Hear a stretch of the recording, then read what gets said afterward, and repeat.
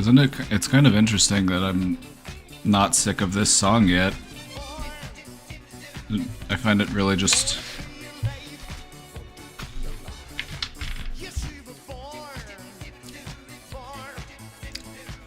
It's a simple message, but it comes from the heart.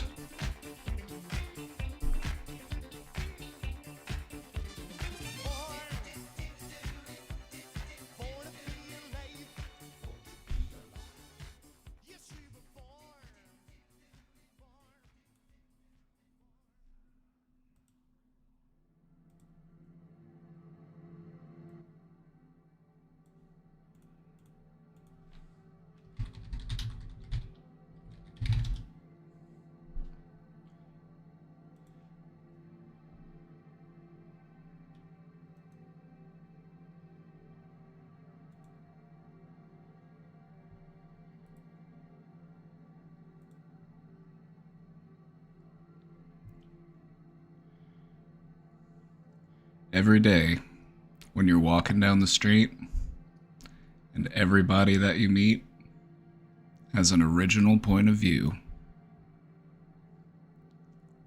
and I say, hey, what a wonderful kind of day. If you can learn to work and play and get along with each other.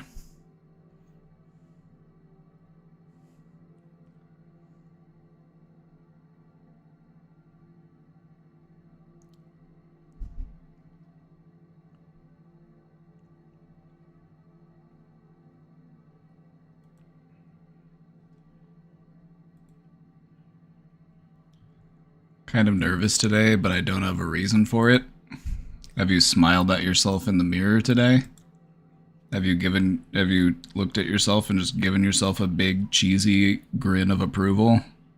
Saying, hey, I'm out here. I'm living that life. I'm trying my best.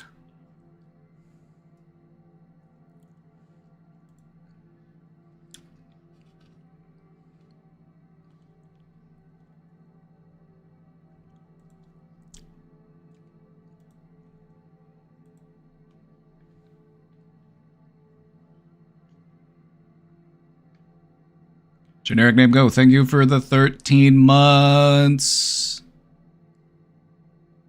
For shaking those cheeks. Schnurfy Goob, thank you for subscribing.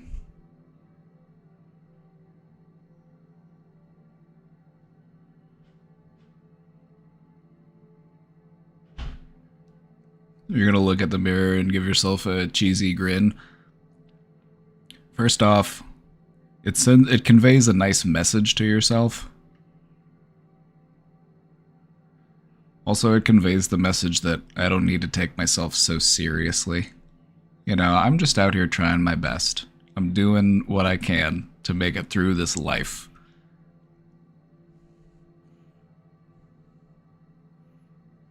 And that's what it's all about. Okie dokie. I think my mic's a little... Okay, there we go. I think my mic was just a little overtuned. I was coming in a little hot. Coming in a little hot. I don't need to be peeking. Okay.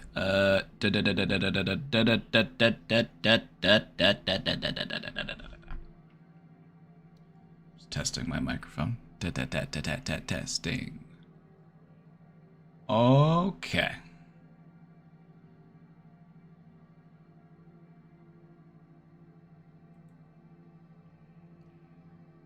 Baywin will be back.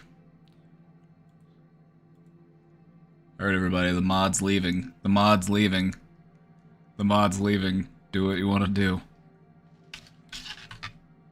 Quick, everybody say something nice about him while he's gone.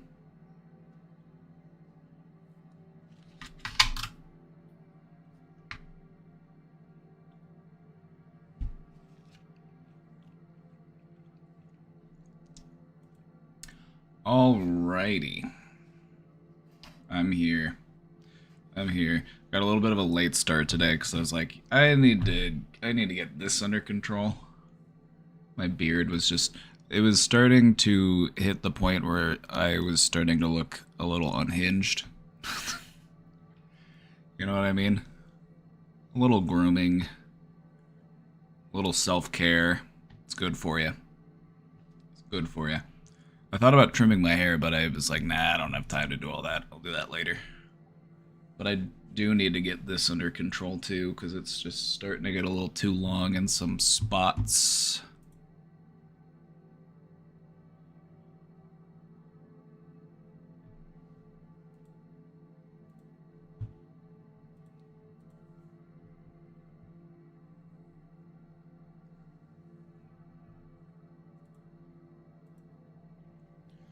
Hey everybody, welcome in. Welcome in.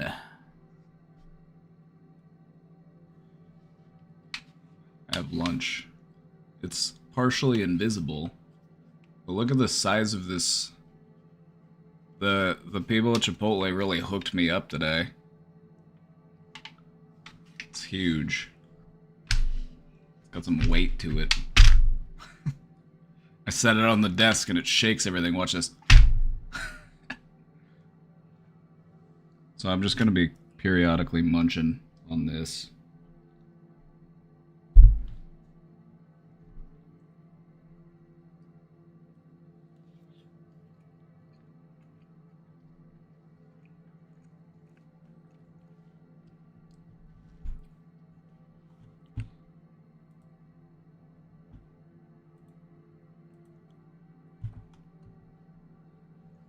Whoever's in chat right now, just putting questions in the question box about the body parts of people in this community, can you just tone it down a little bit?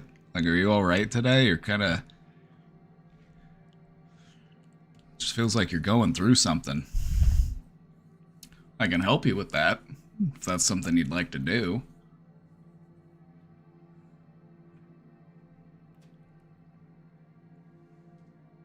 It's just kind of weird, and it's also kind of creepy. And I feel like I owe that to you as your friend to tell you that.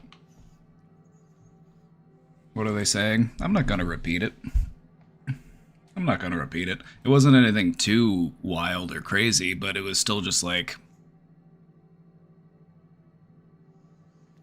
It's the kind of stuff you would expect to hear from, like... Have you ever been to a protest? Have you ever been out protesting and then there's somebody there who's just holding a sign and it just says some of the most, like, eyebrow-raising, like, concerning type stuff? Just like, what? Like, what? Like, that's what you're thinking about? Kinda weird. Kinda weird.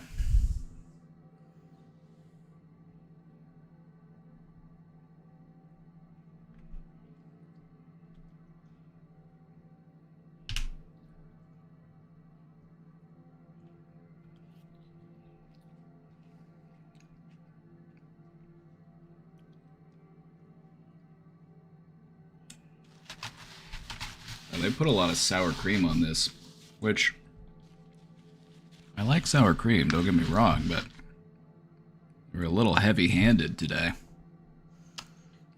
You ever go into Chipotle and you're like, yeah, just give me a little bit of sour cream, and they're just like, okay, all right, I see what we're playing at here. I see what we're trying to do here. Okay.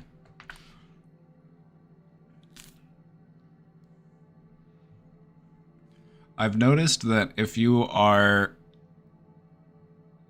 polite with the person who scoops your meat at Chipotle, they will sometimes hook you up. Not 100% of the time. I'd say this probably works 60, 70% of the time.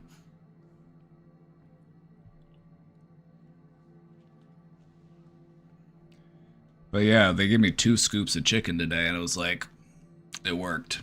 It worked. I was just being polite.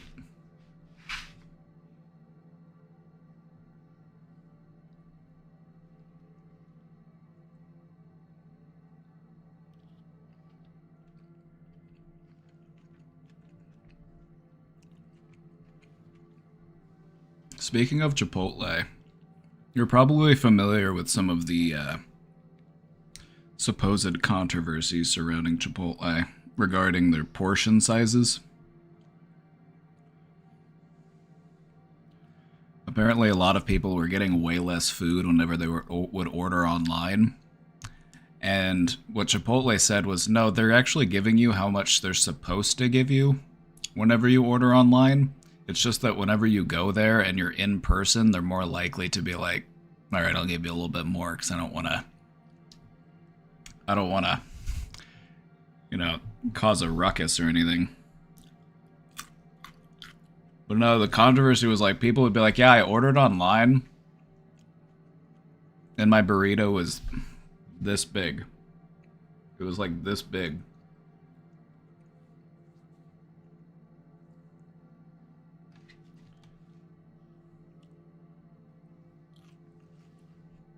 Think of those poor corporations. Won't somebody think of the poor corporations for once?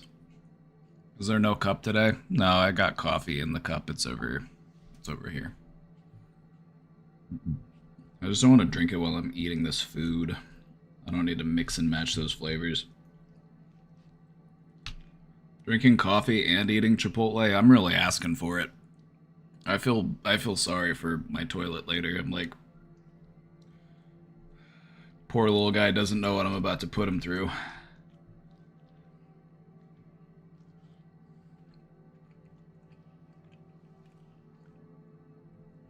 American Airlines flight attendants want a 20% raise. Alright, so for the flight attendants here, let me just say, I think it's absolute bullshit that flight attendants don't get paid until the doors of the plane are closed. Because they have to work for hours leading up to the flight, and if the flight is delayed, they're just not getting paid. They only get paid for the duration of the flight. Which is absolutely bullshit. While we're on that topic, I feel like you should also get paid for the time that it takes for you to drive to work. I believe that if your workday is supposed to start at 9, you should be able to leave your house at 9. And be like, well, it took me 20 minutes to get here. You should get paid for that too. Because it's still time that you have to dedicate to the job. So you should get compensated for it.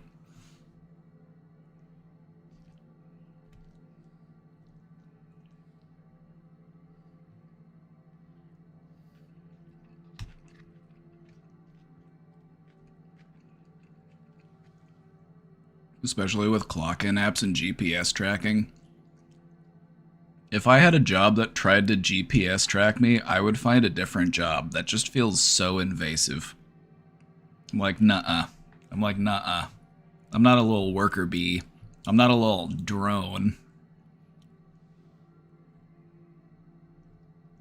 I am a grown-ass, conscious being, and I am only here because I have to be here in order to sustain myself. Because that is the system we live in.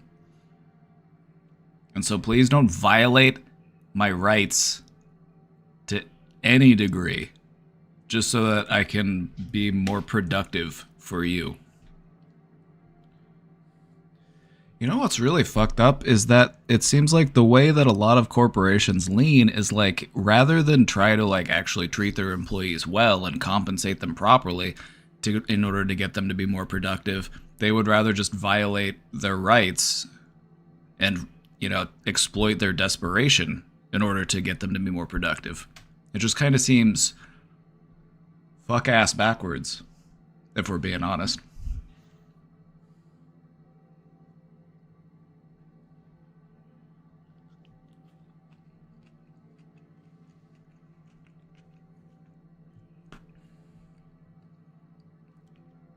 You want to hear something? You want to hear something funny? There were some times at work where if I didn't have anything scheduled that afternoon, I would just leave after lunch. I would just go home. And you know what? Nobody ever said a thing.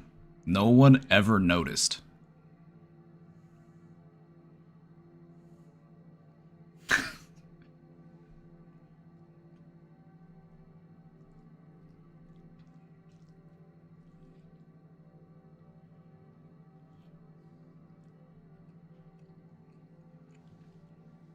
I've said it before, and I will say it again. I'm not a I'm like I'm a good worker, but I'm not a loyal employee.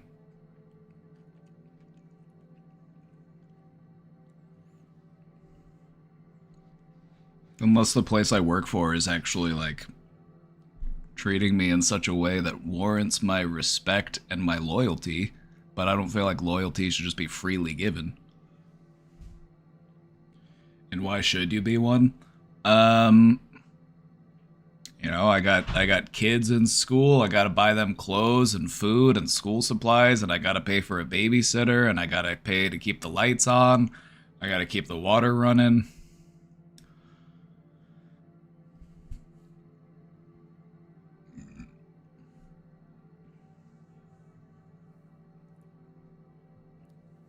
It should disgust you that the system that we live in is so contingent on desperation and exploitation.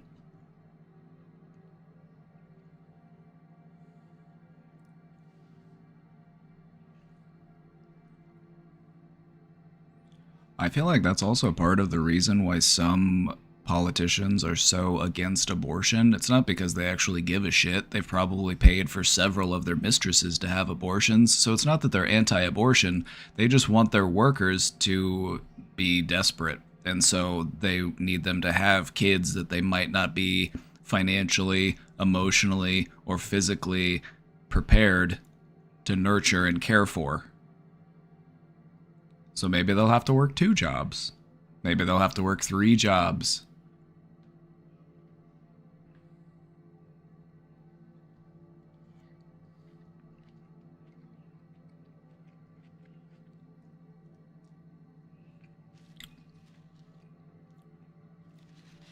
They need poor people to have kids so that they have a larger workforce to exploit.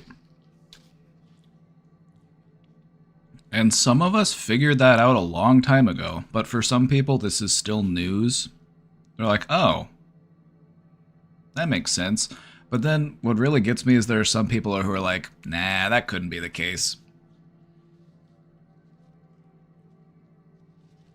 How could it not be the case?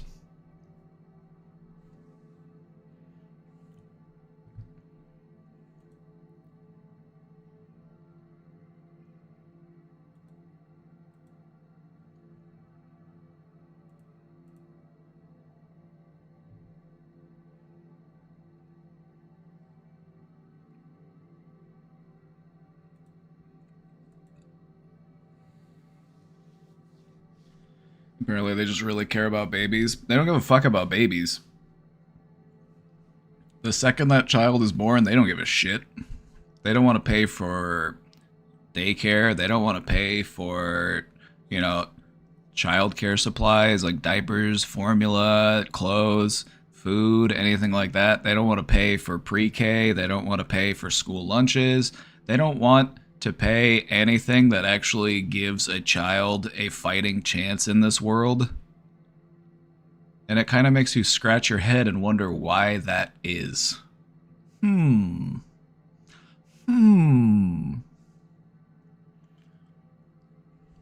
Like, you probably heard stories, so it's like, oh, a child at a school had a fundraiser and they raised $5,000 and they're going to pay off the school lunch debt of all the kids who have a lunch debt at school. The phrase school lunch debt should not exist. That shouldn't even be a thing. And the fact that that is a thing disgusts me. It's disgusting. Like, what developed society is like, maybe we shouldn't feed our children? Like, really? Really? Like, that's where we're at as a society? We're like arguing over whether or not we should feed children? It's like, well, they're not my children, so why should I feed them?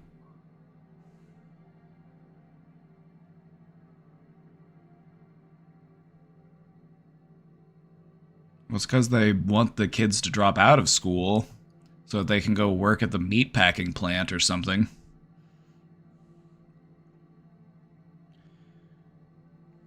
America loves ruining kids' development, right? And it the thing that's just so frustrating and so stupid about it is because if you actually sit down and think about it, it's like we are really kneecapping ourselves as a society.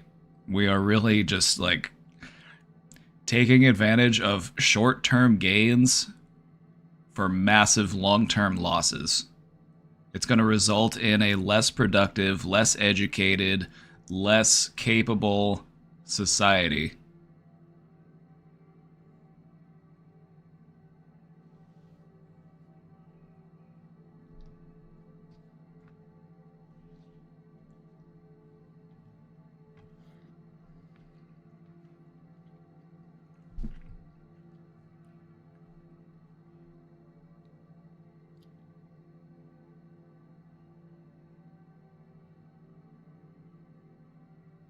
You can really judge a society by how they treat those in the lowest, like, social rung or caste or class or whatever word you want to use for it, based on how they treat their most vulnerable.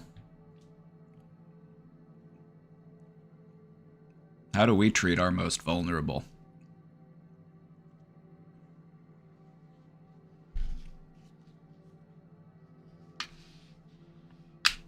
Unschooling scares the fuck out of you, as it should. As it should. Like, do I remember half of the stuff that I learned in school? Probably not. But did I learn things that still helped to, teach me how to think and teach me how to learn? Yeah. What is unschooling? Well, let's take a moment and talk about it.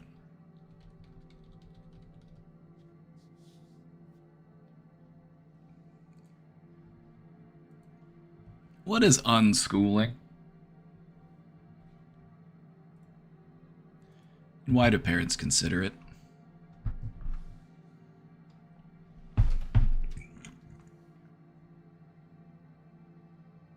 We pretend they don't exist or we put them in the prison industrial complex? Ah, so we make them into slaves. Okay. Yep, that makes sense. That makes perfect sense. That's fucked up. Just saying. That's really fucked up. A lot of people like to think that slavery isn't legal. We outlawed slavery, we abolished it a long time ago. That's not true. There is literally the word except. You aren't allowed to make a person a slave except unless they are convicted of a crime. And so if a person breaks the law, you are allowed to make them a slave. That is in the Constitution. You can look it up. It's the 13th Amendment.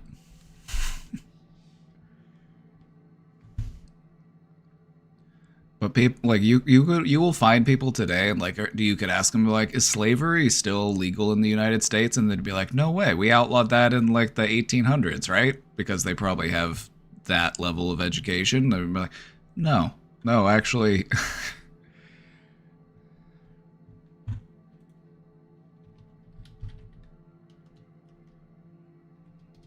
While we're on the topic, let me just show you this real quick. The 13th Amendment to the United States. And this comes straight from the constitution.congress.gov website. Neither slavery nor involuntary servitude, except as a punishment for a crime, shall exist within the United States or any place subject to their jurisdiction.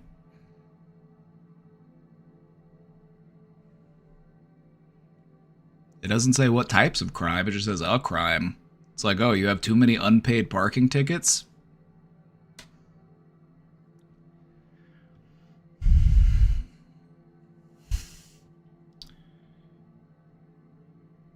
Or in some places, oh, you were sleeping outside? Or you were trying to feed the people that are sleeping outside? How dare you?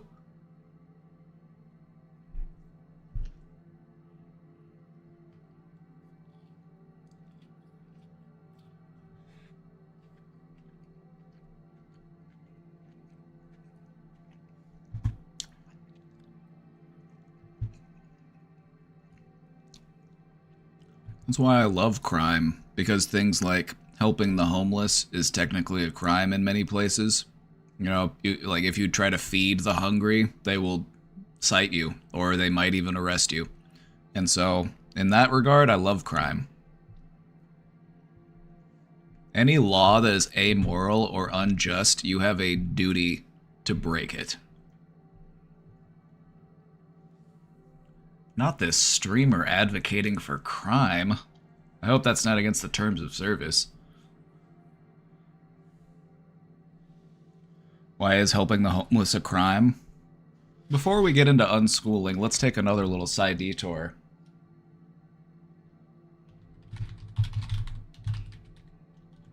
Let's find a story of someone who was arrested for feeding homeless people. Arizona woman sues city after being arrested for feeding the homeless. Arizona grandma. She was 78 years old.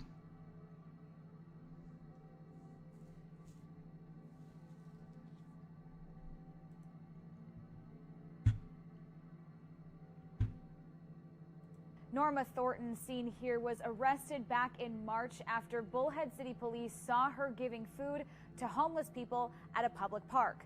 The city dropped criminal charges against her, but Thornton is now suing the city, claiming the law itself violates her civil rights. Okay, well, I'm going to call my higher-ups and figure out how we're going to handle this, okay? This is police body camera footage from earlier this year, given to us by Norma Thornton's attorneys. Very, very, very scary. I thought I was going to go to spend some time in jail.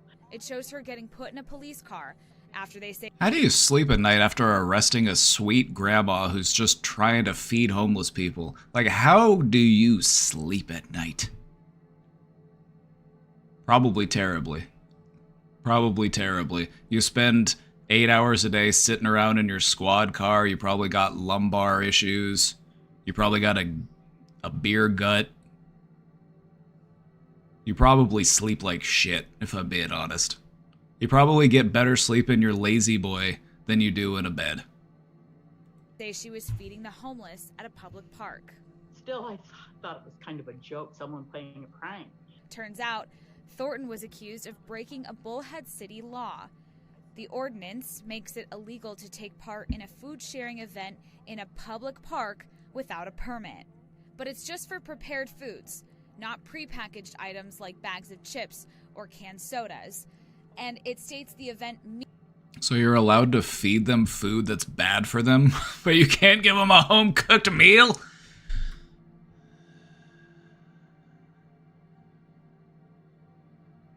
meets this criteria if it's for a charitable purpose. The city says this ordinance is to ensure public health and safety and to prevent trash from piling up because of food sharing events.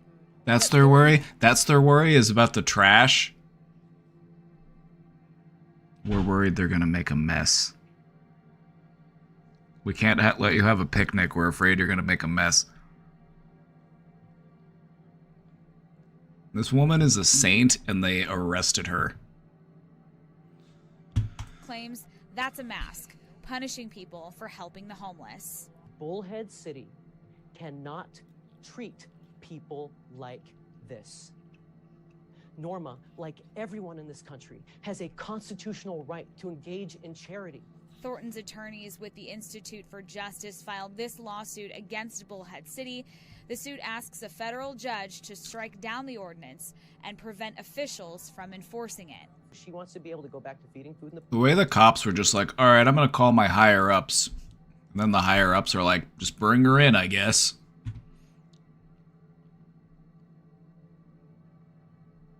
You know that cops have the ability to just say, well, I didn't see anything, and to just leave? Cops can do that, and they do that all the fucking time. They don't have to escalate. They don't have to call their superior. They can just leave. They can just pretend they didn't see shit.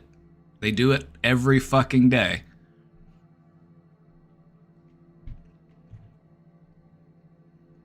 The food safety concern is legitimate. So what's the solution for that? That we just not eat food that is cooked by another person because it could potentially give us an upset tummy, or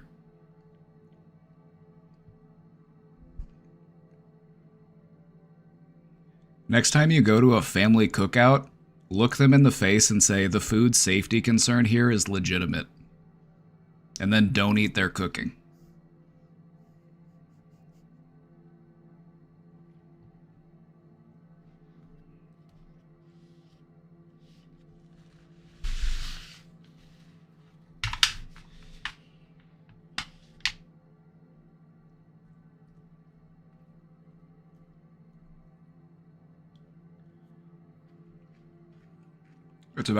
It's not about that. It's about doing it on a large scale in public spaces not meant for it.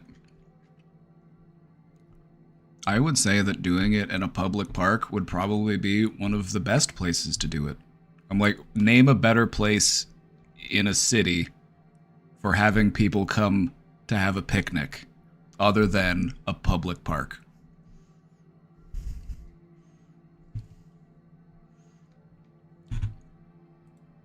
I'm not trying to redirect my frustrations at you. I'm just mad because they upset this sweet grandma. That's got me all fired up. So let's talk about unschooling.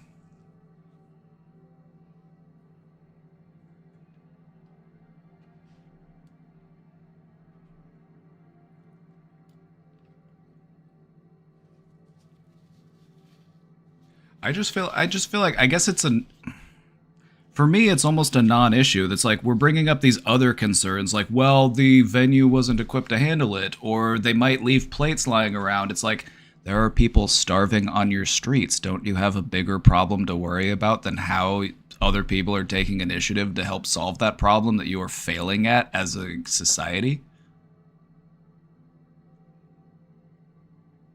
You know what I mean? Like, sure, there are concerns about how it's done, but that's because there's no one in authority actually doing it, and other people are having to step up and do it.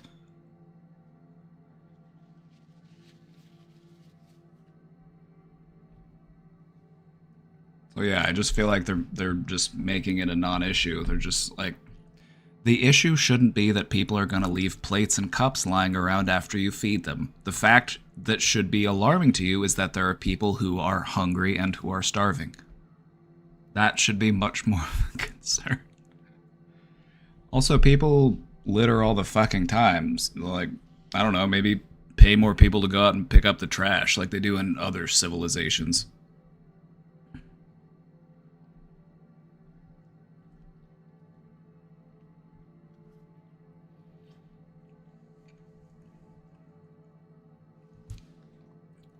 All right, let's talk about unschooling for a moment.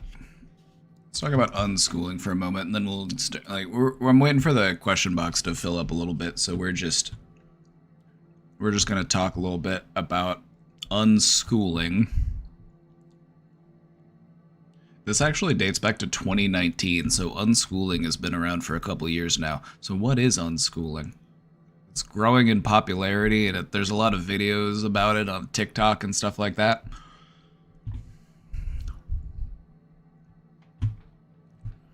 More than 2 million students are homeschooled in the US. And one philosophy for homeschooling is a technique called unschooling. Unschooling is an educational method that replaces a formal teaching with individualized learning through curiosity-driven experiences.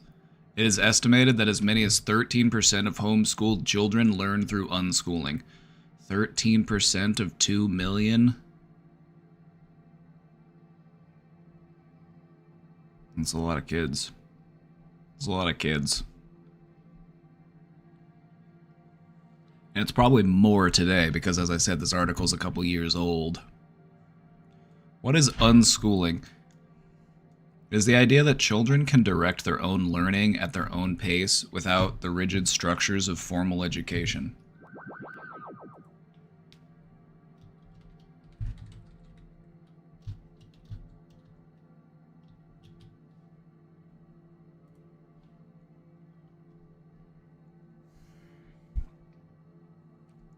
Here's the thing. I believe that you should allow a child to engage in curiosity-driven learning, but only up until the point where they're like 6 or 7 years old, probably. Which is kind of what we do already in like kindergarten and stuff. It's like, oh, you want to color? You want to play with blocks? You want to doodle? Like, fucking go for it, little dude.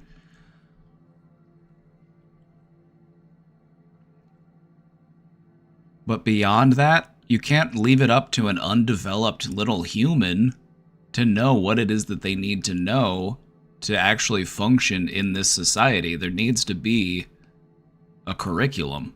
There are certain things that a child needs to learn. It's like, how do you open a bank account? How do you, pay your bills? How do you do your taxes?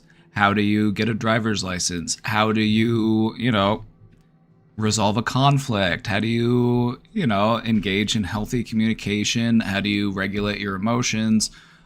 All sorts of important things to learn that if just left up to the child, I can guarantee that if I was left up, if my education was left up to me, all I would learn how to do as a child is draw and play video games. That's probably all.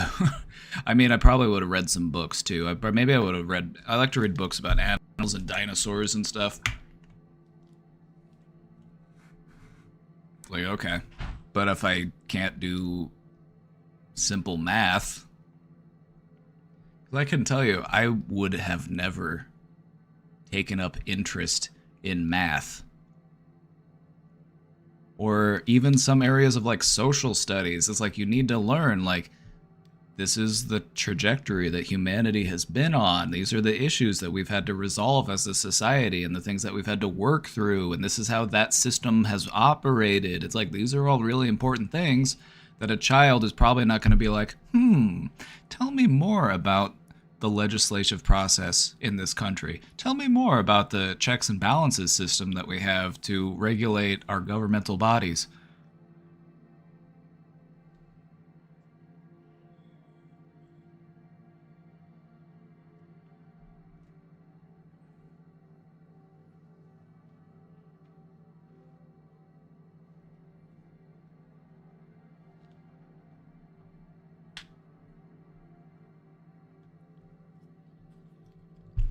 Curriculum isn't the issue, and I'm familiar with Montessori schools, don't get me wrong, I actually kind of like that model. But there are things that you don't know that you don't know. And that's what curriculum is for. There are things that you know, there are things that you don't know, and there are things that you don't know that you don't know.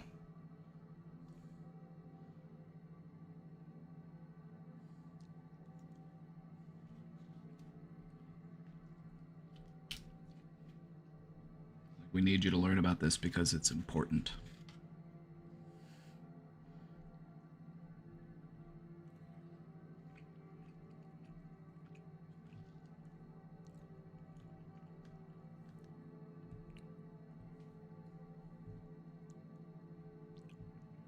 It's believed that this curiosity can develop into formal learning even without formal schooling, hence the term unschooling. The idea behind unschooling was first coined by American editor John Holt in 1977. On the release of his magazine, Growing Without Schooling.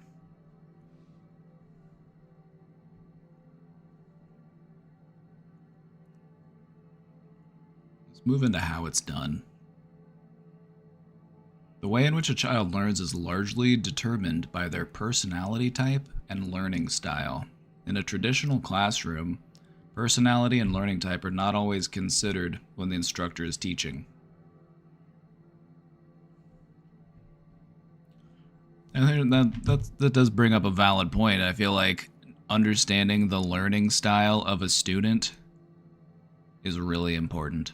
I feel like that's probably something you could test for in a child and then have designated classrooms that focus more on that particular teaching style rather than just mixing all the kids together and having them all, read from a book, even though many of them might not really soak in that knowledge in the right way.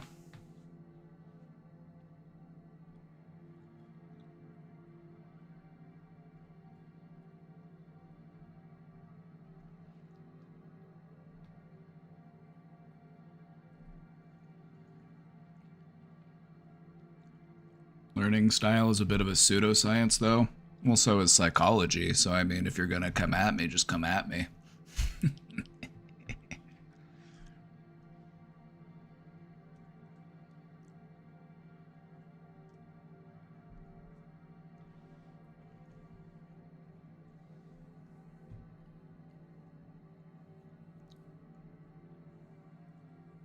I'm a university teacher of psychology. So then you get it. You've had people talk about your profession as a pseudoscience. And you also understand that not every scientific venture can be quantitatively measured. There's a lot of nuance and there's a lot of subjectivity and there's a lot of speculation. And just because you can't measure it with a ruler or with a spectrograph, you can't weigh it in grams, you can't figure out its chemical composition, that it's still valid to study and it's still valid to apply.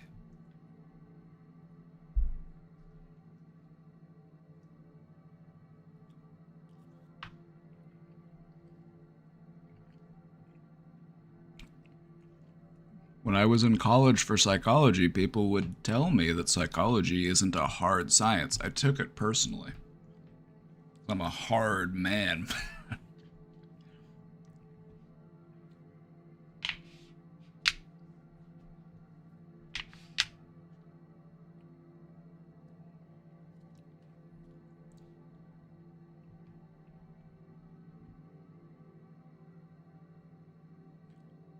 Unschooling promotes individualized learning by allowing the learner to make their own choices regarding what and how they learn.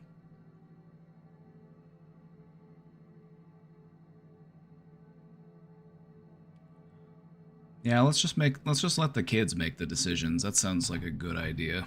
Let's just let children make all of the decisions.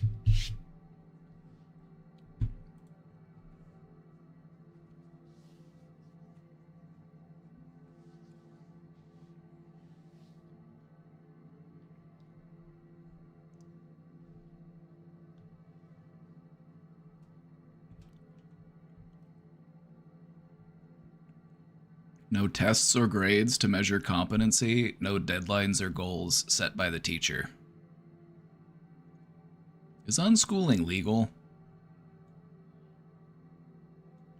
It depends on the state you live in, because different states have different laws regarding what type of structure is required in homeschooling. You may be reported to the state for educational neglect.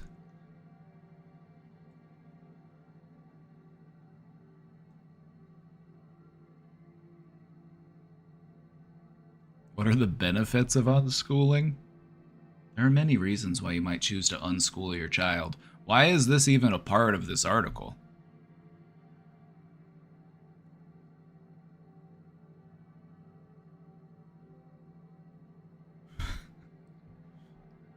Like, here's why you should do this really stupid thing. Like, what are the benefits of buying Galaxy gas? What can huffing nitrous oxide do for you?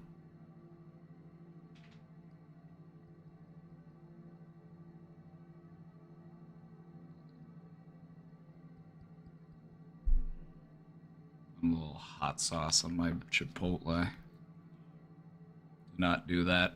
Do not do that. Don't do nitrous oxide. Because the nitrous oxide you buy at the smoke shop is not regulated. It's got additives. It's not the stuff that they have at the dentist's office that's supposed to be, you know, harmless to people. It can cause permanent damage to your nervous system.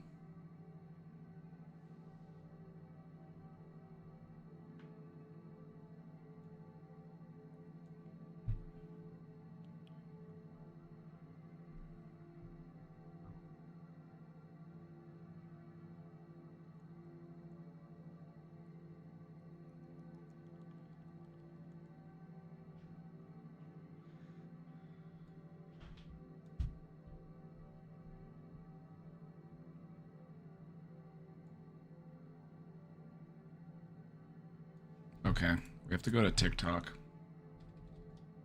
We have to go to TikTok for this. Do you think I'm a good sister? No. Shut the fuck up. Sorry, I just hate when I go to a website and it starts auto-playing something with sound. It's just, I hate it. It's my least favorite thing in the world. Is there a dark mode? Oh yeah, there is. Shut the fuck up. Appearance. Dark mode. Thank you.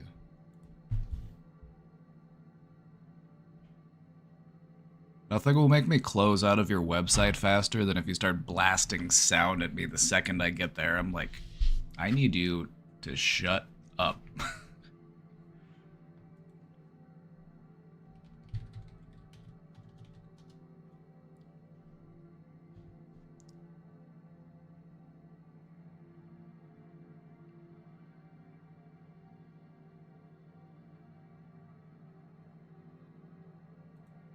So unschooling isn't no education, it's education in response to a kid's interests, and small children have a lot of them. We've had to arrange a lot of things in our business to make sure that we can accommodate the answering of these questions. So we got a cool little moment when I was on the phone with my web designer and Wiley asked me a question I thought I would share with you so you could learn more about what unschooling means in a family business. And then there'll be plugs for the different versions of the audio book, the book, etc. Something that's... What does mean? What? What does that Oh, mean? etc. means I could go on and on about this thing. So if I say a rainbow has yellow, blue, red, pink, green, all of the different... Yeah. I mean, I guess rainbows don't have pink. But if I said rainbows have all the colors like red. So we don't teach our children anything. You know, unschooling, Mom. Things our homeschooled 6-year-old will not be learning in first grade. 1. How to raise his hand to speak. 2. To ask permission to use the bathroom. 3. To hold a bubble in his mouth. 4. How to be constantly comparing himself to his peers and either making fun of those who are different than him, or how to tone down his personality and dull his uniqueness so that he himself doesn't get bullied. Basically, how to conform.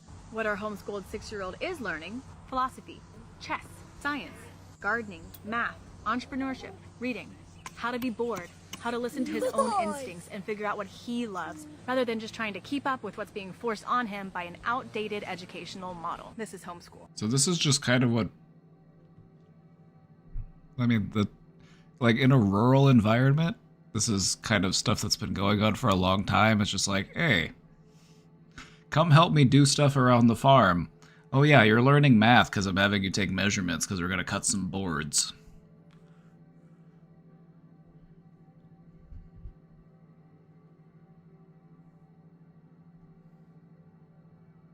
Like, what do I teach my child? Manual labor, mostly.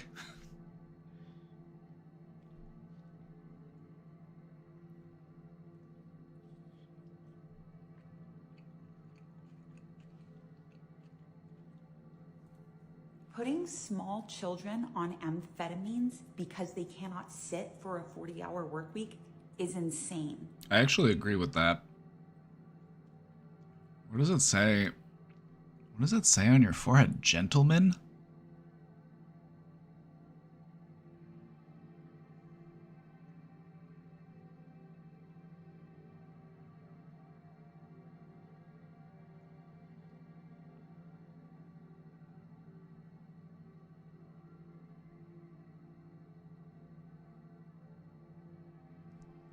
Not the kindest freeze frame.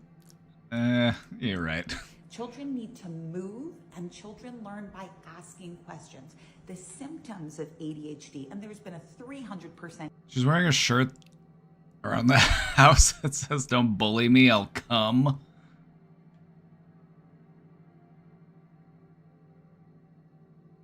Increase in the misdiagnosis of this, by the way. Fidgeting, inability to concentrate, repeating tasks, depression, boredom, anxiety.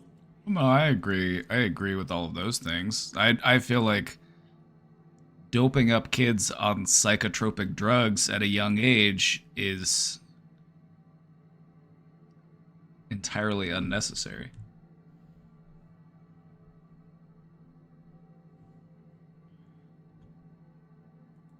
So it's true. My son cannot read at age 6. There's never going to be a time in my life where I can say, yeah, my son started reading when he was 5 years old. He's on the Waldorf and Montessori schedule. It's different. But here's the thing about my kid. He's free. He's always been free. And every single day of his life is a blank canvas that he can make whatever art he wants with. Discovery, adventure, art, play, interest. This is what his... You can do all of that and know how to read. Just saying. You can do all of that and know how to read.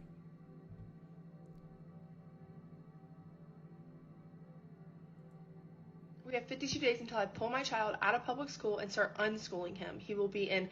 Y'all, please don't listen to this woman. She doesn't know what the heck she's talking about. I was trying to listen to her, though. I wanted to hear I wanted to hear what she had to talk about. I already know that it's a bad idea. I wanted to hear it from her herself. We're at the park learning how to have fun. Oh, girl, not you again. We're at the park learning how to have fun.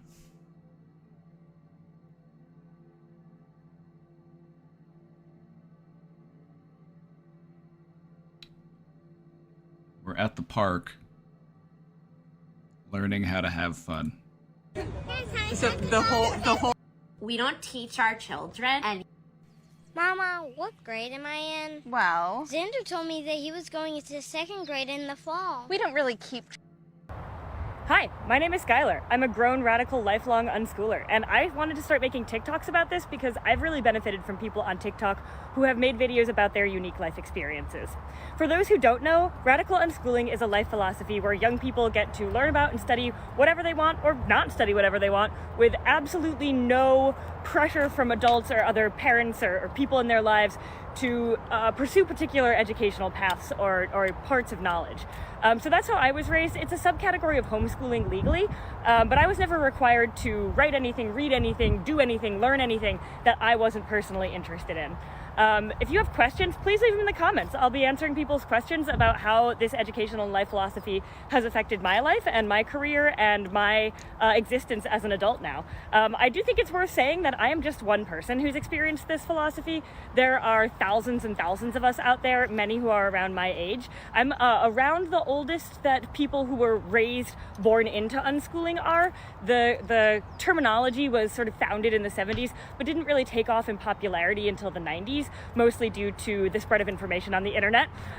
So there are some people who are a bit older than me, but I'm among the oldest that are really known in the world who were born into this philosophy. So there are lots of other voices on the internet as well about unschooling. I'm just speaking from my perspective, but if you have...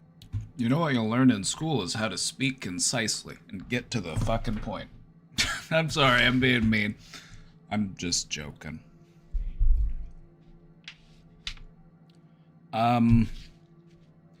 One could argue that if a parent doesn't sort of take an interest in their child and kind of direct their learning a little bit, that it could leave the child feeling like the parent just doesn't care or isn't really interested in them. I could also see, you know, that ambivalence also being harmful to a child.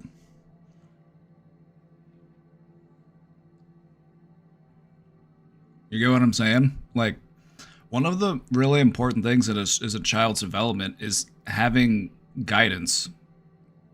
Because the world shouldn't be run by children. The world should be run by people who have learned things from people who have relevant life experience so that, you know, I can teach you what it is that you don't know because this might not even come up for you. Like, oh, you know, like any number of things.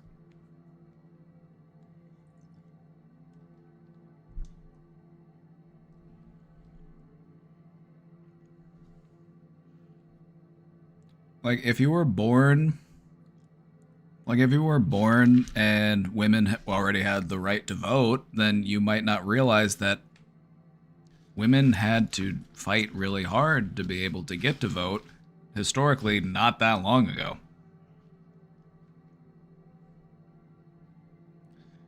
There's just a lot of things that might not come up to you out of your own curiosity that would be left off the table.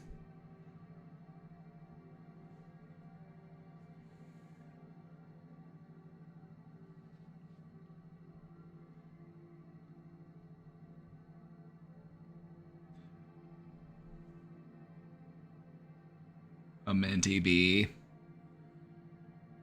You're feeling like you're gonna have a minty bee? Alright, follow along with me for a moment. Let's move away from the unschooling, because we wanted to talk about unschooling because we had some questions about as far as what that was.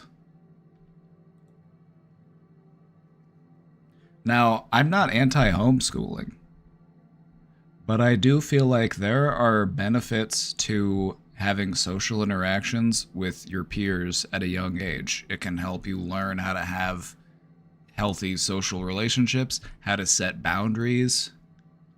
Because I've met people who were homeschooled, and while they might be, very well, friendly and sociable and everything, there's just a certain, naivete that exists. Because they just don't have those types of interactions with people. They're not used to having to cohabitate a space with people that I don't live with. Having to cooperate and work with people that I might not have to cooperate and work with unless I had to.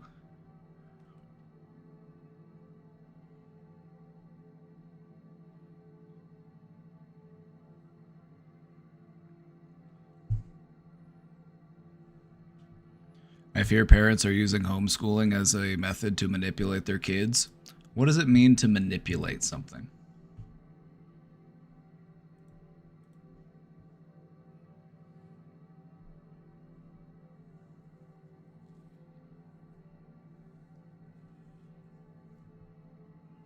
I feel like the term manipulation gets a bad rap because it has this very negative connotation associated with it.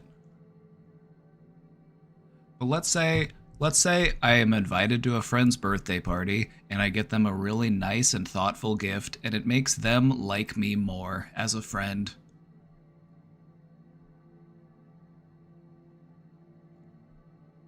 In some ways, have they been manipulated because they've changed their opinion on me based on my actions?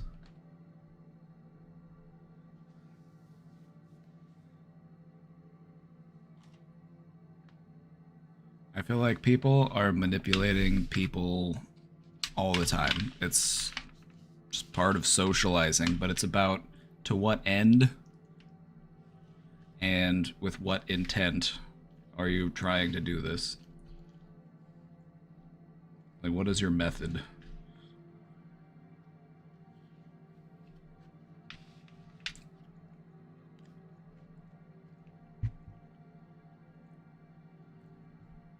Not the laws of power. Not the laws of power. The laws of power are some of the most just cringe, sigma male, toxic bullshit I've ever seen.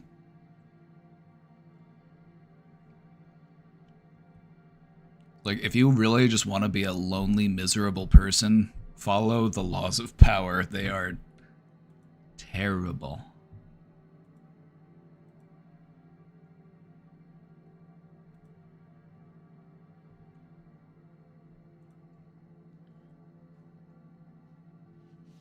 Oh, do tell. We've got a couple questions in the box, but I'm going to wait.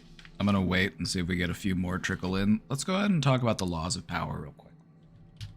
Because there are people out there who think that it's good advice.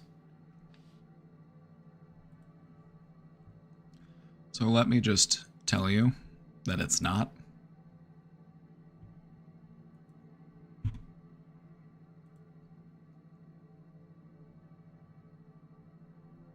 The 48 laws of power. Feign honesty and generosity. Don't actually be honest and generous. Fake it. Make people think that you are that way.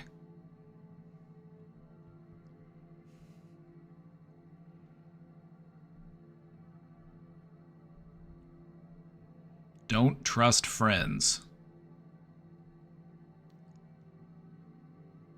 Use enemies. I would say there's more power in converting an enemy into a friend than there is in crushing your enemy. Oh no, not this. Why does this look like Republican propaganda? Because there's a lot of overlap there. Because a lot of these ideas don't really stand up to critical thinking.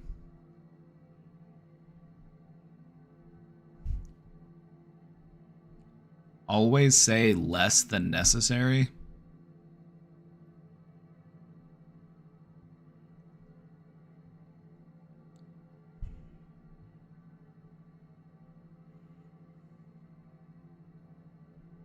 Create a cult-like following.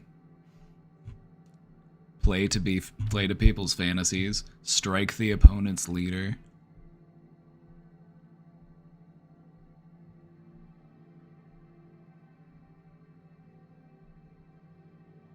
Appeal to selfishness, not virtue.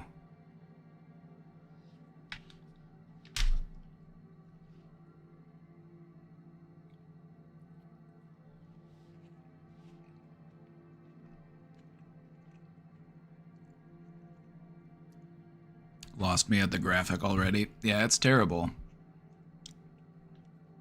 It's terrible. Because the whole purpose of the laws of power ideology is that it's about how can I exploit and take advantage of as many people as possible. Basically, how can I be the biggest piece of shit? How can I just be a real big piece of shit?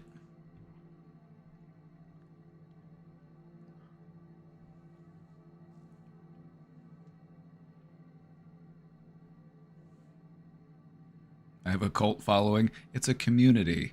It's different. This feels like a pipeline to becoming an incel. Yeah, I've had conversations with people who I would classify as incels, and they also do kind of like buy into this type of thing. Because here's the thing. This type of advice just doesn't work for everybody.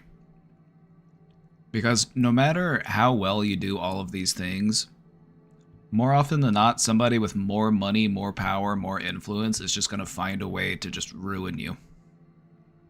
So it's like, it's a game you just don't really want to play because nobody really wins. It just leads to a bunch of backstabbing, mistrust. It's like, can you find a peaceful life if you feel like you can't trust your own friends?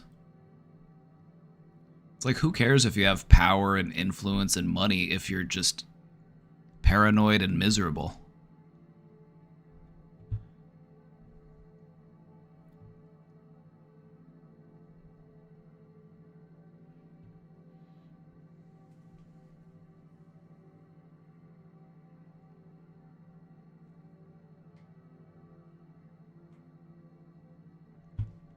Let others work and take the credit.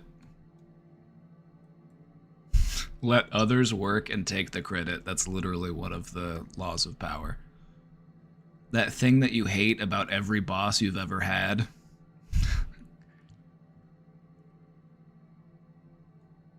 Yeah, it's terrible. It's just terrible. It's like, this is just a guidebook on how to be a terrible person.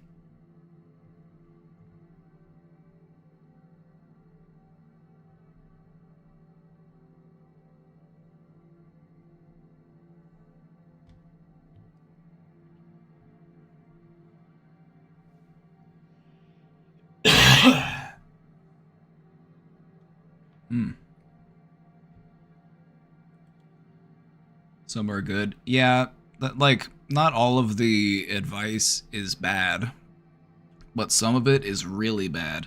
And that actually speaks to the problem with a lot of, like, manosphere grifters, is they bait people in by offering them some actual, like, helpful advice on things, like guys like Tate and Peterman and, you know, all those cuckle fucks. They have some bits of like, okay, yeah, this is actually reasonable advice. But then that's how they get you in, and that's when they start selling the more batshit insane ideas. Because if they did that from the get-go, it's like you wouldn't really buy into it. You'd be like, oh, this is weird. This is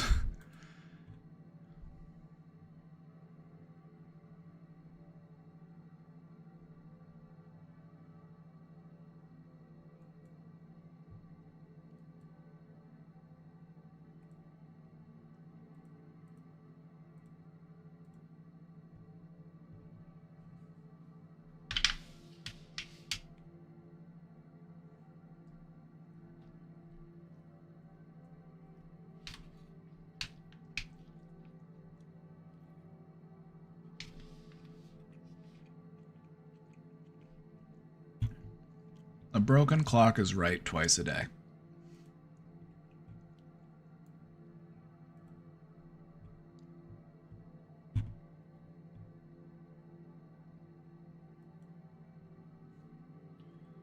The Jubilee video with Charlie Kirk. Is that where he sat down and people basically just called him an idiot to his face?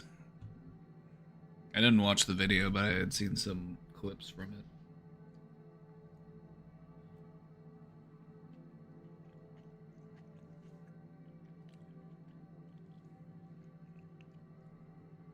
What?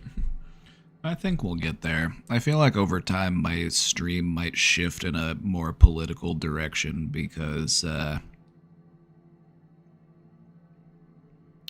you know, it's stuff I don't mind talking about.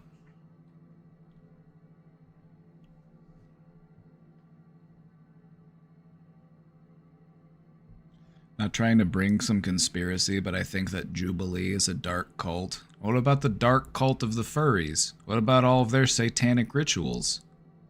What about their human sacrifices? What about their blood orgies?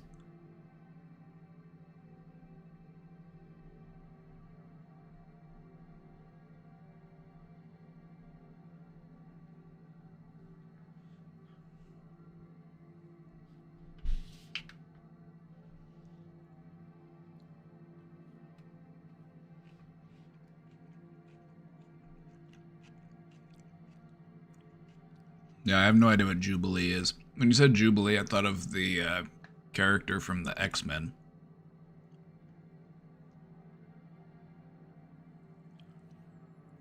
Does anyone have any quick tips on breathing right? Because I'm struggling right now too.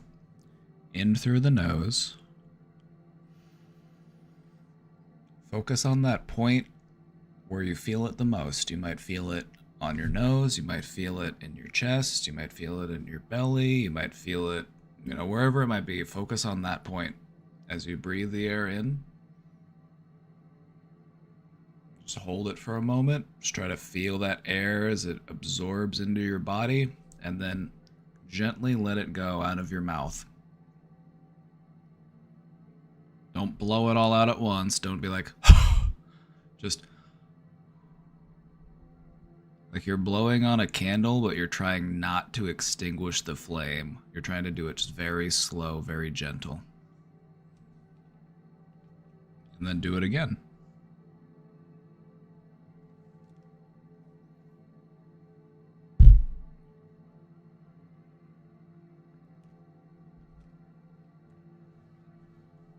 Counting can also be helpful, but in my experience, whenever I try to count while I'm also breathing, it just distracts me.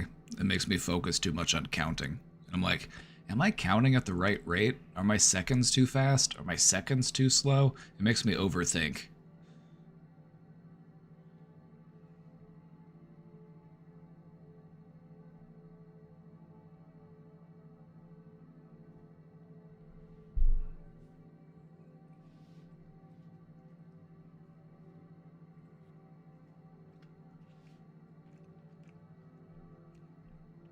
I like to just focus really intensely on the feelings that it gives me in my body. There's YouTube visualizers for the count. Would you believe that on YouTube, if you go to my channel, in the guided meditation video I made, would you believe that I actually made the graphic get big and small in time with a breathing routine? I made the logo grow and shrink in time with breathing.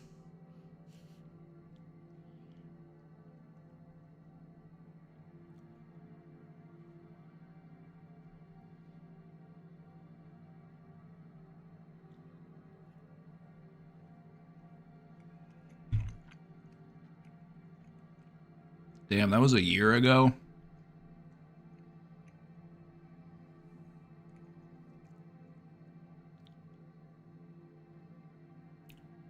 Not this screenshot of me eating noodles. Not that being the thumbnail, me just sticking noodles in my face.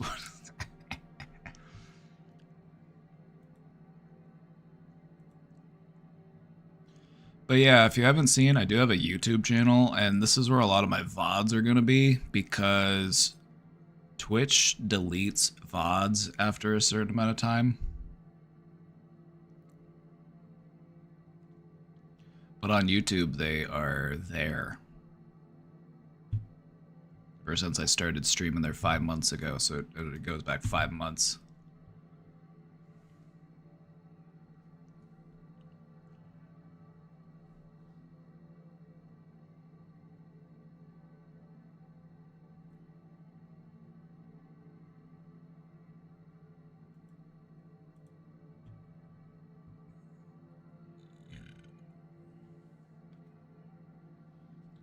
How long should I wait, hoping my sister actually sent me a birthday present like she said she did weeks ago? You know what you should do is you should send her a message and say, hey, I got that present you sent me.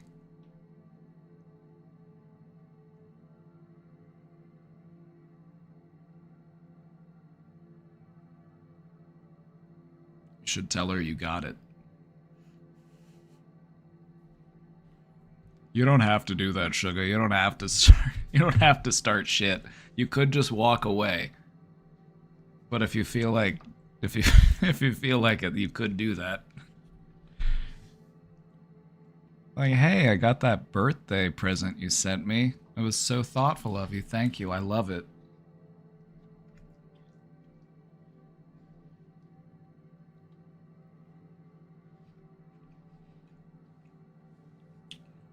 But then be like, well, could you tell me how to work it though? Because it didn't come with an instruction manual.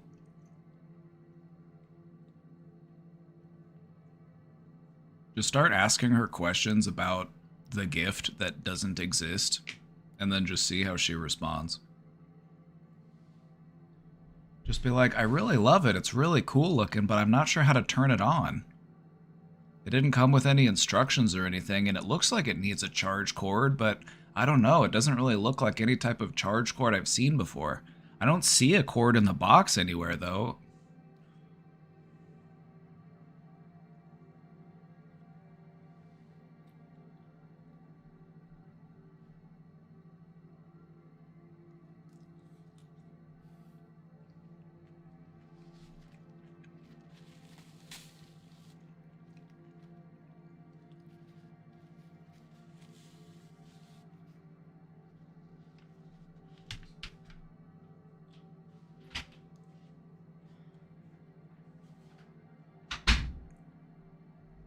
Alright, we're ready to get into some questions. Let's do it.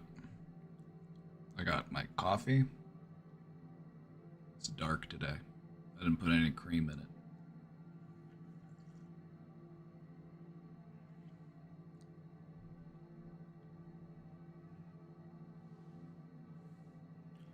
I think I'm more sad because it seems like it was just manipulation once again.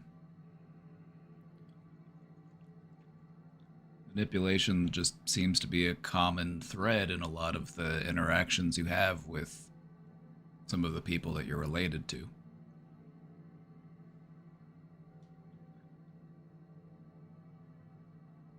But it's the type of game that it takes two to play, and so you always have the choice of walking away.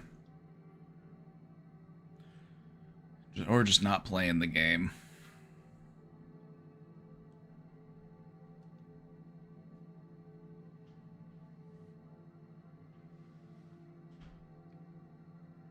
I would just ask her about it. I would just say, hey, I haven't gotten that package you sent me. I just wanted to make sure. Like, do you have tracking on it or anything? Is there any way I can check?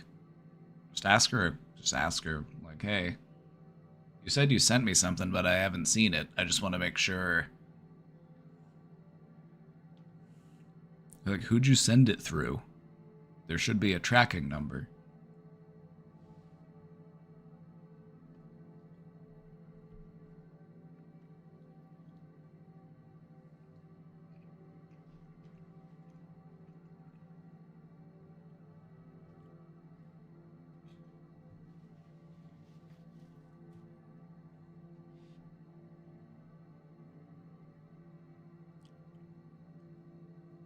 That reminds me, I really need to mail something. Did you make your dentist appointment?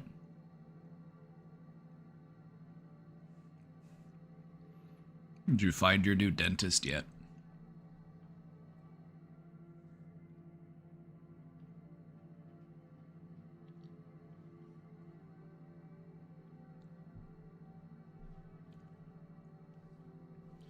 Got any tips to feel motivated? I don't have motivation to do anything. Hell, I barely have motivation to live. You barely have motivation, but I can work with that. We can work with that. Because the thing about motivation, it's something that you grow. It's something that you cultivate. It's not something that just shows up. You have to seek it out. You have to create it. And so, my tip on feeling motivated is to make your goals smaller. Make them as small as you need to. Even if the goal is just sitting up in bed. Even if the goal is putting one foot out of the bed and then you put another foot out of the bed. And when you achieve those little goals, just take a moment and reflect on it and be like, all right, I'm doing it. I'm heading there. I'm getting in the right direction.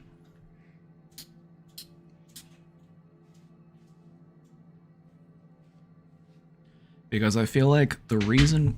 I'm going to talk about motivation, not in a way of how you can build more motivation, because that's kind of what I just did, and it's actually pretty simple. It's all about momentum. You do a thing, you feel good about doing that thing, you say, hey, I did that thing. Way to go me, good job, and then you do the next thing. And if things feel too big to do, you break them up into even smaller things. So that is the key in building motivation. Well, let me talk for a moment as to why it's hard to feel motivated or to get motivated, or why people feel unmotivated. Because I feel like that's equally as important to understand. The reason why many people struggle with feeling motivated is because their goals are either too big or they aren't well defined. So if you have a goal, let's say your goal is, I want to get in shape. That tells me absolutely nothing about how you're going to achieve that goal. Like, are you going to get a gym membership? Are you going to work out at home? Are you going to walk? Are you going to run? Are you going to lift weights? Are you going to do yoga? Like, the more specific and defined your goal is, the more achievable it is. A lot of times we have these lofty goals. I want to make more money. I want to get a better house. I want to get a girlfriend. I want to get a boyfriend. I want to get fit. Whatever it might be. Poorly defined. Break it down into the smallest possible pieces. Just like putting together Legos, my guy. It's putting together Legos. You start with the one little brick, and you connect it to another little brick, and then another one, and another thing. Next thing you know, you got full sculpture. There's no harm in starting smaller. In fact, there's a lot of benefit to starting smaller. Because when you start small and you have these small obtainable steps to your goals, it allows you to build momentum. And that's what it's all about, is the momentum. Going as far as you can and saying, you know what, I think I could do one step further. I thought that I would be exhausted after doing this one thing. I had to take, let's say I had to take something to the post office, or I had to go to the grocery store, and I was like, wow, that was just going to wear me out, and I was going to be done for the day after that. But let's see, could I go one step further? You know, maybe I've got some dishes that need to get done. Maybe I could work on those. Maybe I could throw some laundry in. Maybe I could throw some trash out. Whatever it might be. Small little steps, meaningful progress. Don't feel like you have to get everything done that you need to get done right here, right now, because that's when we feel overwhelmed, and nothing quite saps motivation like feeling overwhelmed. So break those goals down into the smallest steps that you need to be able to achieve them, and then just keep going. Just take one next step, one more step, one more step.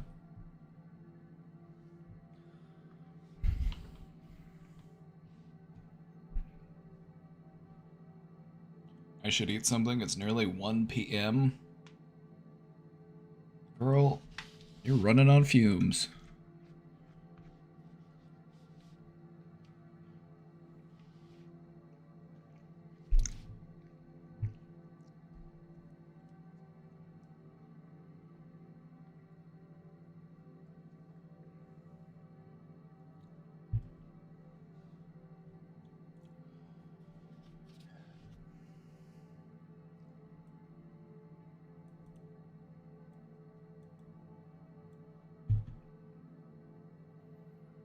We didn't eat yesterday till 7.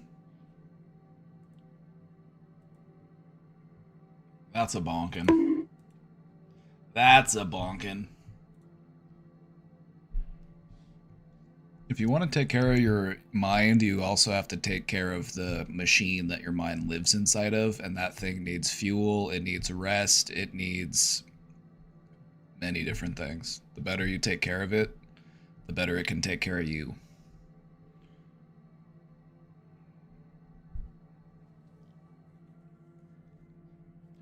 I'm having to help my coworkers to overcome a really bad general manager at my place of work.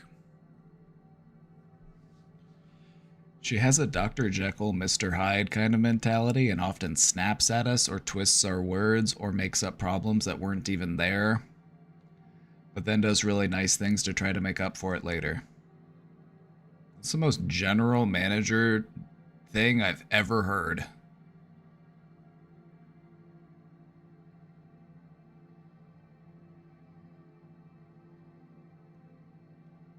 That's every general manager I've ever met. I just feel like being a general manager just attracts a certain type of person. You know what I mean? It's a type. Well, let's talk about it. How can we deal with this? We don't know what to do right now. We don't know if we should talk to her as a group first or talk to the manager above her first. It's affecting our job, and some of us live on the property she manages, so it's also affecting our home life. It's also a very stressful situation on top of many terrible situations I've been in over the past year and a half, and I'm having a hard time with the why me shit. Why can't I just catch a break and get to relax and live my life and go to work and come home and just relax? Why do things have to be this hard?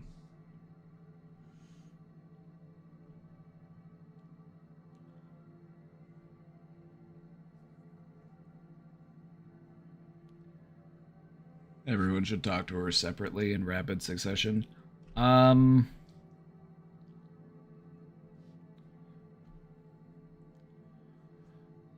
Let's talk about this because we've got some debate as far as what we should do, and that's the thing is I don't think there's a clear-cut answer for how to properly navigate this. So let's just talk about it.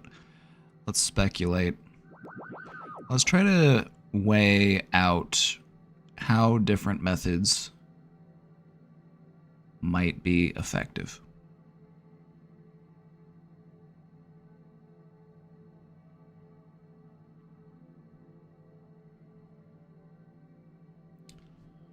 I think understanding why a person behaves the way that this person is behaving is important. This kind of hot-cold mentality, this kind of volatility.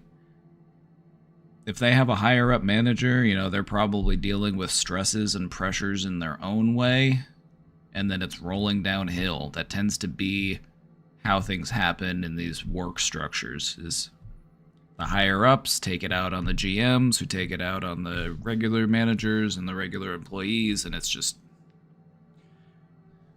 shit rolling downhill.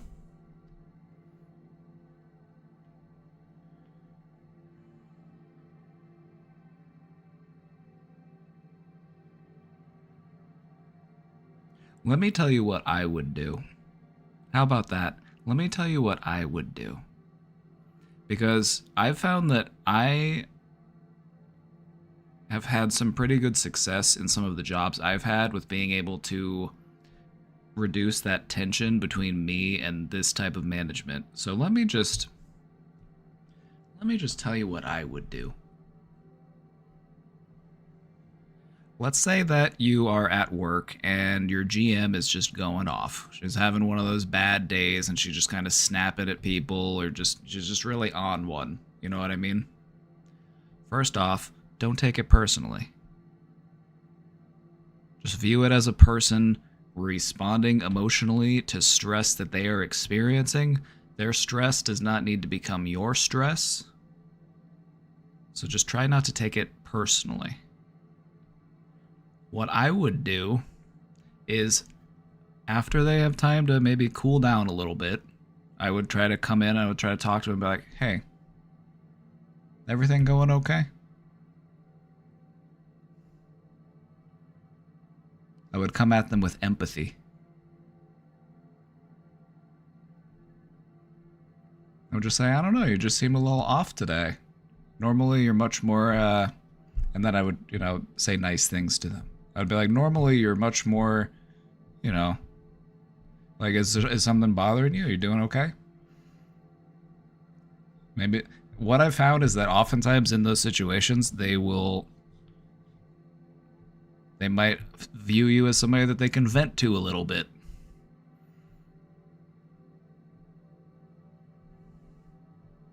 I found that to be helpful. I've found that to help to de-escalate this type of thing.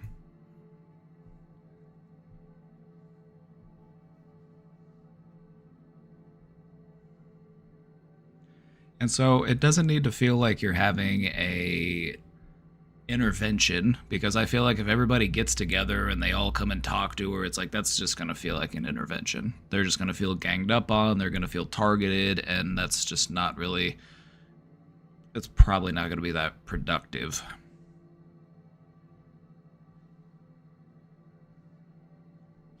I just feel like empathy is going to be the best tool you can have to de-escalate this situation.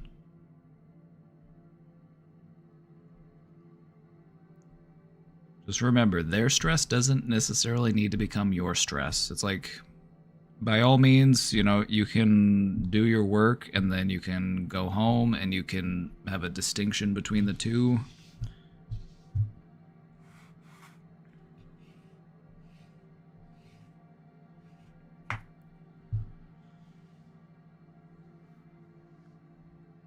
As far as being able to go home and relax and live your life, you can still do that. I would recommend practicing relaxing. I feel like relaxation is misunderstood. View it as a skill that you can practice. View it not as something that you're already an expert at. Try to find ways that you can enhance your relaxation. Put on some soft, relaxing music, maybe light a candle, nice bath, a good book, whatever it might be. And then just focus on that relaxation. Just really immerse yourself in it. And what you'll realize is, oh yeah, I can actually get better at this. I can get more relaxed. You've probably met people in life who are really bad at relaxing. So I would hope that that is proof that relaxation is a skill to be practiced. But no, where I'm coming from in this is I've had managers who were known for being hard asses. And I made friends with them. And I found that that went a really long way in de-escalating that stress within the workplace. Because I recognized they're just a person too. They are trying their best to function under a capitalistic system that puts an unfair amount of demand on many of its workers. And so it's not me versus them. It's me and them versus the system that we are both forced to compete in.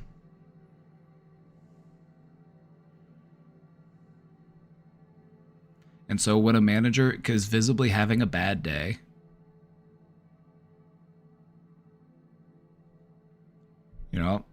see if they want to get lunch with you.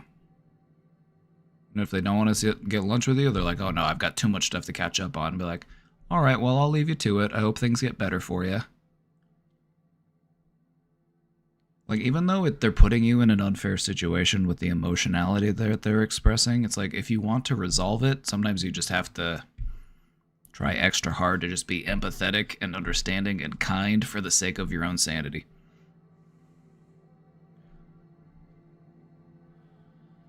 But no, I would just say that the best thing that I've done in easing workplace relationships is to just be friendly with the people who make it hard to be friendly with. Because it's oftentimes those people who need a friend the most. They're used to people treating them like they're an asshole. They're used to being viewed as this person who's just gonna, you know, upset you or piss you off or boss you around, and it makes them really hard to have a genuine human connection with people. So just take a measure to maybe try to do that, and maybe it'll get a little bit easier.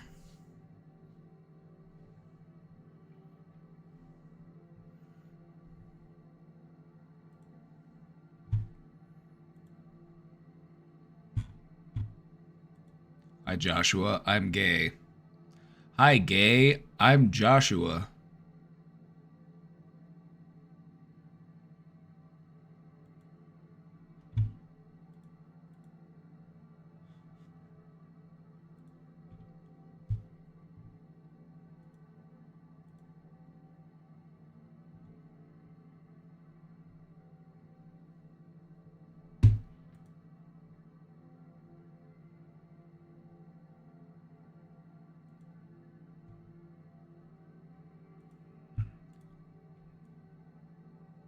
What do I do if I have no purpose in life and I want a KMS? Alright, well, first off, don't do it. Don't you fucking do it. I swear, if you do it, I'm gonna be so upset. I'm gonna be so ticked off.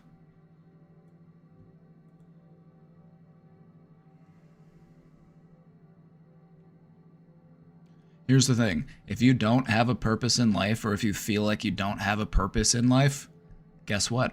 Your purpose in life is now figuring out what your purpose is. That is your purpose in life, is figuring it out, and that's okay. Not knowing is okay. Figure it out. Find out what it is. Find something worth living for. Find something worth fighting for. I can't tell you what that is. You have to figure it out on your own. No one can tell it to you. That is up to you to find out. So find it out. Don't give up. That's all I gotta say. That's all I gotta say about that. Like, if you want to figure out what your life is about, then go find it out. No one's gonna tell you what it is. There are gonna be people in life who will try to tell you what it is, and you might feel like, that's just not it, that's just not for me. It's because you have to figure it out on your own.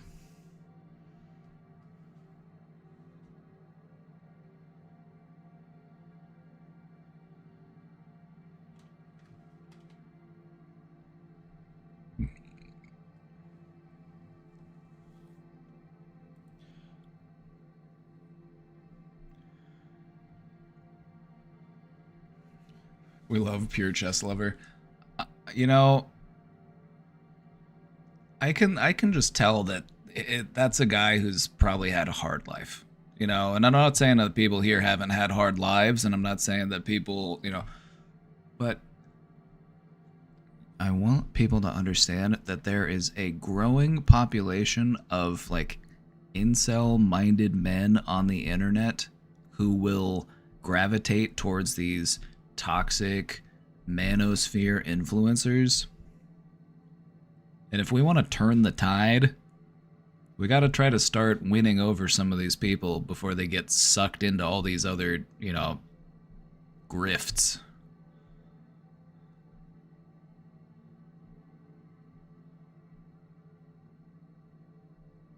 What if your purpose in life is trying to help other people find their purpose?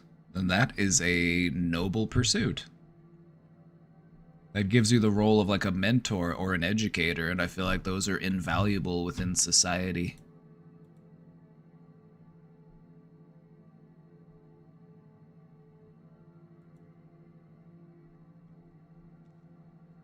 I think he truly is open to learning and growing too. Like, right? And then sometimes what I've noticed is that, like, he'll get mad or frustrated and he'll disappear for a week, but then he'll come back.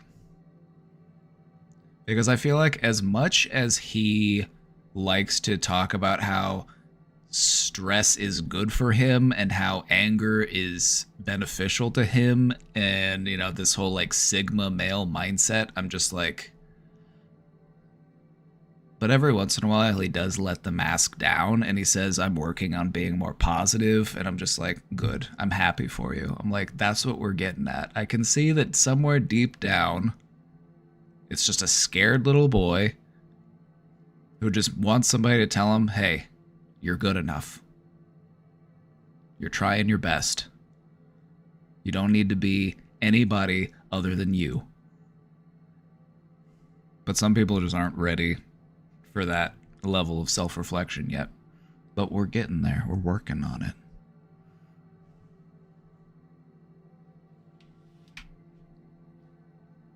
I think he likes it here. As much as he will sometimes act like he doesn't like it here, he likes it here because we're kind to him. And he needs that. If he's going to get better, he needs that. So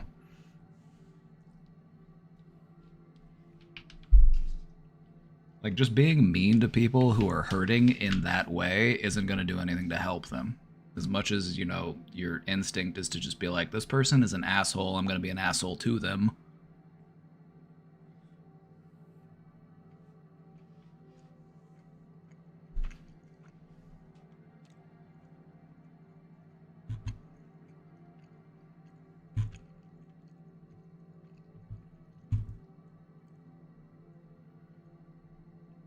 Probably doesn't get that energy a lot elsewhere. Or anywhere.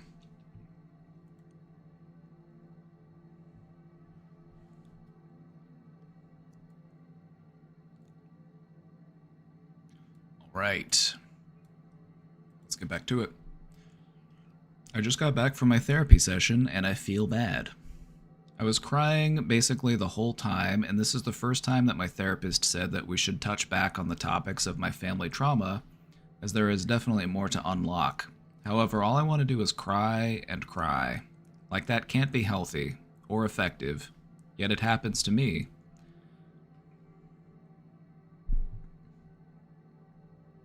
Can I just say?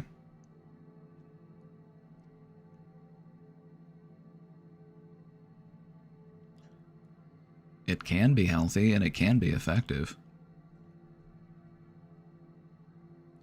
I'm of the mindset that if you feel like you need to cry, cry as much as you need to.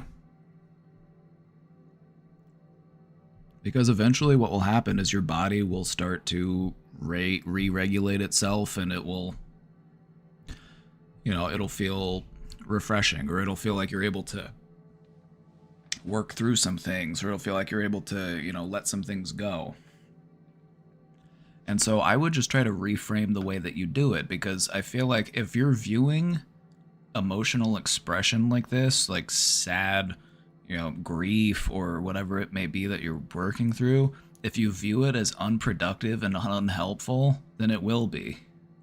And so I would just say this: if you feel like you need to cry, do it purposefully. Do it because you know it's going to allow you to achieve a level of emotionality that is going to contribute to your healing. Because you have to feel it to heal it, and sometimes feeling it makes you want to cry. I just cried. Cry it out. Doesn't it make you feel better? Doesn't it? Honestly, I cry maybe once a year, and honestly, it's almost something I look forward to.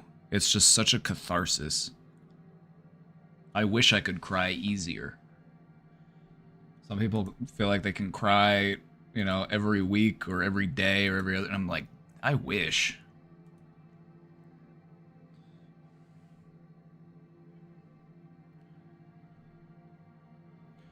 So anyway, let's keep talking about it. First off, questioner, you're going to be all right. You're going to be all right. Sometimes therapy can leave you feeling really rough, really raw, really emotional, and that is to be expected. And so I would just say, give yourself some grace in this moment. You don't need to beat yourself up for feeling how you feel, okay? It's all right.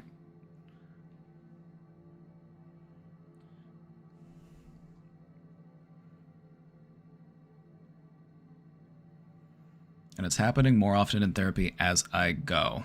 My therapist Didn't really send me off with anything to work on or coping skills this time, so I just feel so stuck in my depression and sadness. Like, what's the point? And will I always be crying like this and won't be able to function? No. That's what anxiety will make you worry about, though. It'll be like, what if I'm always going to feel this way?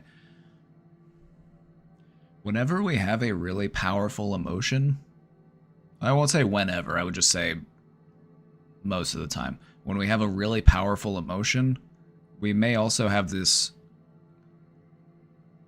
adjacent sort of sensation or feeling of, am I always going to feel this way? I'm always going to feel this way.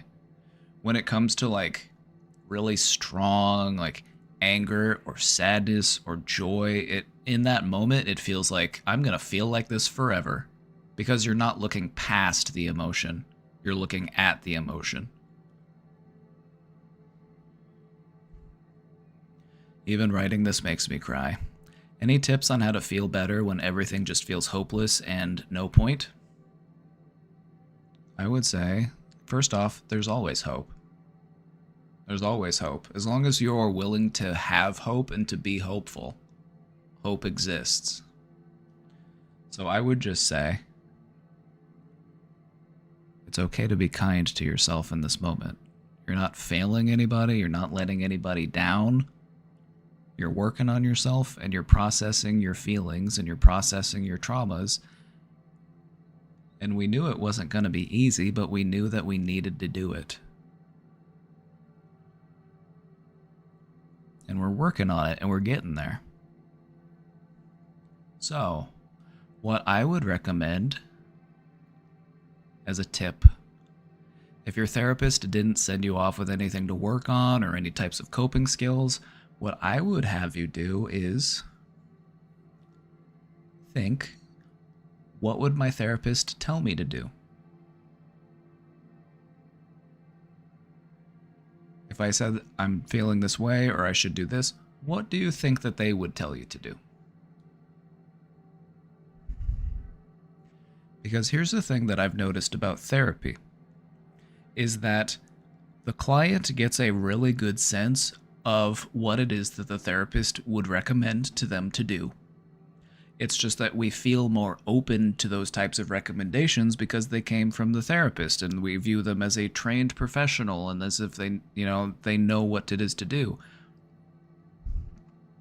But we might have a hard time validating our own ability to navigate our emotions, and so we lean on the guidance of someone that we view as an expert.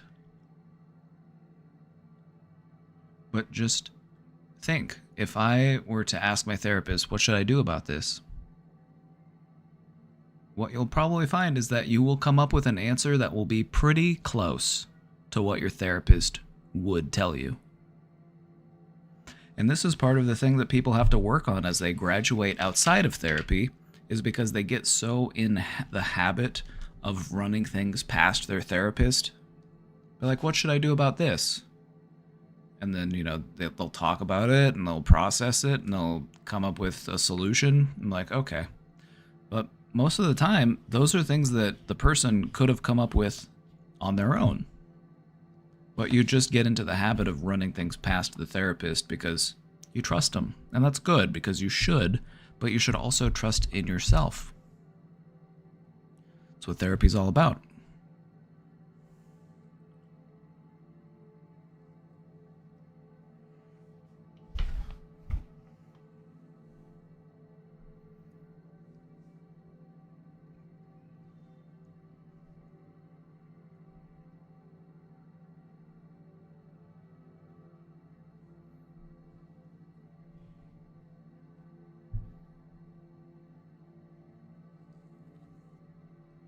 Also, it's okay to not just sit around and feel sad. If you want to find something else to do, maybe something to lift your mood or to distract you, that's also valid. That's also good to do, If you want to go on a walk, you want to go to the park, you want to go to the movies, you want to go to the library, you want to go over to a friend's house, you want to, whatever it is.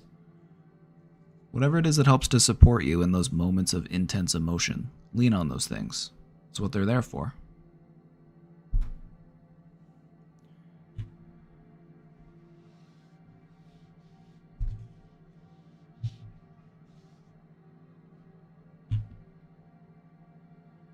You're gonna be just fine, alright? You're gonna be just fine.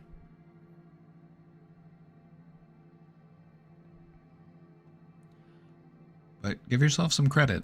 Give yourself some credit, okay? Give yourself some credit.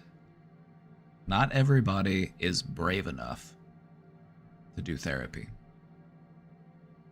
Not everybody is brave enough. You are.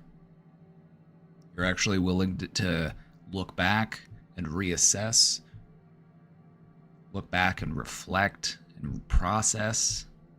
A lot of people would just rather avoid, deny, deflect, but you're embracing yourself. And that is an act of bravery. So you should see it that way.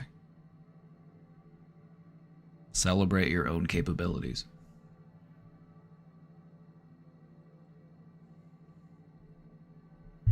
I believe in you.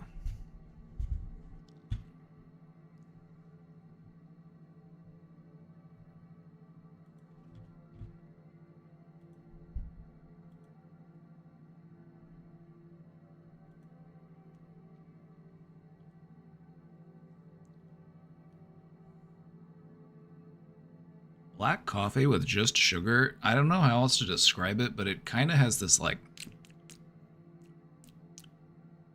It's almost like a Cheerios aftertaste. You know that kind of aftertaste you get when you eat Cheerios?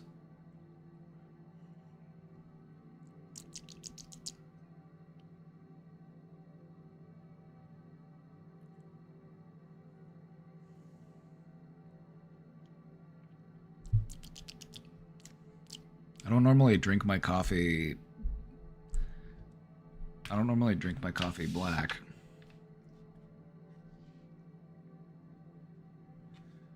It's got a certain like nuttiness to it. I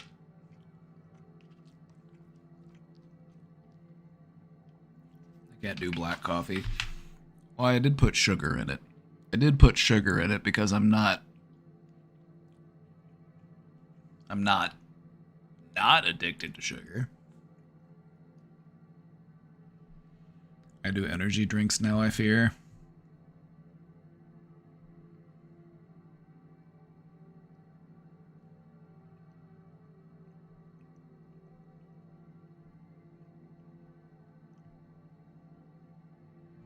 I'll do an energy drink every once in a while, but there's just no way that I could return back to the habit of energy drinks that I used to be on, where I would drink like 1 or 2 of them a day. I'm like, no way.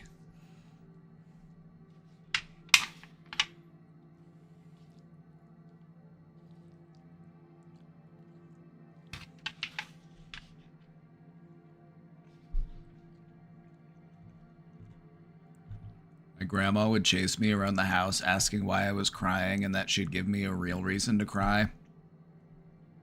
I guess that answers some questions about your mom as well. Or I'm assuming it's your maternal grandmother. Regardless, it gives you some insight into your parents.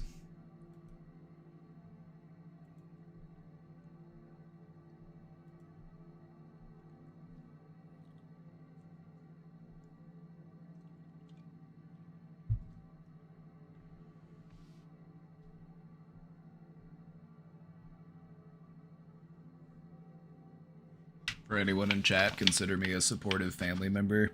That's what I do.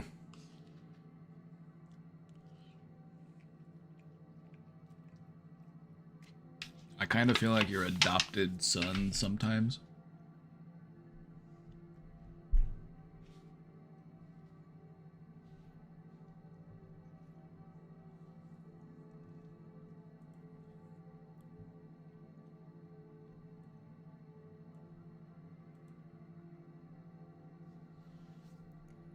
I was watching the debate from a psychological standpoint. Ooh, I was too, but I was also high off of an edible, so my psychological interpretation was a bit more trippy than it might otherwise be.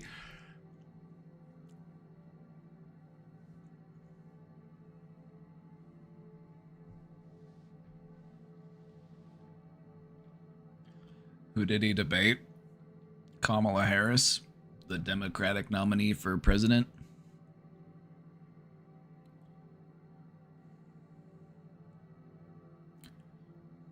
So I was watching the debate from a psychological standpoint. Trump had to have the last word in every question. He would not allow Kamala to have the last word. That is a very stereotypical businessman type belief that he's really demonstrating here. And you'll notice this. You will notice this sometimes. Just watch two men as they speak.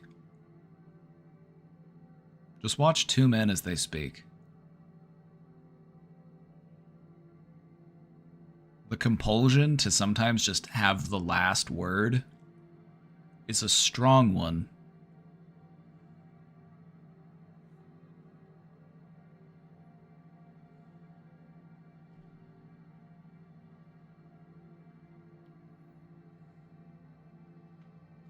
But no, I saw a graph. About this, and it showed who spoke first on every question.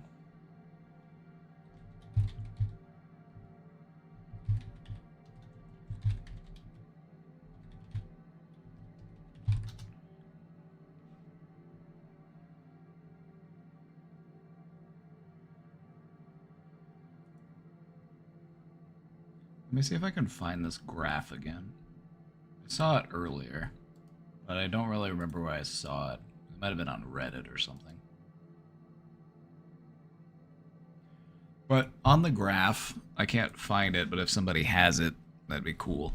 But on the graph, it showed that for every question, Donald Trump had to have the last word.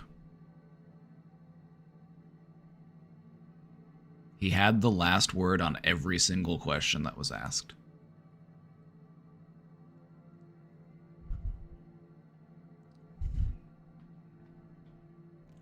I noticed when Kamala called him weak, that really triggered him. How does calling weak to a narcissist at the Trump level affect them? How do you disarm a narcissist at the Trump level? By calling them weak. It puts them on the defensive. Because the reason why people like Donald Trump are so narcissistic is because they actually are deeply insecure. Donald Trump doesn't actually believe that he is the greatest man to ever exist. Deep down, he's just a scared little boy who used to get, just berated and abused by his own father, Fred. Was it Fred?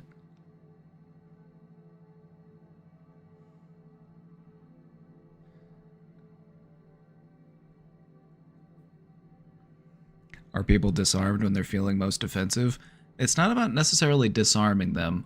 What it is, and what was done in this case, is because you won't be able to really fully disarm a narcissist because they'll pull out a sidearm, and then they'll pull out a boot knife, and then they'll pull out, a razor blade they had tucked in their belt, and then they'll pull a hairpin out, or they'll pull out their keys, and they'll always try to scrape and fight for a new weapon because that's what they do. They're used to being very combative and very defensive. And the strategy here is to just put them in a position where they have to use their big guns and then just outlast them. Just let them blow through all their ammo. And that's kind of what happened to Donald Trump. What you noticed in the debate was that he was just firing on all cylinders. Just look at the pure amount of just inane bullshit that he was spewing nonstop. It was actually quite impressive. Just the way that he will free flow this bullshit is honestly kind of hypnotic. It's just this one long, incredibly unbroken sentence moving from topic to topic so that no one has a chance to interrupt. It's really quite hypnotic.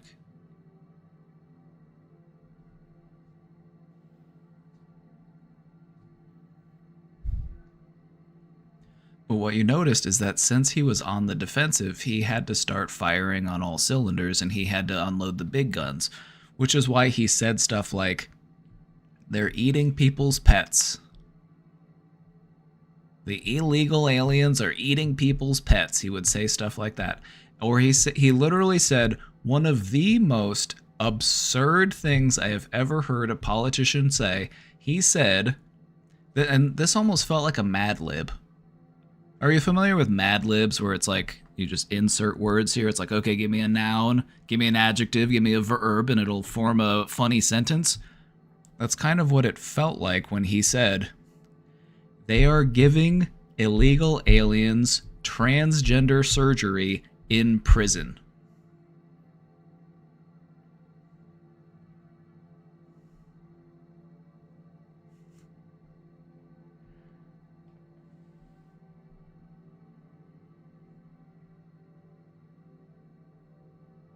It's like you could just tell that he was just reaching into a grab bag of buzzwords and he was just throwing out shit just to see what would stick.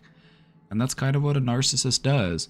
You have to put them in a position where they can't really think clearly about how they are defending themselves. They just become so desperate to actually defend themselves that the cracks start to show, the inconsistencies start to show, and they aren't able to coherently weave together their bullshit narrative that they normally work so hard to maintain. That is how you disrupt a narcissist.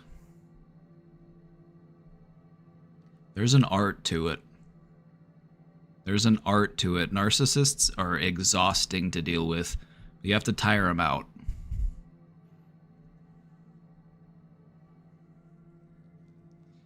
Because if you watch the entire debate, what you noticed is that he eventually just started repeating himself. He had nothing new or substantive to say, and so he was just repeating the same bullshit, nonsensical points that he already mentioned because he had nothing to actually go on. Now, the thing about Donald Trump is he is a professional bullshitter. He's made an entire career and established an entire, business by just being a great bullshitter. And so as far as bullshitters go, as far as narcissists go, he's probably one of the best of the best. He's probably one of the best at the game. He's the LeBron James of bullshit.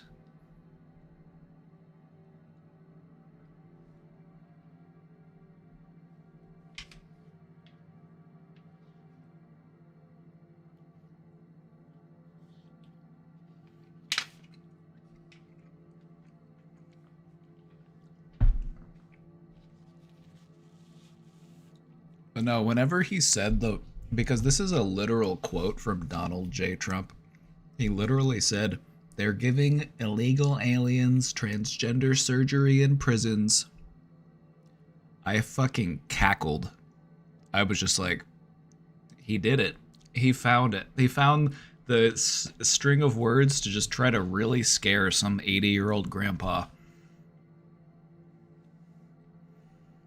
And that's what he's trying to do. He's just trying to scare uneducated people into voting for him. But no, when he said that, I fucking cackled. I'm like, oh my god, are you serious? Are people actually gonna believe this bullshit?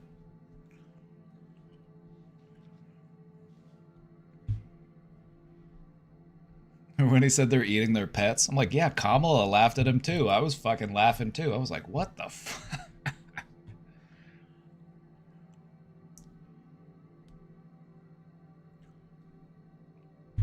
So yeah, how do you disarm a narcissist at the Trump level? That's a really interesting question because professionals would debate as to whether or not it's possible. What I've found to be helpful in dealing with narcissists, and by comparison, the narcissists I've had to deal with were relatively low grade. Like, they were minor leagues. You know, if Trump is an Olympic level bullshitter, he's an Olympic level narcissist. The people I were dealing with, they were county teams. You know, they might not even be at state level.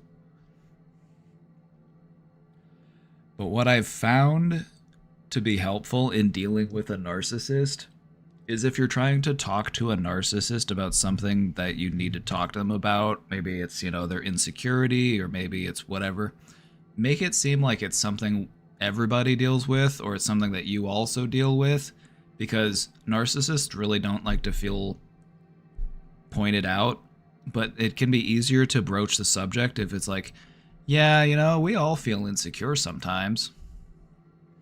Everybody does it. It's human to do that.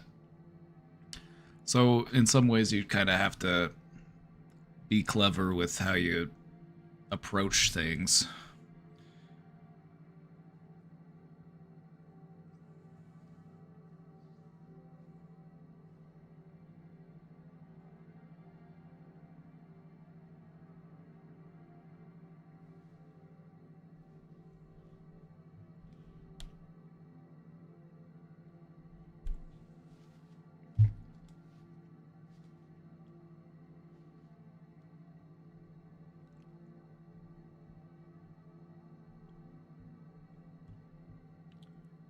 But yeah, working with narcissists is really hard because you need a certain level of self-awareness and willingness to change on their part, and you can't force anybody to do that. The best thing you can try to do is sell them on the idea. But narcissists have a really difficult time overcoming that vulnerability because they work so hard to maintain this image of greatness.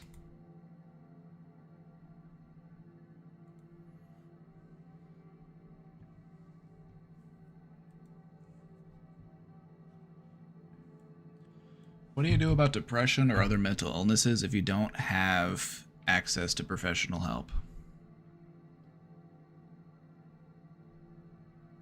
Well, what I would recommend is if you're wanting to work on depression or other mental illnesses, but you don't have access to professional help, you can still do a lot of work on your own because there are a lot of great resources on the internet that can help you with these types of things. So let me show you for a second. Let me show you for a second some things that you might not know exist. Let me show you the trick. So let's say you want to work on your depression. I can find you exercises and handouts and activities that a therapist may have you do as a part of therapy that you could do at home. And I'm not saying that this replaces therapy, and I'm not saying that this replaces proper treatment, but it can help. Because doing something is better than doing nothing. So, check this out. Depression, workbook, PDF.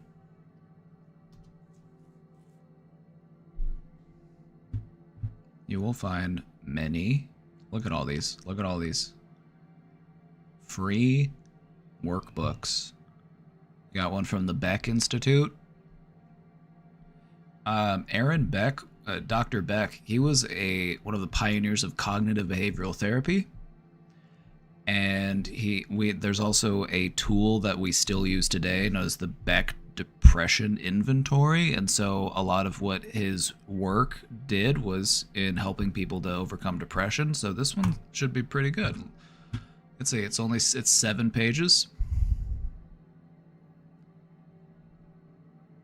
Gives you a little bit of reading material, gives you a little bit of some thought exercises. You know, thinking about some of the ways that we might have errors in our thinking.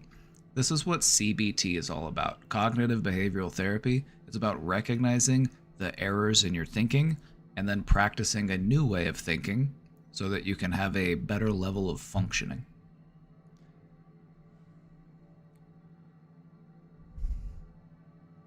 So they talk about the thinking errors that we tend to make, ways that we can respond to these automatic thoughts, ways that we can approach things more rationally and from a fair and more balanced perspective. Is there a link to that? Yeah, I could post it for you. And this is just one. This is just one that I picked almost at random. But look, there's so many. And all I had to the key to finding this type of stuff is this right here. Workbook, PDF. Because when you go to therapy, they pull these types of things from workbooks. And if you add PDF, you can find a copy of that full workbook online. So if you want that one specifically, you know, I could post it right here for you. Or actually, what I'll do, because I feel like this is actually a pretty good one. So what I'm going to do is I'm going to go to my Discord here. I'm going to go to the Show Talk channel. This is where I'll normally post stuff that's like links from the day. And so I will post this here. Didn't know these existed? Well, now you know. Now you know. Therapists use these types of materials almost every day. It's where they get their handouts, it's where they get their exercises, it's where they get their homework. Workbooks. And so these are a great way to help yourself a bit as you might be waiting for therapy, or you might be trying to find the services you need, or just as a way to, you know, help to get you a little bit of support and get a little bit in the right direction. Because the thing about therapy is that a therapist is just there to help guide you. They're there to help you feel validated and understood and heard. They can't make you do anything. A therapist can't make you change your thinking. A therapist can't make you practice a new coping skill. They can suggest it to you. They can tell you why it would help you. They can make it feel like it's a good idea, but they can't actually make you do anything. And so a lot of the actual work that comes from therapy is done outside of the therapist's office. So yeah, this is a good one. It's nice and short. It's only a few pages long. You know, you could probably read through this in a short amount of time. And this is just one. And this is depression. This is depression. There are tons of them. Let's look at this one. This is another one. This one is a much longer one. This one is 113 pages. That other one was 7 pages. But this one is going to be much more in-depth, and it's going to have very specific exercises you can do. See, look, it's going to have worksheets. And so if you really want to get into it, you can find something like this. If you really want to work on yourself, try working through one of these.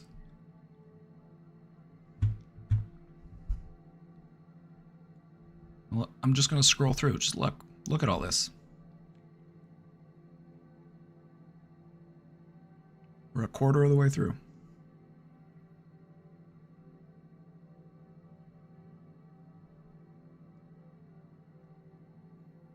Just look at all these different exercises and activities and different worksheets. A lot of times what a therapist will do is they might find something from a workbook like this, and let's say, okay, I was in therapy with a client and we were talking about a certain thing that they're struggling with, and so they might find an activity from a workbook that matches what it is that you're trying to work on. So let's say you were talking about shame and guilt in therapy that day, and they're like, hey, I want to send you home with a worksheet, and they might just print off this page. They might send you home with these like 1 or 2 pages.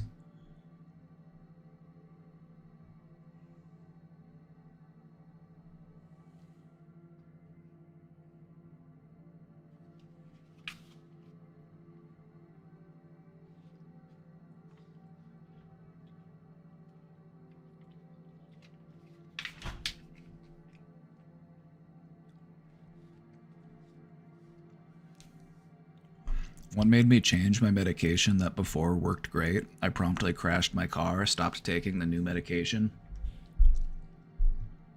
I'm not going to say that this is something that happens super commonly, but I will say that this is something that does happen. Pharmaceutical reps very often will come and talk to doctors and nurses and other, staff members at psychiatric facilities, basically just as a way of getting them to prescribe their medication more often. And so there are people who prescribe medications who do get incentives or kickbacks from prescribing certain types of medications. So they might take you off of something that you've been on for years and say, hey, there's this new medication that just came out. I want to try you on this instead.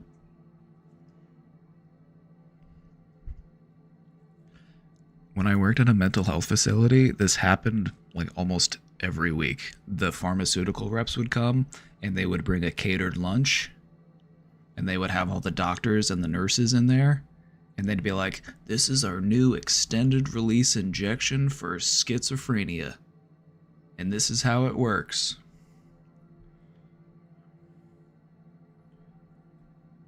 All the time. All the time. It happens all the time. Now, I'm not saying that doctors are unethical or that they will prescribe you something that's not good for you, because I believe that for the most part, doctors want to do good. But I'm not going to say that there aren't doctors who will mix up your medications just because they have some sort of incentive to do so. I'm not trying to have you be mistrustful of doctors. If anything, I would want you to have a really strong relationship with your doctor. Your doctor should respect your insight and your opinion in regards to what it is that you're putting into your body.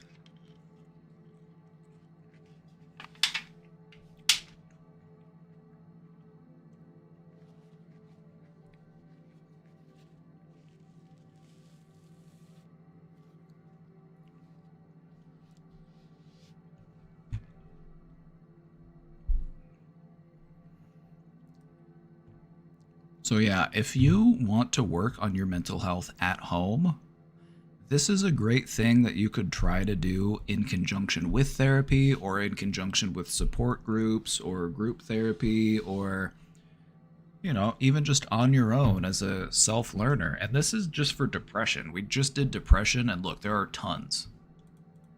There are tons. So many PDFs. You can find one that works for you. But depression isn't the only one. Let's get more specific. Let's type in not just anxiety, let's type in social anxiety.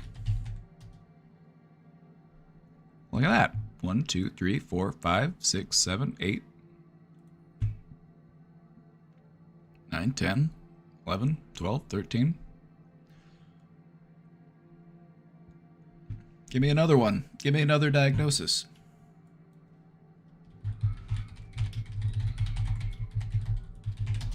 Borderline personality disorder. Boom, boom, boom, boom, boom.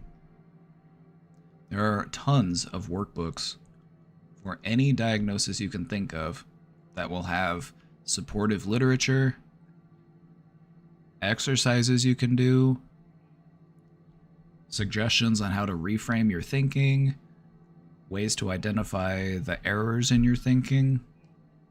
Because that's what it's all about. It's all about identifying the errors in your thinking and working to correct those errors.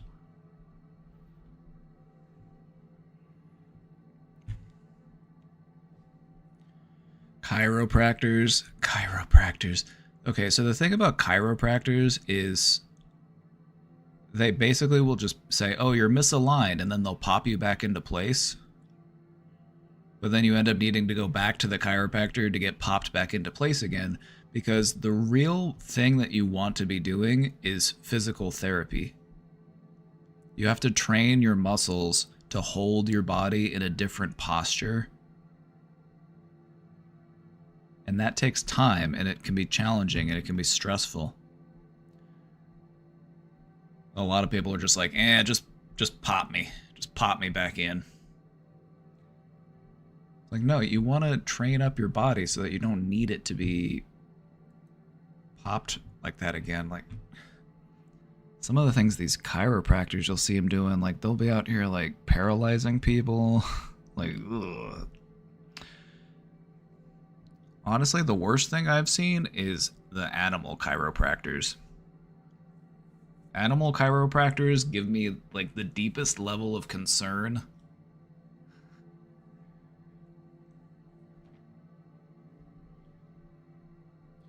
Like, if you really have pain that you're trying to deal with, talk to a physical therapist. Don't go to a chiropractor. A physical therapist will show you exercises and things that you can do to actually reduce, you know, the pain, or to improve your posture, or to improve your alignment, or whatever it is that you need to do. Because that's what will help you the best in the long run. Chiropractors are just like, let's pop you back into place, big boy. And then you end up out of place within a few months and you have to go back to the chiropractor. Never heard of an animal chiro? Well, time to fuck you up today. I don't know if you like chocolate, but I got... Why are these I hate these videos. Why are these popping up on my... Get me out of here. I hate TikTok.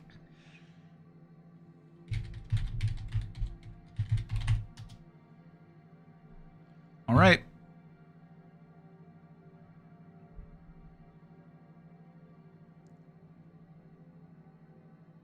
This is the guy. Wait. Was he banned? Something went wrong? Oh no, wait, no, he's... This guy has 4 million followers.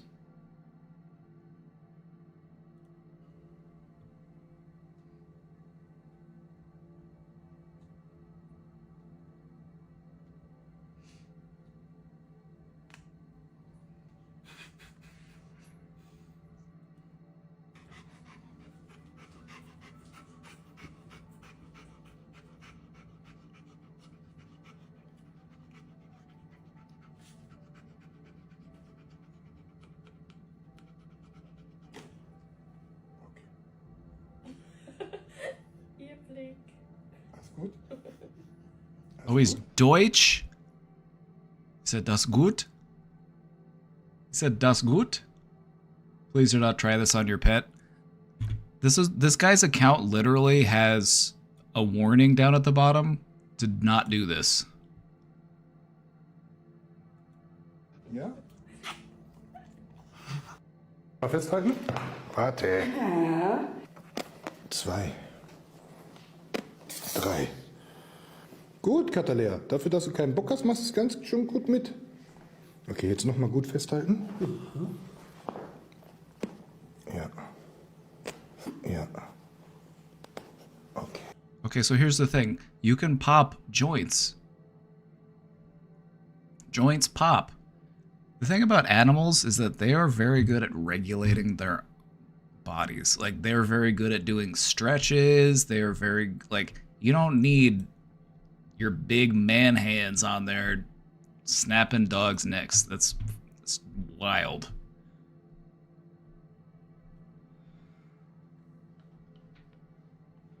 Bye. We're done. We're done. We're done. Don't worry about it. We're done. People just hadn't heard about animal chiropractic before, and I just wanted to enlighten you. Don't worry, we're done.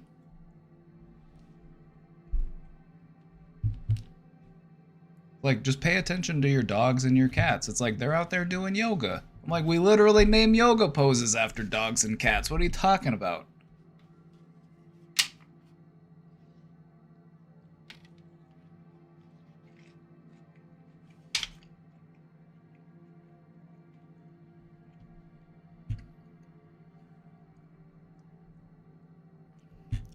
Going back to this question.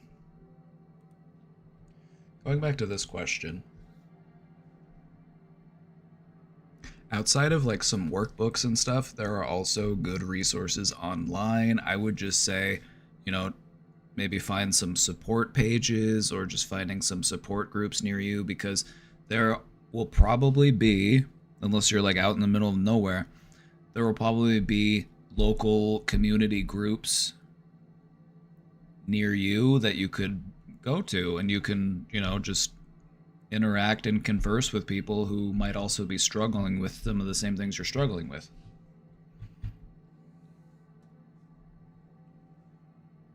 So there are resources out there. You just gotta find them. I'm happy to help you.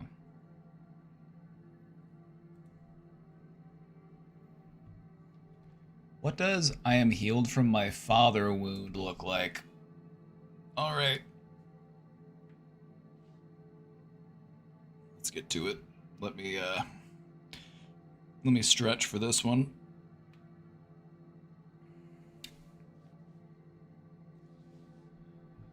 I think I am there, and the only thing now that that goes through my brain is go through my brain, try to bring up old memories that I'm able to brush off. What does a normal day-to-day look like in your mind and emotions when you are healed?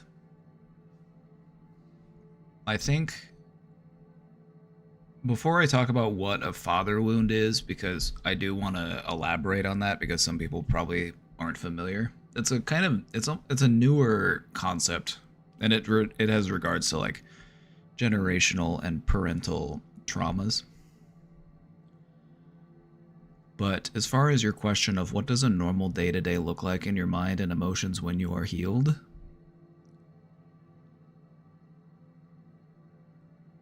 I feel like you're getting there. I feel like you might be most of the way there. Because here's the thing. Old memories will periodically resurface. But it's your ability to brush them off or let them go and not ruminate on them, not fixate on them, not allow them to ruin your day. That is a great sign that you are healed. Being healed isn't thinking about the traumatic things that have happened to you. It isn't remembering old wounds. Being healed is being able to change the relationship that you have with those thoughts and with those feelings, with those traumas.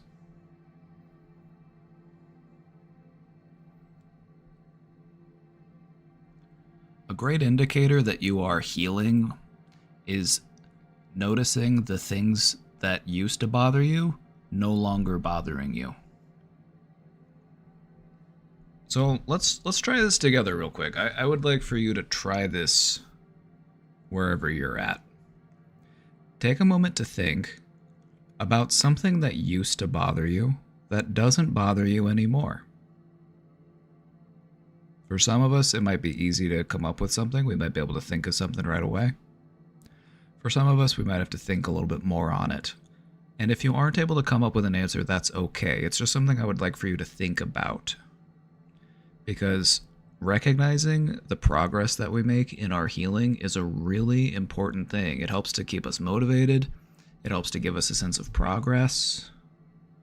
And so that's why I'm having you do it. When you are mindful of it, and when you try to be more aware of how this process operates, what you may notice, and this is something that I've noticed within myself, is I will find myself in a circumstance that would normally or historically have frustrated me or upset me or caused some type of emotional response. But then I have this realization of, that's kind of what it feels like. It's kind of that, feeling.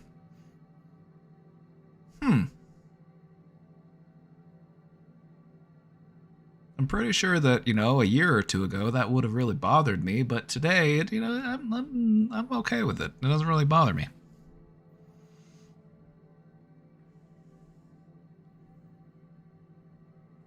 Being mindful of your progress is a really important aspect of your continued healing. So just take a moment to think about it. And here's the thing. It might be really difficult to think about, and it might be really difficult to come up with an idea of what that might be, because whenever something doesn't bother us as much, we just don't really think about it as much. And so we're not really as aware of it. So it kind of makes sense that we wouldn't realize that we were no longer bothered by something, because we weren't being bothered by it. So why would we think about it? Why would we be aware of it? But it's sometimes something that you just have to catch yourself doing. Like maybe you're driving and, somebody, is a bad driver, is like, they're not like threatening your life or anybody, they're just kind of a little bit inconsiderate or whatever it may be, and you think like, well, historically I probably would have laid on the horn and thrown them the middle finger, and I would have been yelling and screaming, but I was able to just shrug it off today. So I guess what I would like you to do is just be mindful and try to be aware of those moments where you find yourself in a situation where you can recognize that historically this is something that would have bothered me, but it doesn't bother me anymore.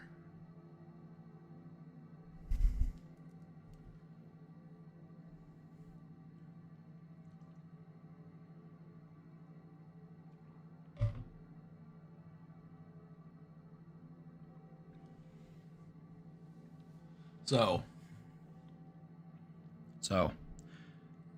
the father wound.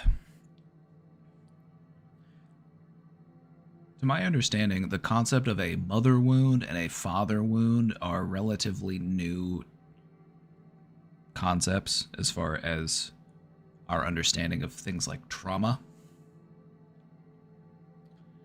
And basically what a mother wound or a father wound is these are the specific types of emotional or physical traumas that we might deal with based on our relationship with either parent.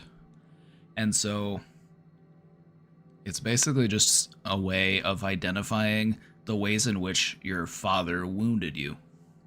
It's like maybe your father was emotionally absent, maybe they were physically abusive, maybe they were, maybe they would belittle you or make you feel small or whatever it might be. But that's what it's all about, is recognizing what that wound looks like. The wound that you received from your father figure. It doesn't have to be your actual father. It could be a caregiver. It could just be a father figure. Maybe it was, an older sibling. Maybe it was, an uncle or whoever it may be.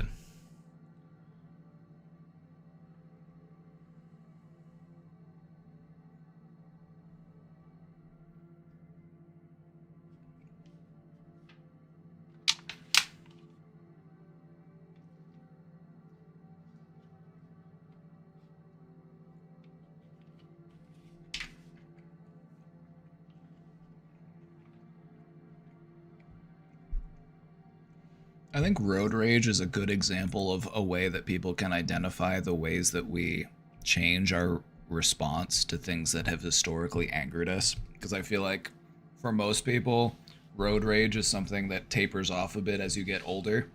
As you get older, you become, and I won't say this is I won't say this is for everybody, but I would say most people, as they get older, they become a bit more defensive as a driver. They're not in as great of a hurry.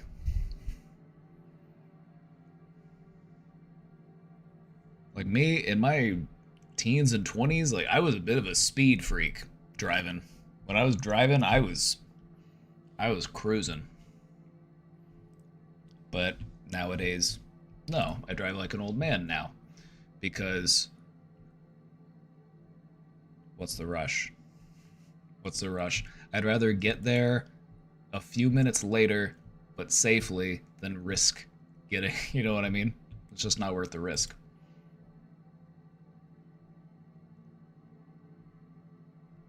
If you have a lifted truck, I let you do what you want on the road, especially if they're driving a Dodge Ram. Did you know that the Dodge Ram is the vehicle that is associated the most with road rage and tailgating type incidents?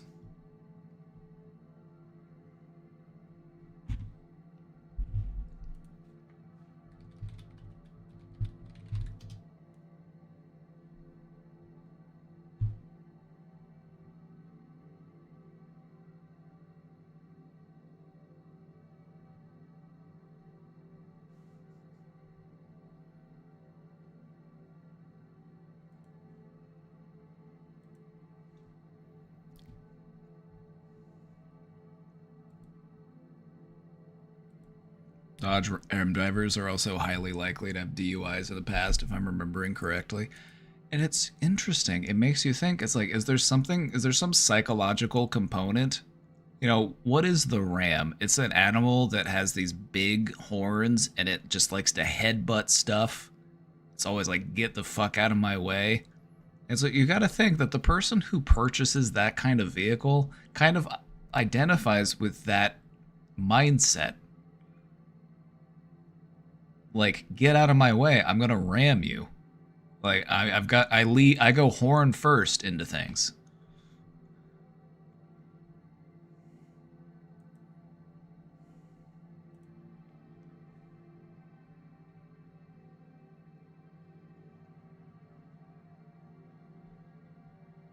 I sold Ram trucks, I can confirm.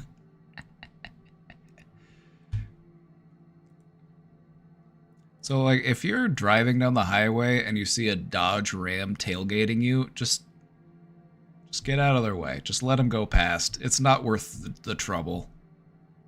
Like, you don't want to get run off the road. You don't want somebody to pull out a gun.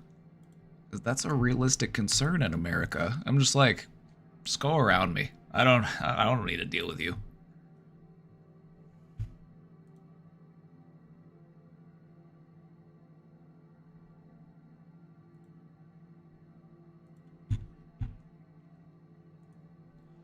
Childhood trauma is low-key so unserious because why did my grown-ass dad have beef with a child? What do you mean you don't fuck with me? Brother, I'm 10 years old. You know, I agree. I agree. It's like, what the fuck is your problem, dude? Like, why are you beefing with me? I'm a kid. You know what I think part of it is? You know what I think part of it is? A lot of the times, kids will say stuff that makes more sense, or they just have like a purer way of like viewing the world, and they'll call you out on your bullshit, and sometimes that just pisses parents off. Like, they don't like feeling like they're being outsmarted. And you know what? A lot of it is the frustrations that are imposed on people by capitalism. It's like, you feel like you have to sacrifice so much to give this person a good life. And then in some way, you also feel like you're being disingenuous to yourself. It's like you have to sacrifice your own wants and your own needs and your own dreams so that you can try to give your child a good life. And a lot of people get really frustrated, and they get they get insecure, and they get, you know, hopeless.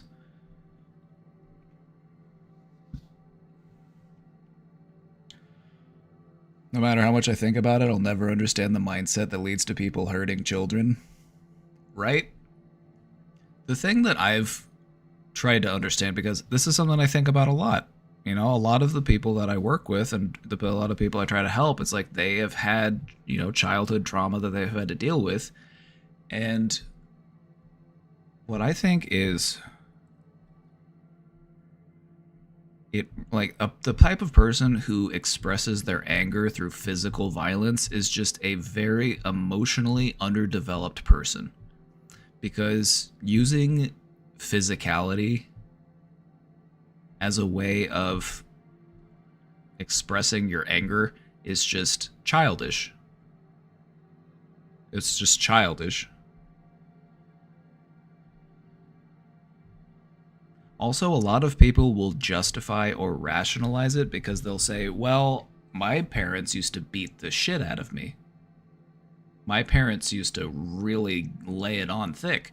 My parent, you know, and so they rationalize and they're like, well, I turned out okay. Like, did you? Like, did you though? It's okay to acknowledge that your parents fucked you up a little bit, because I feel like every parent fucks up at least a little bit. There's no such thing as a perfect parent.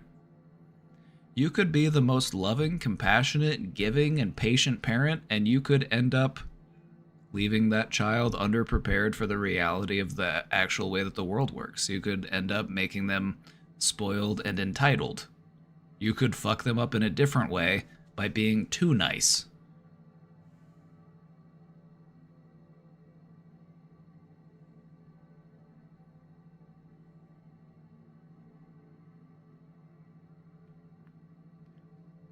My mom straight up said, my mom did horrible things to me and I still stuck by her. You shouldn't have. Like,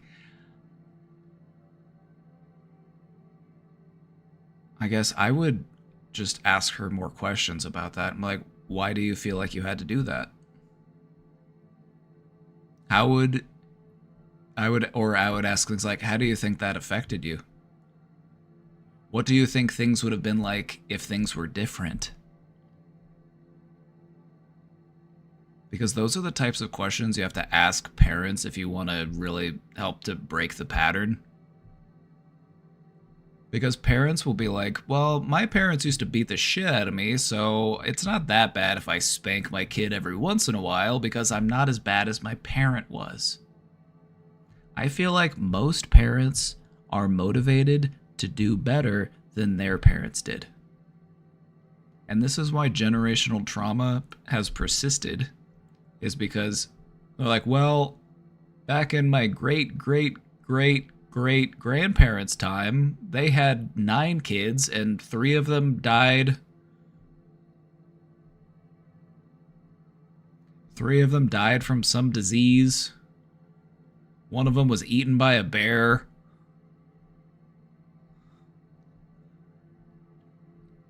I'm just like, as recent as, 100, 150 years ago, people just didn't really have the emotional capacity to care that deeply for how their kids feel, because they were too preoccupied on surviving. This is why they would have 8 kids, 10 kids, and half of them maybe would make it to adulthood.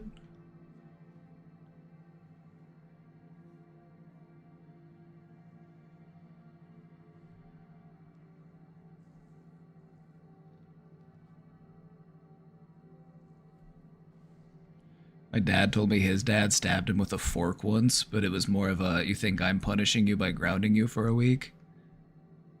Right? It's like, whenever my parents would punish me and they would just be like, go to your room, just stay in your room, I'd be like, thank you. I love my room. It's my favorite place to be. This is not a punishment whatsoever.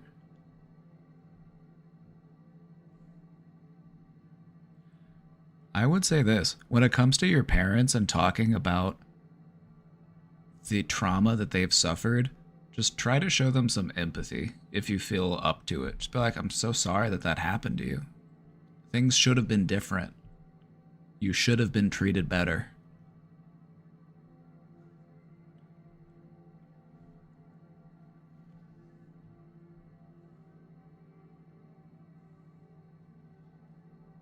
My grandpa shoved an ice cream cone in my dad's face after he made a snide comment. He was like 6 or 7.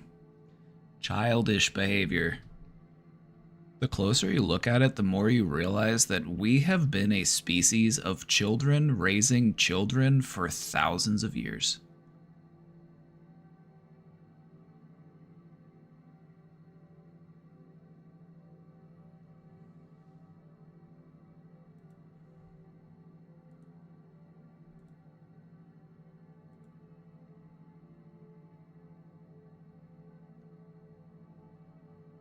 Alright, we got some more questions. Let's keep it moving. It seems like we will soon have AI robots at our homes that will know us so well personally that they will assist us daily in the following: emotional support and companionship, monitoring and encouragement, CBT tools by helping us structure our day, stay organized, and reduce stress, non-judgmental listening, crisis detection and response. Sounds exciting to have this much support that we probably all need currently. It almost looks like therapists will lose a lot of patience. What are your thoughts and concerns about how AI will change our mental health? I, as a therapist, long for a world where my job is no longer necessary. And I wish that more people who work jobs had that same mindset. I wish my job didn't need to exist.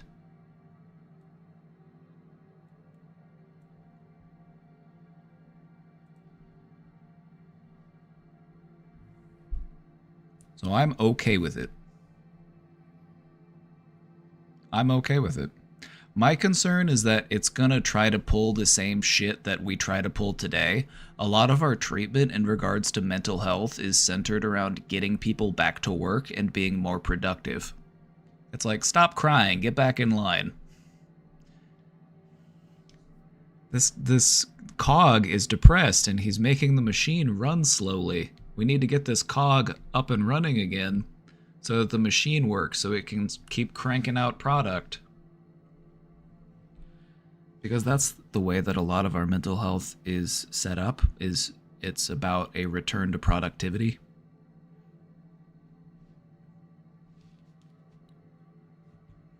And so I just hope that it doesn't try to pull that same bullshit.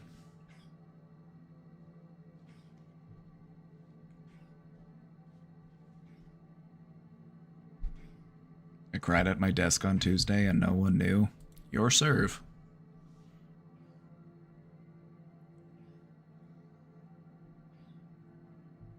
But no, I won't complain about any of this. I feel like the more support that we have mentally, the better.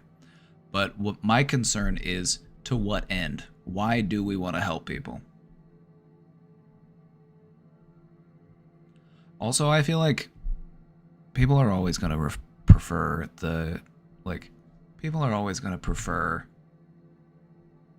will AI therapy be a thing? Without a doubt. I believe that it will be. Because AI is really good at running through a lot of the processes that are involved in therapy. That being said, people are always going to crave that human connection because you can't really replace that. Locally sourced, free-range therapy. Organic therapy.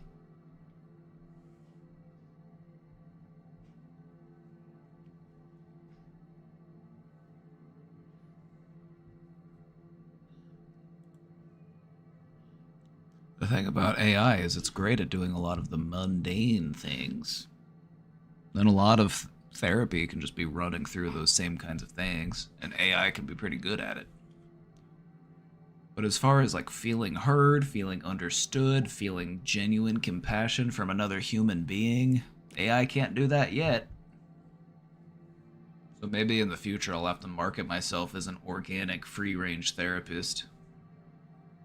Which means I'll get to charge more, so I won't complain. I'll have to up my rate from free to slightly more than free.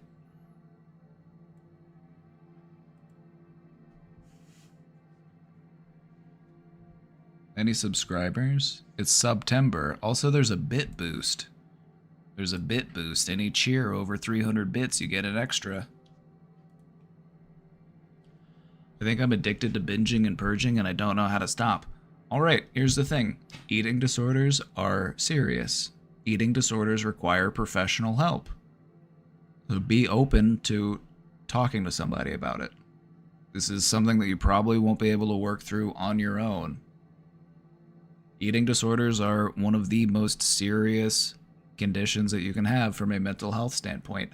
And there are people out there who want to hear from you. There are people out there who want to help you. There are people out there who don't think that you are weird or messed up or whatever it is you might be fearful of. They want to help you.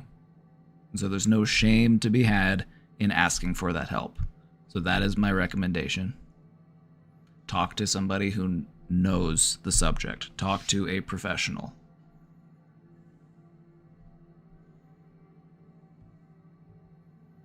You might be able to find a therapist near you. You might be able to find a specialist. If that's outside of your range at the moment, maybe look into finding a support group. Because there are free support groups out there, and those can be beneficial as we work to try to find that professional help that we need. But that's what I'm going to recommend. I'm going to highly recommend professional help.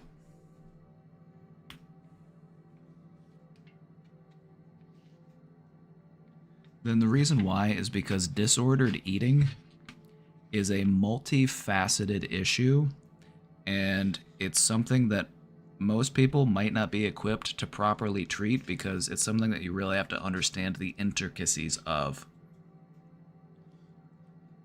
The type of people who do therapy or treatment for people with eating disorders normally only do that type of treatment or that type of therapy because it's very specialized.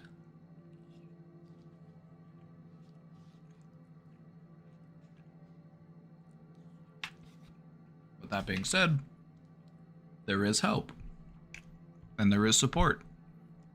So do what you can to find it.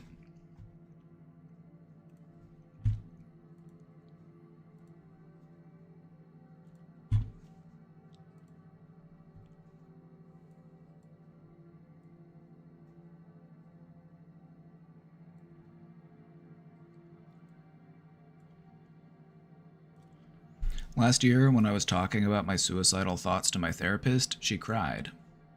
Should I see another therapist, since my mind is filled with self-hate? My gut response is no.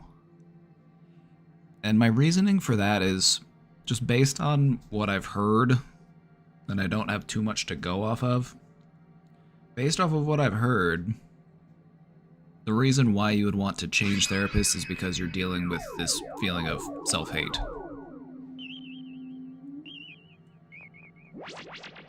Ding Dong Chan, thank you for subscribing. Thank you for subscribing. Welcome to the club. How's it feel? How's it feel to be in the club now? The Brain Gang.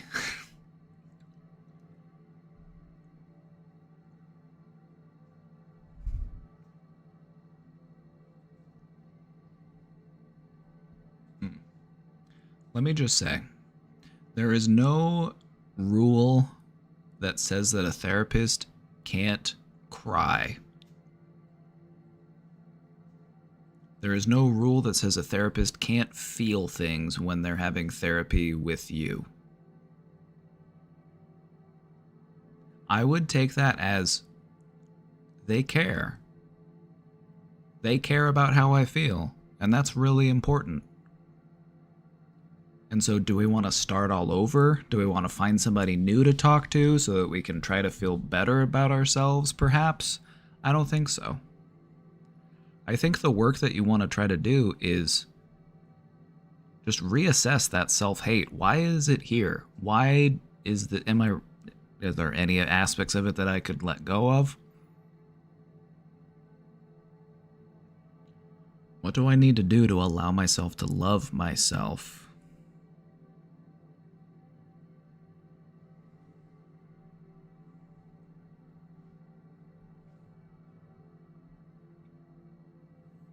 Do you feel like you need that self-hate? Because the thing about self-hate is most people who feel that way feel like they need it, like they deserve it. You don't. Flat out, you don't. You don't need it. It's not helping you. It's hurting you. Self-hate does very little to motivate you to find a life that is worth living. Self-love is how you find a life that is worth living. You're not gonna hate yourself into a life that you want to live. Like, maybe you don't like yourself, but that's different from not loving yourself. Sometimes loving yourself involves identifying the things about you that you might not be particularly fond of. Like, maybe there are things about the way that I think or the way that I act that I can't say that I like. But you love yourself enough to recognize it and identify that I want to change. That is love. But hate isn't going to help you. Hate's just going to drive you further downward. You sent a question too? I think it's my next one, so I think we'll get right to it.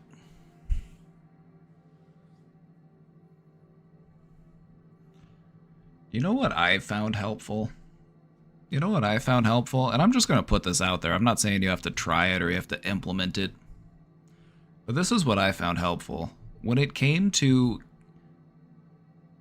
pushing back or changing my response to having like suicidal thoughts, you know what I found to be helpful? I directed the self-hate towards those types of thoughts.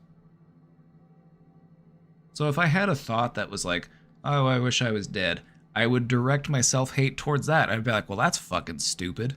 I should probably let that go. I don't really need to think that way anymore.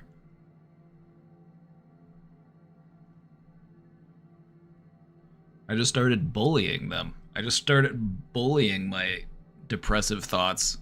Like, get the fuck out of here. What are you talking about? Get out of here. I don't need you. I don't need this bullshit.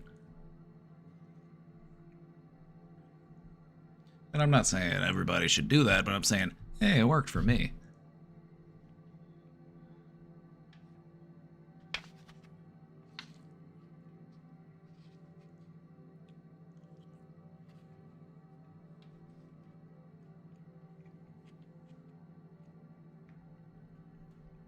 Things can get better, all right?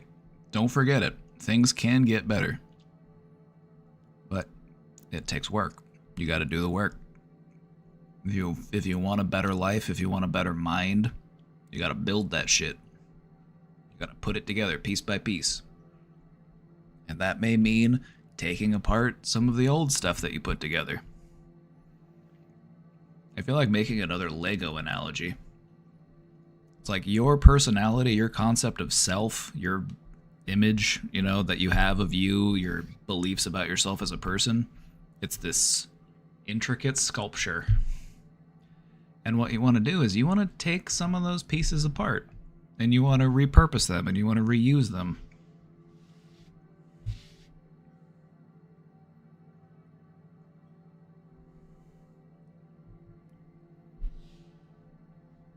You're not allowed to hate yourself anymore. I forbid it. Yeah, I forbid it. It's forbidden. You can't do it anymore. Sorry. Find something else to do.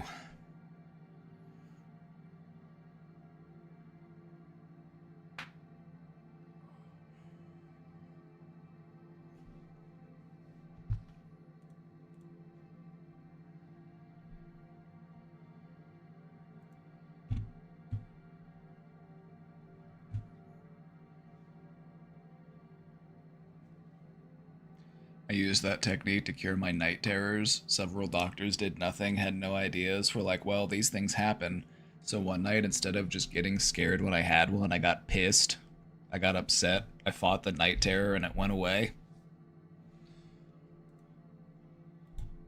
Coherent screams. Let's give it up. Let's give it up. That's badass. We're gonna give you a round of applause. Give it up.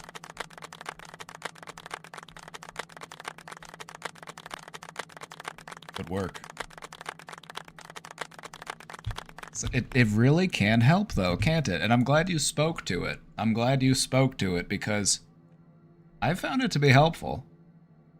I'm like, instead of feeling powerless, it helps you to feel a little bit more powerful, to have a little bit more control. You know what I mean?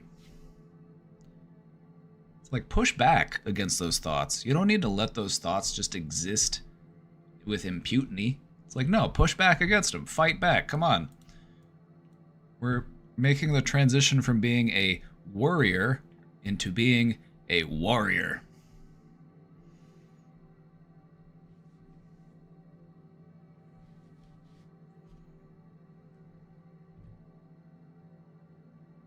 That's awesome. That's so awesome that somebody should gift you a sub for that. Somebody should gift you a sub for that. Just saying. It's September. Thank you for your support.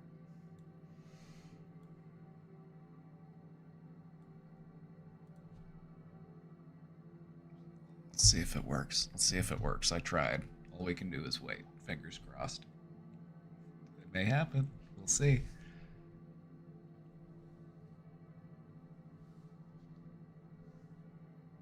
Got turbo, but you need the emotes. You need the emotes. Alright, here we go. Since the beginning of the pandemic and COVID, I've been feeling a lot more anxious, mostly social anxiety, and disconnected.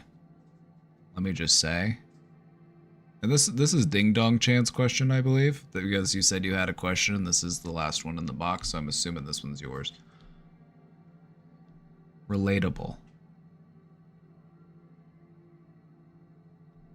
This is what COVID did to people. It made you feel like I can't be close to people. It made you feel like if I do go outside, I have to protect myself. Going outside is a risk. COVID literally fucked so many people up mentally. Because we're just not wired for that type of isolation mentally.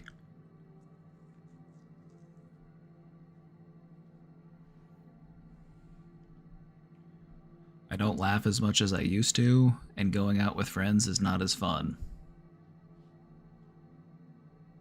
I'm not gonna diagnose you, alright? I'm not gonna diagnose you. Hear me out. That could be depression. When the things in your life that used to hit don't hit in the way that they used to, that could be a sign that you are feeling depressed.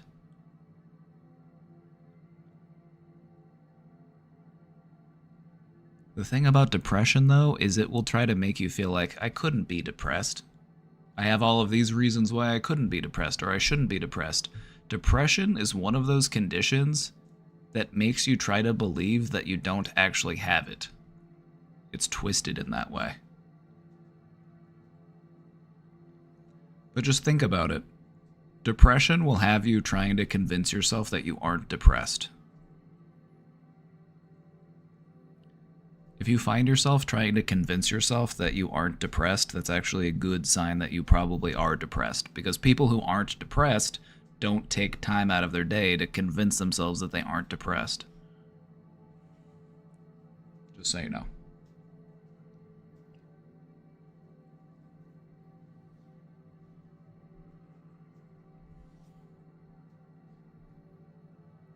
Now it's like I don't feel much for people in general, and it worries me deeply. I feel like an emotionless sociopath.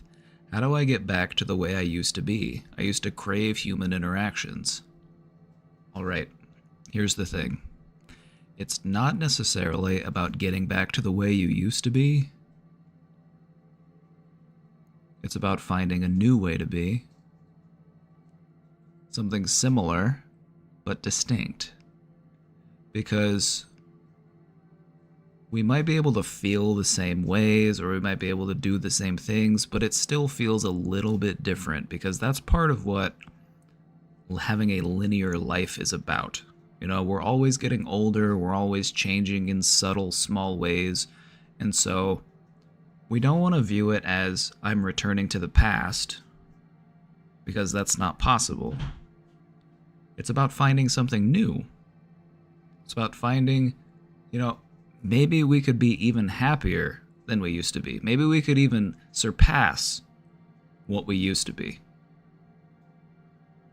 Because part of climbing back up out of that hole, and that's kind of what it feels like, you're in a pit, and you're trying to climb your way out of it. You're trying not to slide deeper down into it. Just keep climbing. Just keep climbing. And the you that will come out of the pit might be even stronger than the you that went into the pit. Sometimes knowing deep and profound levels of sadness and disconnection in your life can make it so that the things that do bring you joy are even more profound and even more meaningful. And so I would say it's not about getting back to the way you used to be. It's about finding out what you're truly made of and just how much joy there is to be found in this life.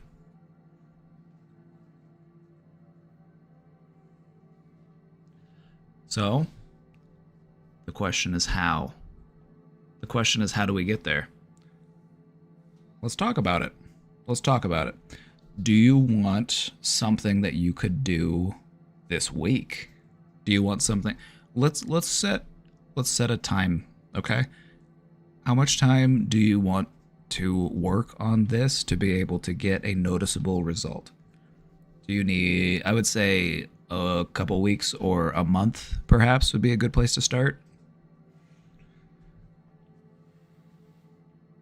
This is what I want you to try. All you have to do is use the power of your mind. And this is something that people have been doing for hundreds of years, if not longer, as a way of changing their minds. And so I'm going to show you how it works. Imagine yourself as you are a month from now. And let's say that this version of you 1 month from now is feeling better. What does it feel like to be that version of yourself? I want you to describe it as if you were living it right now. And so if this version of you a month in the future is feeling more sociable, then tell yourself, I am feeling more sociable. If they are feeling more joyous, if they are feeling more happy, I am feeling more joyous. I am feeling more happy. This is a technique known as visualization.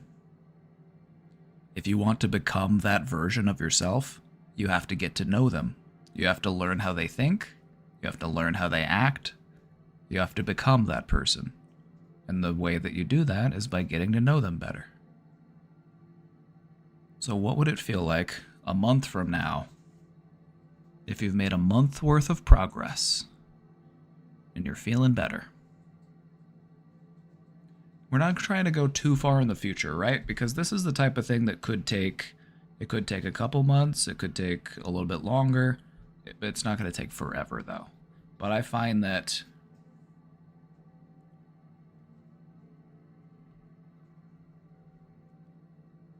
we don't want to look too far into the future. And so I would always recommend just going, maybe a few months ahead. Giving yourself a reasonable amount of time to make some progress. But not going too far ahead to where things just aren't really properly conceivable. It's like, who knows where any of us will be 5 years from now.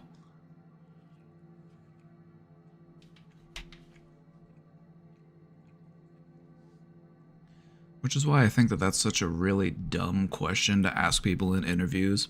Where do you see yourself 5 years from now? I don't know. Look at how much technology has advanced in the past 5 years. Think about how much technology is going to advance in 5 more years. Who knows what we'll be up to? Our brains just aren't really wired to think that far in advance. If you think about the hardware that we're working with, our brains are designed for thinking ahead, but not too far ahead. It's like, do I have enough food to make it through the winter?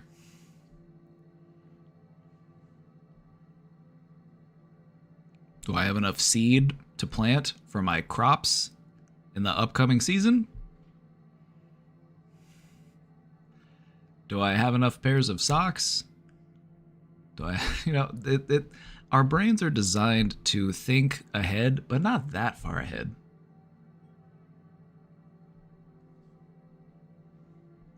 Ask Jesus wants to collaborate? What is this? What is this? Ask Jesus wants to collaborate?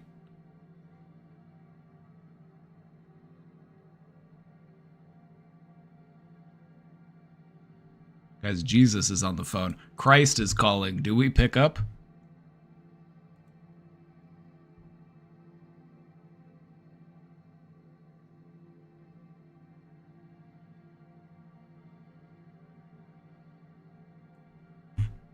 It's an AI. It's AI Jesus.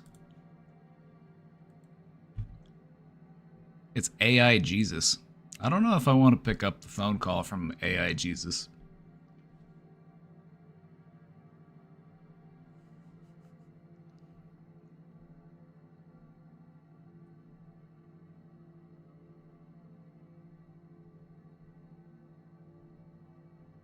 I think I'm good. I think I'm good. No offense. I support the mission. And I support the word. But I'm okay. I'm all right. I'm good.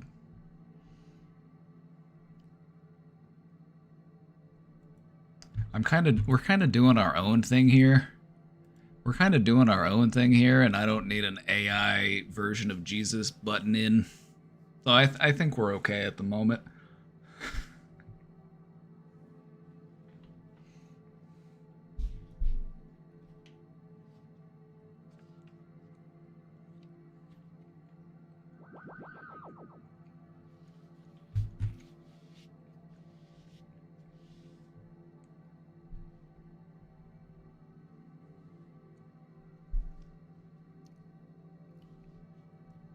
Chat, has anyone here started practicing visualization? I hope so, because I've talked about it so many times now, and I keep talking about it because it really does work.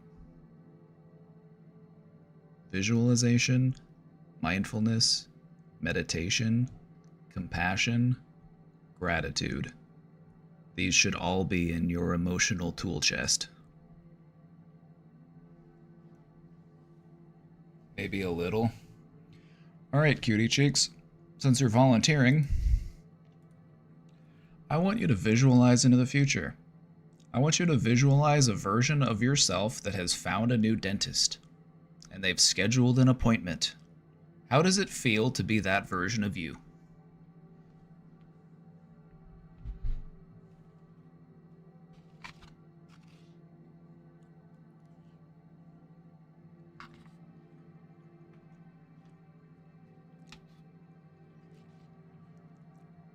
Describe those feelings as if they existed presently. I feel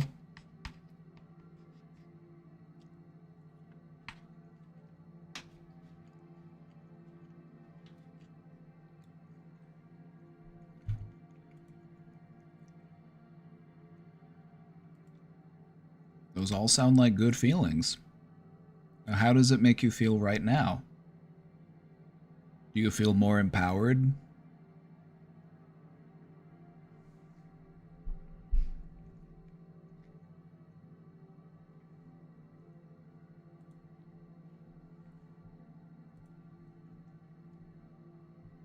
Guilty a bit? Alright, I do this with love, okay?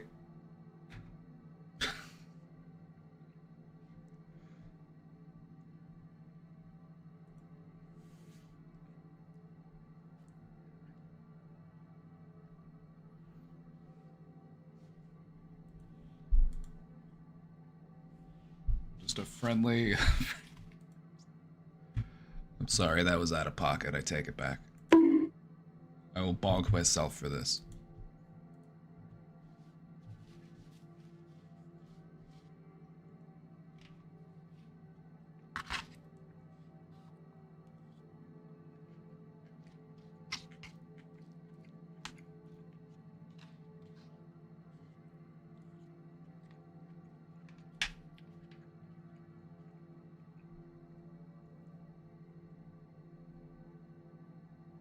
Like, girl, I'm at the point where I'm like, tell me your insurance provider, I'll find you a fucking dentist.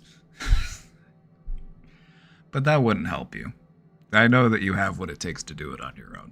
You don't need me to do that. I just want to see, like, you tell me I feel relieved, powerful, responsible. I want you to feel those ways. And I want you to achieve those feelings. And you have a clear view on how to get there. Figure it out, I just don't even know where the card is. There's probably a copy of some of that documentation in your work email. Or you can request a new card from your provider if you go to their website.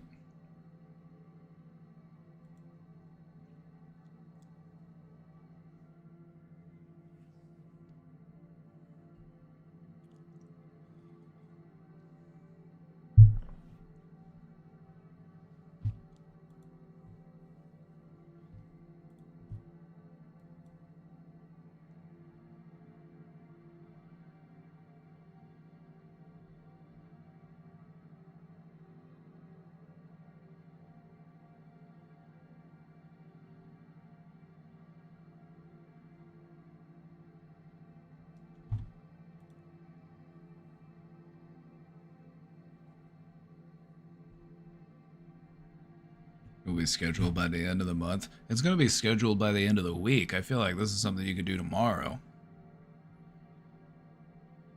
You could take some time today to get your insurance information underway, and then you can probably find out somebody nearby that takes your insurance.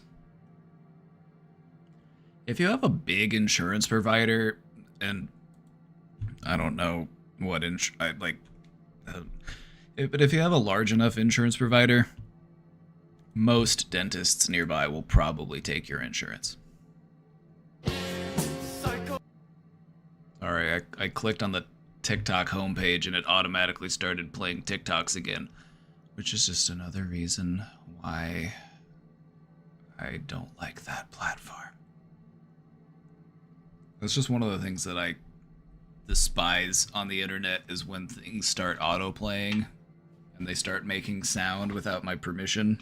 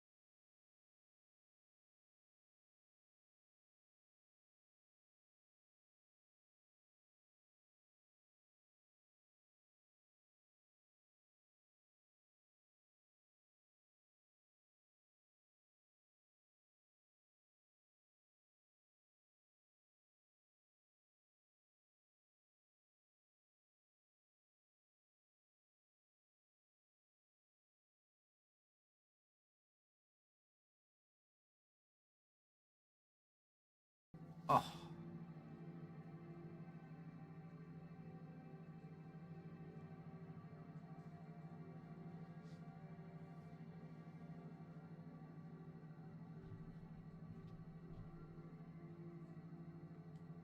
Baby.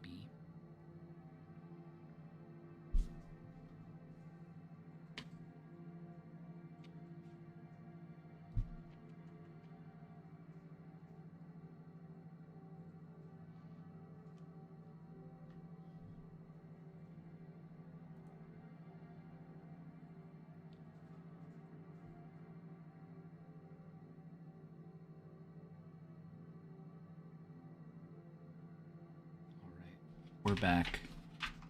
I brought a cat. We're back, and I brought a cat.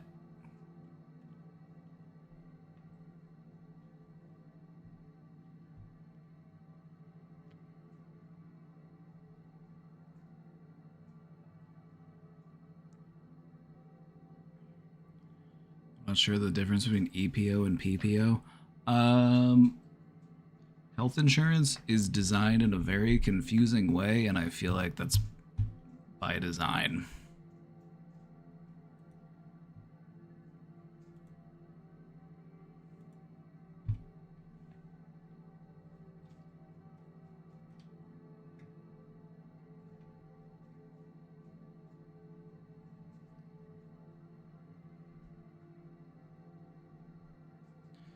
Well, we're all caught up on the questions for now, so I'm going to take a cat break.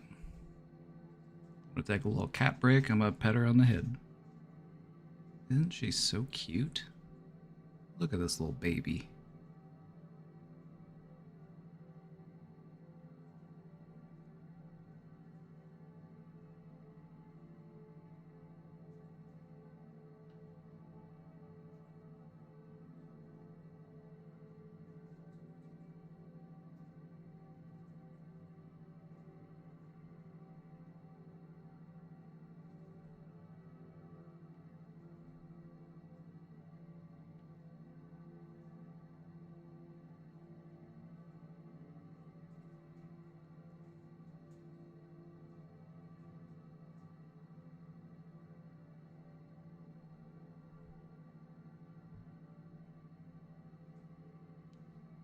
She's like, why'd you stop?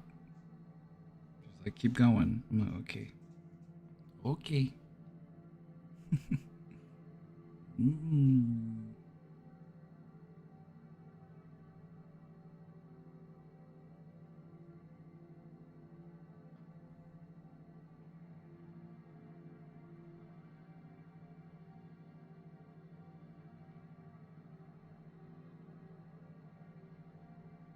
Feeling lonely? Is there anything we can do to help? I really want a calico kitten, but will only go through the cat distribution system. So if I see one, then uh-oh.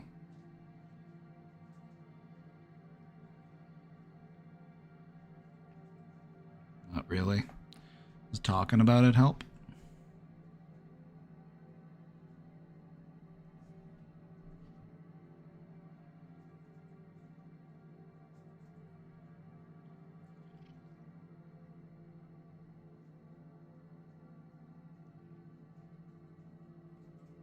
I'm sorry to hear that you're feeling that way.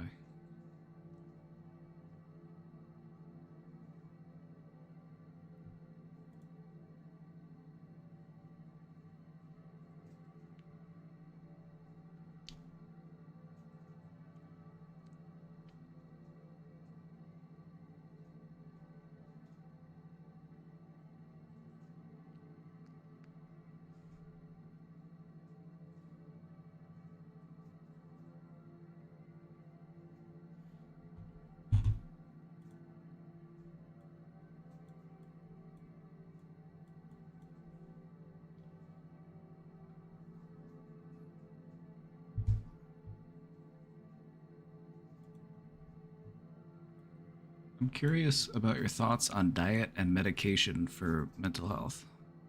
All right, let's talk about it.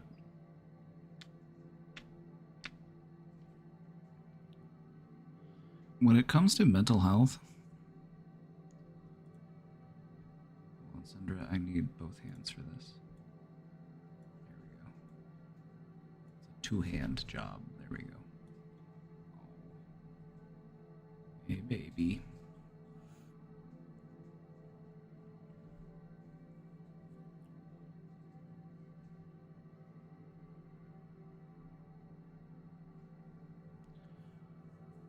When it comes to mental health, it's really important that we don't undervalue just how much having a healthy diet, a healthy routine, you know, whether it be a healthy amount of exercise or, you know, having hobbies and routines and those sorts of things, it's really important that we don't understate just how much of an impact those things make. Like, if you eat like shit, you're gonna feel like shit. Also, it's important to be aware of what it communicates to ourselves. Like, if we just eat, you know, highly processed, bad for us foods, what is that communicating to ourselves? It's communicating that we don't really care. It's communicating that we're more satisfied on, you know, that immediate gratification than we are on long-term effects. And so having a healthy diet does more than just the physical benefit of it. It's also a mental benefit. You're showing yourself that I do care about myself and I do want to take good care of myself. You're making that more of a priority. And that's what good mental health is all about. Prioritizing your wellness and doing things that you need to do to encourage that wellness. Sindra, you are too cute. Look at this. Oh, she's taken over the place.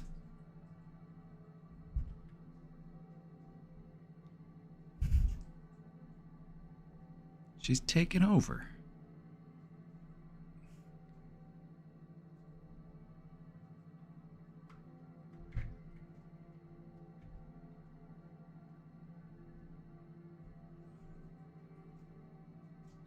And I'll allow it. I'll allow it. Because you're so cute.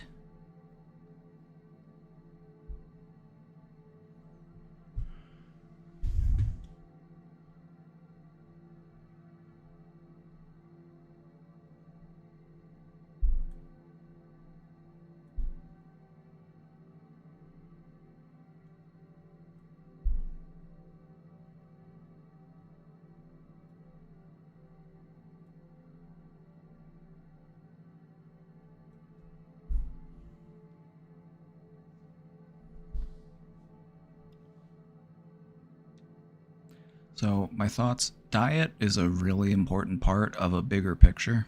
So it's something to always be mindful of in regards to our mental health. If we're just eating fast food and junk food and highly processed snacks and sugary sodas, it's like, you're not going to feel good mentally. It really does just wear on you. So medication, let's talk about that for a minute. As far as medication goes for mental health, what I believe, my thoughts are, is medication is really important in regards to mental health, but a lot of people have misconceptions about the role that medication should be playing in regards to mental health. I've met a lot of people who take medications. It might be, you know, an anxiety drug, it might be an antidepressant, whatever it may be, and they find themselves feeling like, I need to be on this for the rest of my life. If I don't take this antidepressant for the rest of my life, I will become depressed again. Your brain might not be broken in the way that you think that it is broken. Your brain can change. Your brain can rewire. Your brain can operate at a different level. Your brain can produce more of the hormones or neurotransmitters or whatever it is that you feel like you're lacking. And so my view on medication in regards to mental health is take it as long as you need it. What medication is designed to do is to put you in a clearer state of mind so that you can do the work that you need to do so that you don't need the medication anymore. Kind of like training wheels on a bike. Like, could you leave them on? Sure. Do you need them forever? Probably not. There are some medications and some conditions where people may be on them for a much longer time, and I'm not really speaking so much about those, you know, like antipsychotics or mood stabilizers or whatever it might be. But I feel like people really just don't fully understand and appreciate the amount of change that can occur in your brain through your conscious effort. Your brain might feel broken, but your brain can heal.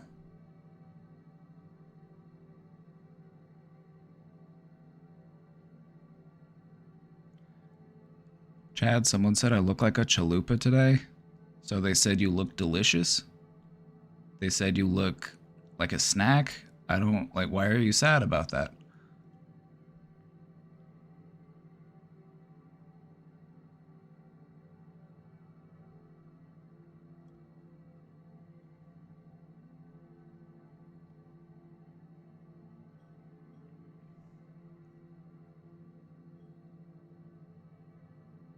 Did I just say you're a snack?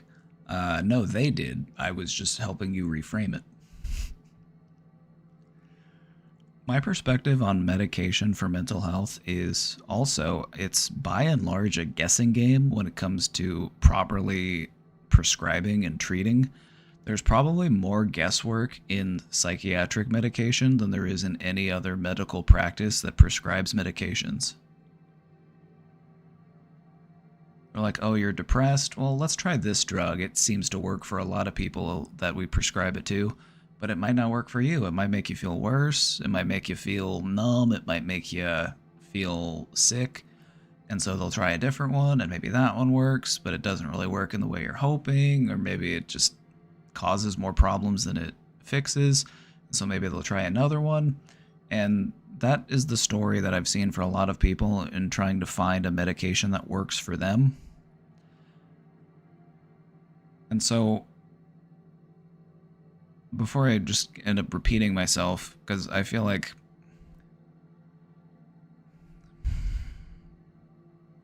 a lot of people do become overly reliant on medication.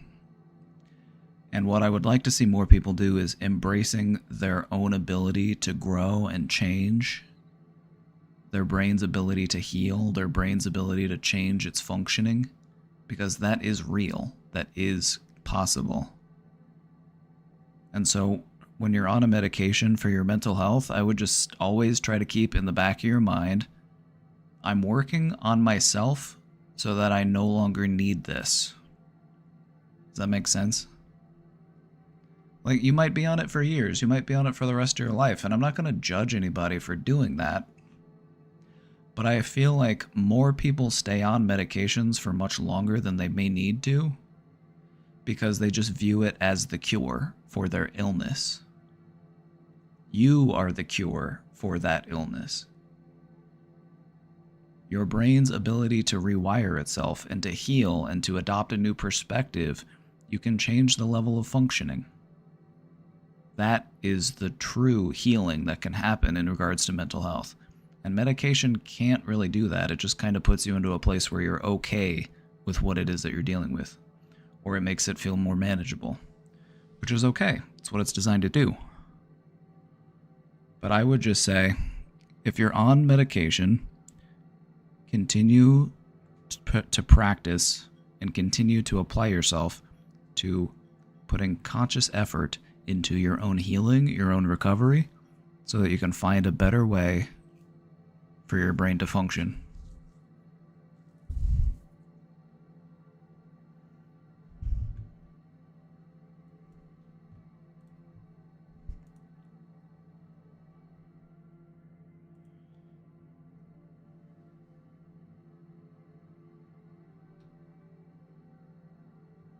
Should I pick the man dentist that's 2 miles away or the woman that's 3 miles away? It's only a mile difference. It doesn't make that much. It's just a mile. It's like, what's a mile in the grand scheme of things?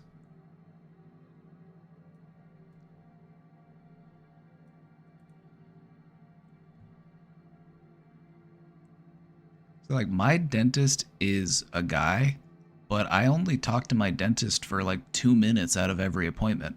99% of the appointment, I am talking to the dental hygienist, who is a woman. And so the fact that my dentist is a guy, like, I barely even talk to him. Like I talk to him for 2 minutes at the end.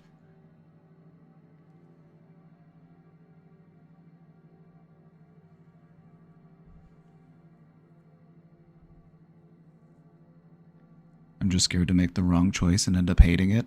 Read the reviews. That's what the reviews are for.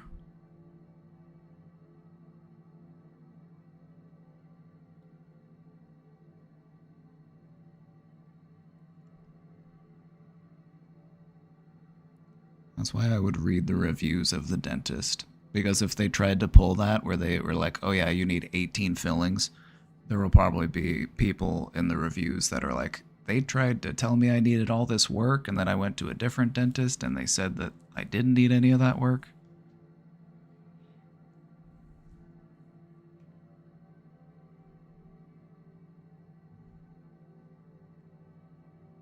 It's happened to you before. It's happened, like Casey's had that happen to her. My sister's had it happen to her. It's like, it does happen. There are dentists out there who are like, oh yeah, you need a bunch of work done. And then you go to another dentist and they're like, well, actually, you only really need to get this done.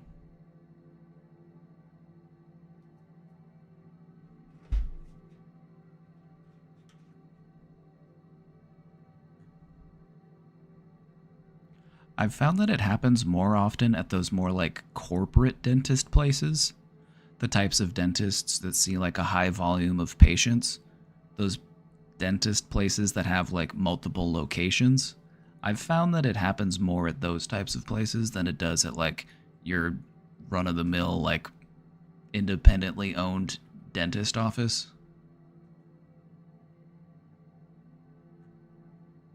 That's what I've found to be true. All right, we got another question here. This might be the last question of the day. We might wrap it up a little early today, so let's go ahead and talk about this. If any other questions come in, I'll take them, don't get me wrong, but this is just the last question at the moment, so if you do have a question, get it in there. Otherwise, we might have to save it for tomorrow. Anyway. Any tips on talking to a coworker who wants to have a convo with you but is too scared to talk to you? Yeah, let's talk about it. I would say maybe invite them to get coffee or invite them out for lunch. You know, just get them out of the workplace a little bit so that they can maybe feel a little bit more like themselves and less like they have to like mask or feel like they have to have this certain role because you're at work. So I feel like going outside of work to initiate a conversation is a good idea. And I would say, just be friendly and just give them time and be patient with them. And, you know, don't be afraid to initiate that conversation.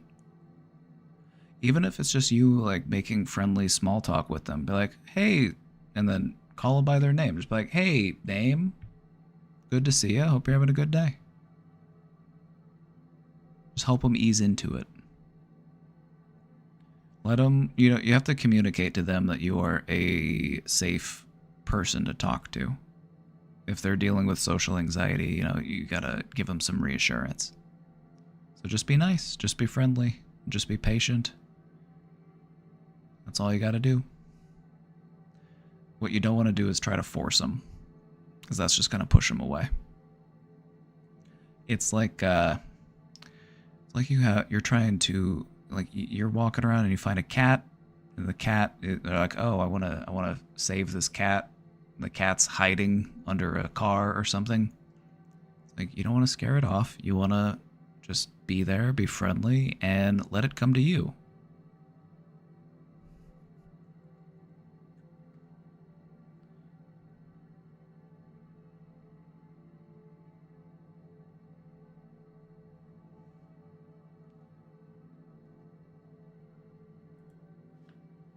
Small talk is hard, and I hate it when it feels like I'm forcing myself to come up with stuff. See, that's the thing about small talk that I feel like a lot of people get hung up on. I feel like what you're describing is something that I identify with, something that a lot of people here probably identify with too. And I feel like what that stems from is we overthink it. The thing about small talk is you could literally talk about anything. Like, hey, how's it going? How's your day been? Did you have a good weekend? This weather sure is nice. Hey, have you tried this taco place down the street that just opened up? I had lunch there the other day. It was pretty good. That's the thing about small talk. It's just meant to be small. But some of us like big talk. I'm more preferential to big talk, so I'm not really much of a small talker.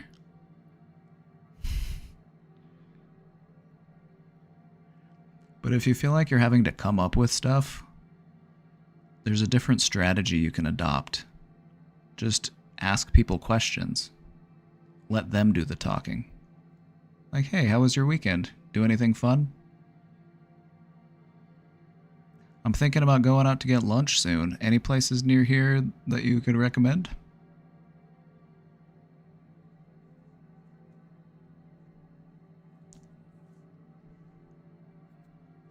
I feel like a lot of the stress that people experience in social situations, whether it be small talk or at a party or at work or whatever, a lot of that stress comes from the feeling of, I have to say the right thing.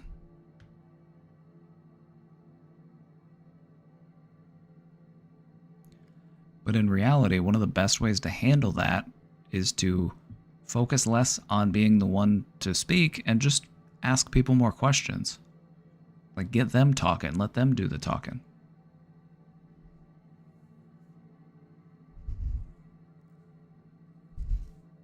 And guess what? You've successfully socialized. You're better at it than you thought you were.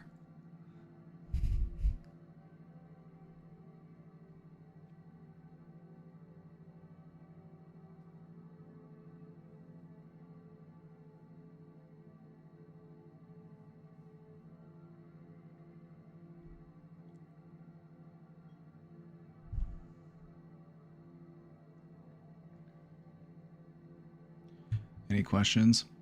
Dry Alex, do you have any questions for us? How have you been? How have you been doing lately?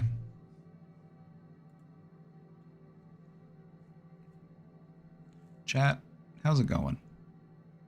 You want to do some small talk? Let's just have some small talk. How's it going? Got any plans this weekend?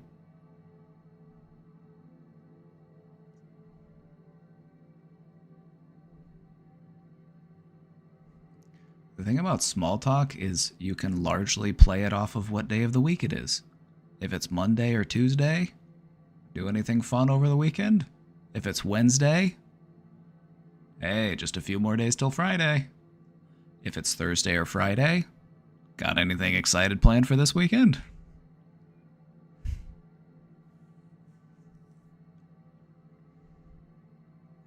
You're gonna go to SPX on Saturday? What's that? You weren't asking chat? I was asking chat. I was asking you.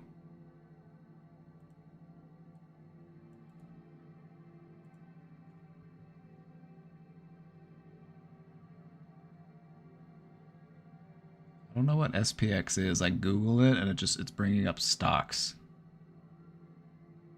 It's bringing up stock information. So I don't know what that is. What's SPX?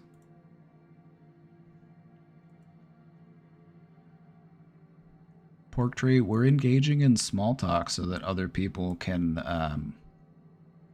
learn how it's done. We're setting an example for them. Oh, that sounds cool. What's SPX? Oh, Small Press Expo. Largest East Coast get-together for independent comic stuff.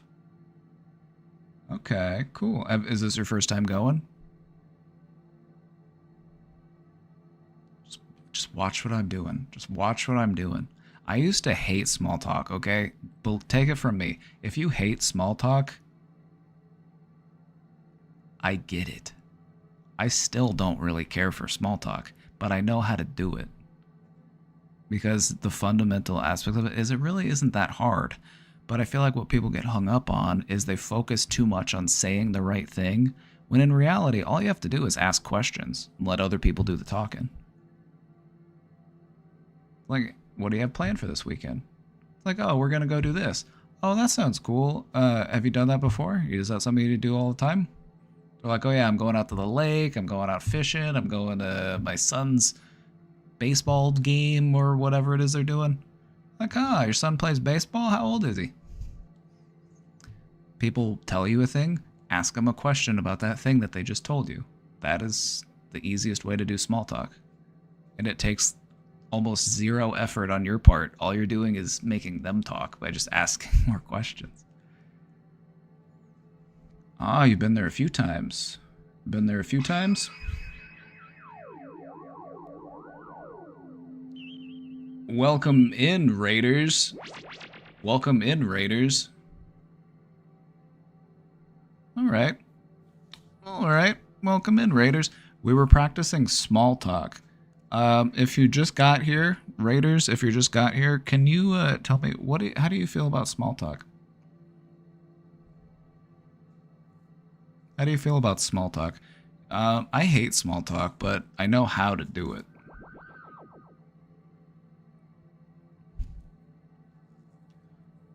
It's draining, it's exhausting, I don't like it, I never know what to say.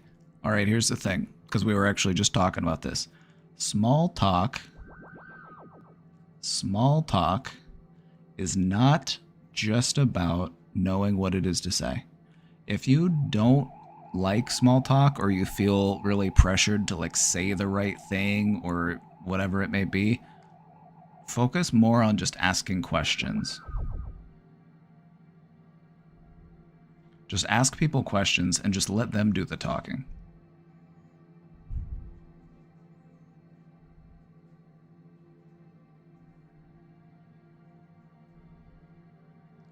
Hate it because when you run out of topics, it's an awkward interaction.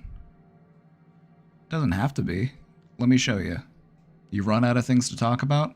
Well, hey, you know what? It was nice talking to you. You have a good day. What if you don't know what questions to ask? Just use the other person as a guide to know what questions to ask. So, if you're saying, got any plans for this weekend? They say, oh yeah, I'm going to do this weekend. That sounds cool. Is that something you do all the time?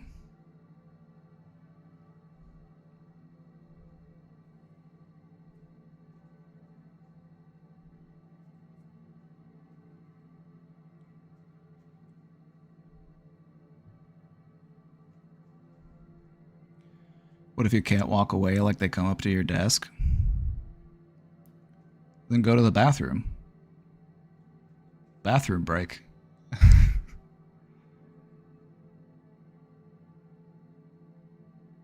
Or if you're at an office, just be like, I gotta run to the mailroom real quick. I gotta go make some copies. Or I gotta run over to HR real quick. I gotta go give them something. You know, just... Or... I need to refill my water. What if all I want is sex and zero social interaction? Well, historically, social interaction is a great precursor to sexual activity.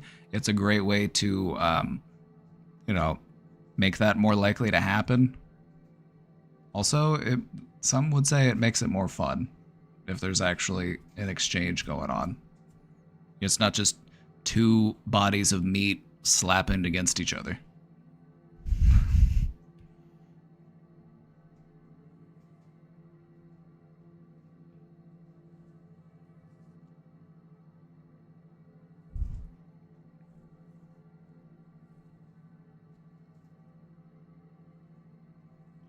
Also, if you're done talking to somebody, all you have to say is, it's been nice talking to you. Have a good day. And then hopefully they just take the hint. It's okay to politely end a conversation if you're done conversing with them. You don't have to just let it whimper out and you know, end awkwardly. Like, hey, it was good talking to you. I should get back to it. I really should get back to work. I got a lot to get done before I leave today. It was good talking to you, though. I feel like where a lot of people get hung up is they just overthink it. They overthink it, or they feel like I have to say the right thing. It's like, just ask people more questions. But if it's your job to make small talk, then it's probably a skill that you should practice. It's probably something that you should embrace and work on.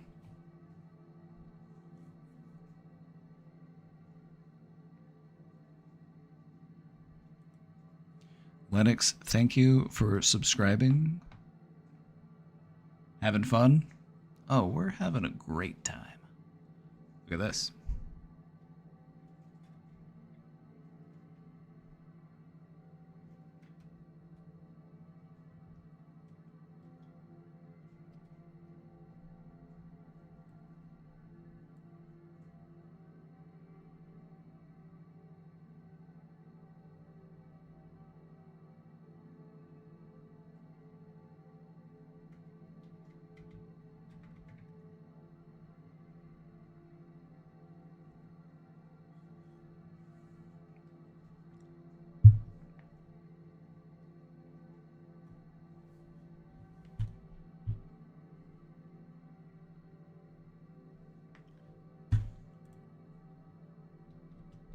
So we were in the process of wrapping it up, but you know what? We'll hang out for a little bit longer.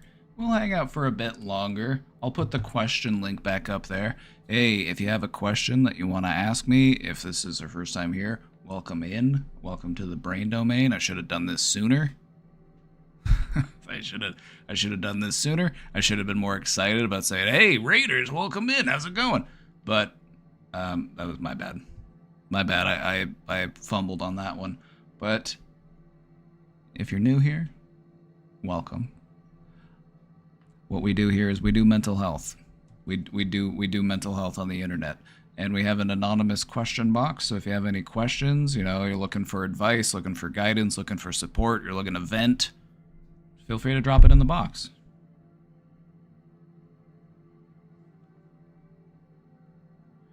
What kind of small talk would you recommend with old people? Ask them about their grandkids.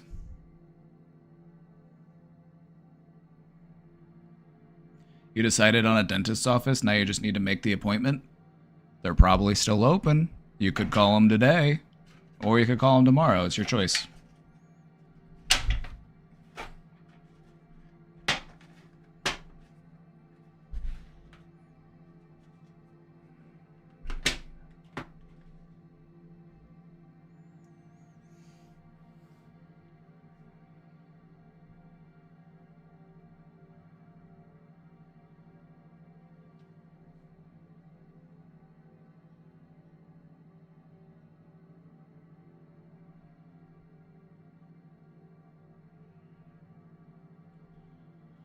Hope I'm having a nice day. I'm having a nice day. I got a cat here with me. It's always a good day when you got a cat in your company. Look at this.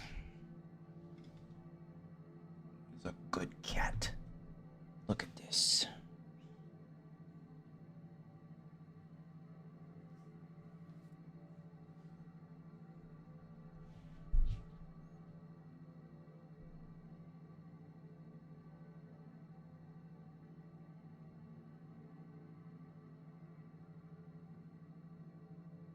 Oh, girl, you are shedding. She needs a brushing. I need to brush this cat out.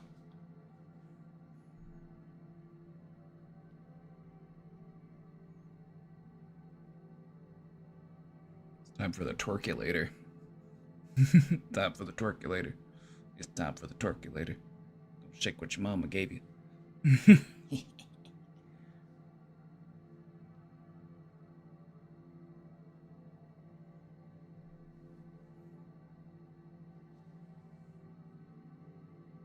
She likes to just latch onto my shoulder.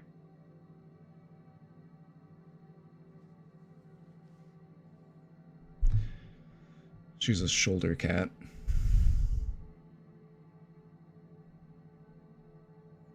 Anyway, how are you feeling today? Feeling good? We're feeling good? If you had to rate your mood out of 10, where would you be at?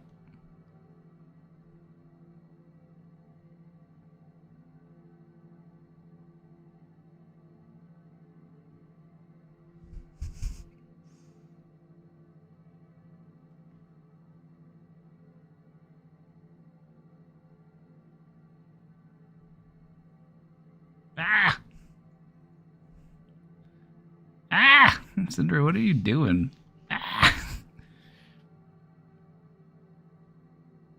Bro, why are you biting my hair? What are you doing? Ah!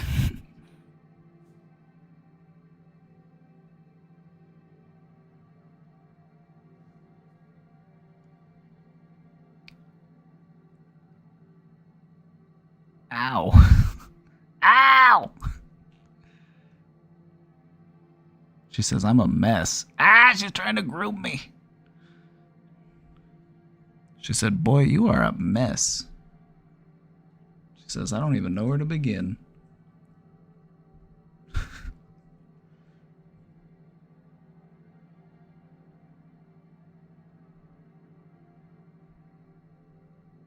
She's just laying on me. You see this?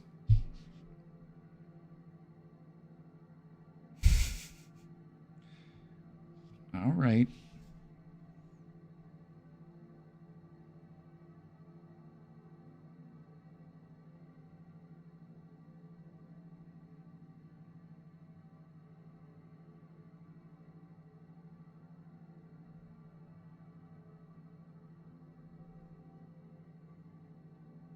Are you comfy? Are you comfortable? She's just balanced on me. She's just straddling my arm. Girl. Girl, come on. All right, here we go. Let me hold you.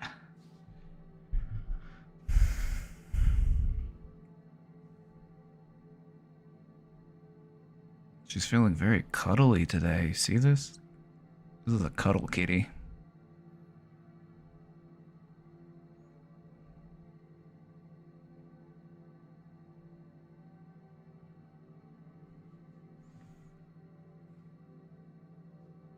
Got some good scores. 6s, 8s.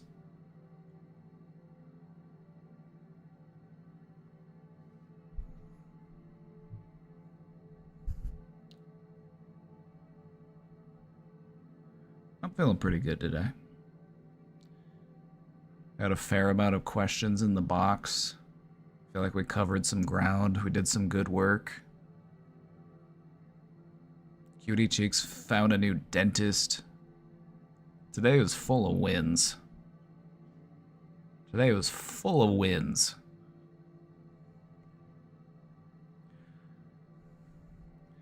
I was thinking about it earlier because somebody was asking about me playing games, and I was thinking, I'm like, if I were to play a game on stream, I would probably want to play Project Zomboid.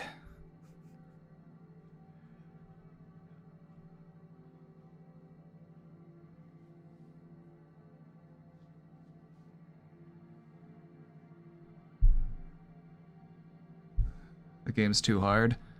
It's a hard game. That's part of why I like it, though. There's a lot of learning to do. You never heard of it? Project Zomboid is like The Sims, except you're in a zombie apocalypse. It's like you gotta find food, you gotta take care of yourself, you gotta... Oh, hello. Hello. How you doing, babe? You're not feeling good? Do you want this cat? I mean, she will help cleanse your energy. Give her a good cuddle, and you'll feel better. I'm about hi chat. I'm about to take a hot bath. Are they being good? Oh, they're being wonderful. They're being little angels. Are you guys mad at me? I just had to cut my stream short. I was just like, God, I feel like shit. Yeah, you're not feeling well. That's fine. Like, you're not feeling well. Take care of yourself. You don't want to like wear yourself out and push yourself too hard, and you'll just end up making yourself feel worse. So much shit coming up soon. Right? We gotta travel. We gotta go to TwitchCon. We got a lot of stuff to do. So, yeah, take care of yourself. Take some time to rest and recover. It's all good.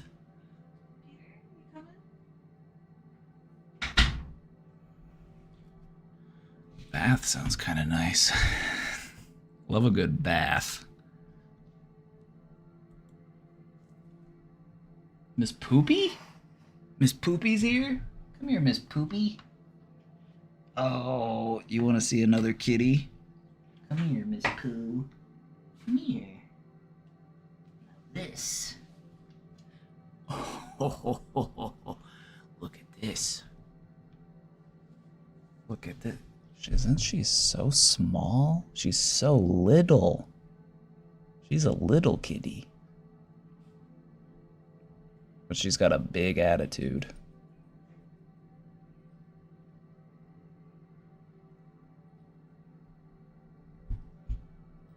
Oh, she's a sweetie. Look how small she is compared to Syndra. she's so little compared to Syndra. Oh, she wants to lay on my desk. All right, there you go. Make yourself at home. Go ahead. There's plenty of room for you, miss. You're not that big. The other cats don't fit. There's not enough room for them, but you got space. Baby.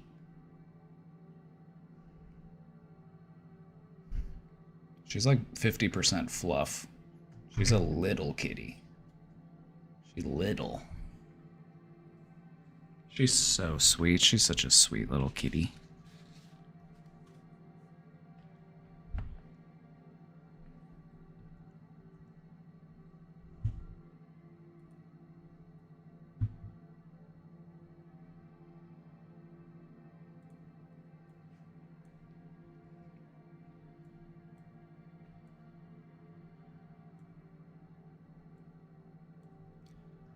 Question. How do I improve on asking people questions about themselves? I tend to relate what the topic is to myself. I don't know how to ask questions about the other person without making it sound unnatural. Alright, here's the thing. It might not be unnatural if you were to just look at it from an outside perspective. It might feel unnatural to you because your reflexive response is to try to relate the topic to yourself as a way of connecting, which is okay to do. It's not a bad thing to do, but for the sake of small talk or for the sake of, asking people more questions, what I would say is try to think about what your objective is from a social interaction. What is the goal that you are trying to fulfill here? And oftentimes our goal, whenever we socialize, our goals tend to be more oriented on ourselves. And I'm not saying that for any insidious reason. It's not because we're selfish or narcissistic or anything like that. It's just because we're trying to relate to people by sharing our experiences and things that we've been through that are similar so that we can show people, oh, I see where you're coming from. I also went through something like that. But for some people, they aren't really looking for that. And so if you're trying to improve on asking people more questions, I would say change your objective from socializing. Your objective should be, I want to get to know this person better. I don't need to worry about them getting to know me better right now. That can wait. We can do that another time. But for the sake of this conversation, my objective is I want to get to know this person better.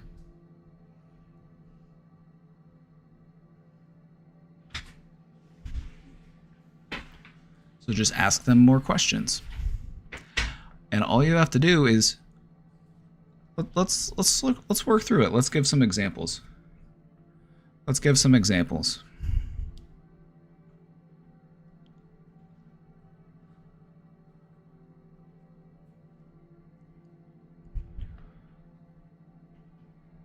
Let's say that you're talking to a coworker and the conversation you've had is, what are you doing this weekend? What are you doing this weekend? And they tell you, oh, I'm doing this weekend. All right, this is the point in which you're going to need to start thinking about what types of questions you want to ask. And you can keep it really simple. Who, what, when, where, why. And so if they give you an example and say, oh, this weekend, oh, I'm actually going fishing with my friends. And you say, oh, fishing, okay, how long have you been doing that?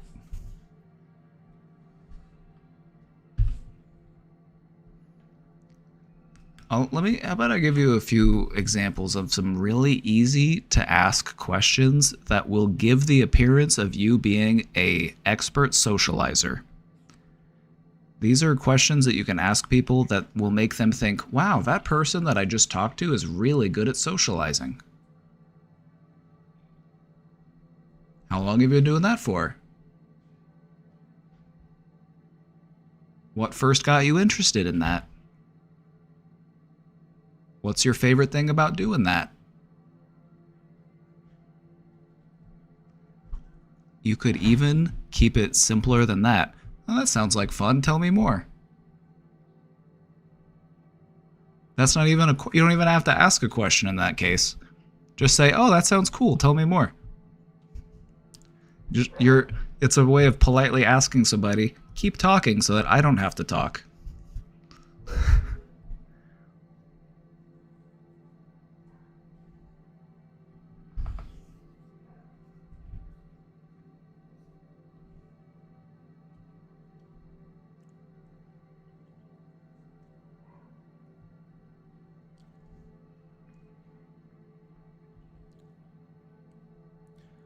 Maybe they say like, "Oh, I'm going out of town this weekend." Ah, what for?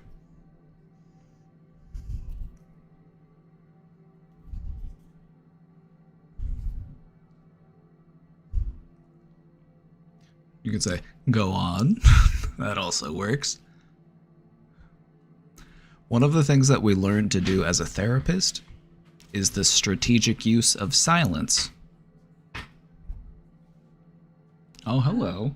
Oh, you want her? You want this cat? Oh. Here you go.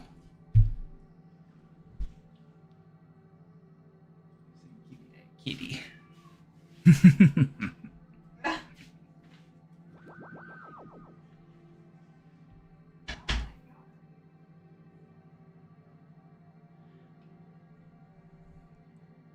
All right. Let me take it one step further. Something that will... Okay, because here's the thing. When it comes to being a good socializer, it doesn't matter how good you feel about your ability to socialize. What actually makes you a good socializer is if whether or not the people that you socialize with feel that you are a good socializer. So if they think that you're good at socializing, you are good at socializing. You don't have to feel good at it. You don't have to feel like you're an expert. That's not what it's about. It's about how people perceive you. So,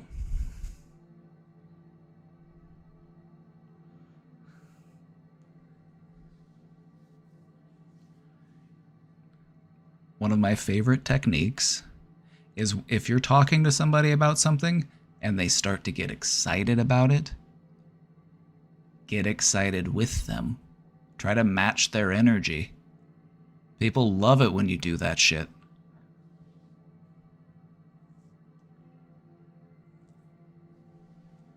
People bore me straight up.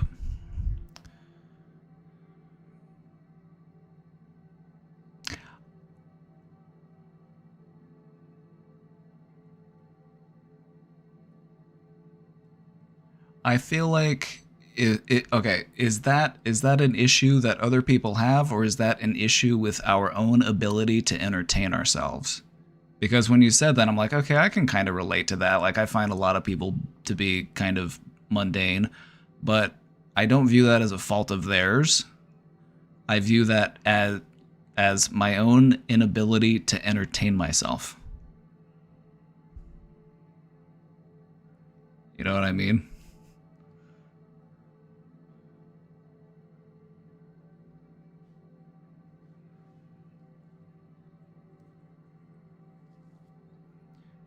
If you're hanging out with a person that you think is boring, just ask them a really interesting question.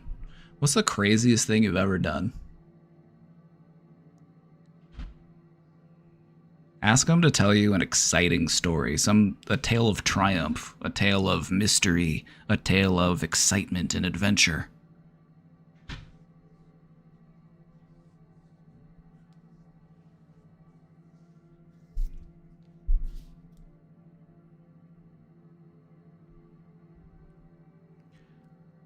But going back to what I was saying earlier, being able to match someone's energy when they are happy, when they are excited, that goes a long way in being perceived as a good socializer. So if you see somebody and they're excited because they're going on a fishing trip this weekend, don't act bored just because you don't like fishing. Be excited for them because they are excited about doing something that they are excited to do. You're excited about their excitement. But I feel like what a lot of people do is, you ask somebody what they're going to do this weekend, and it sounds like something that's like, well, I wouldn't want to do that this weekend. I don't like to go fishing or whatever it might be. And so you're like, I'm not excited.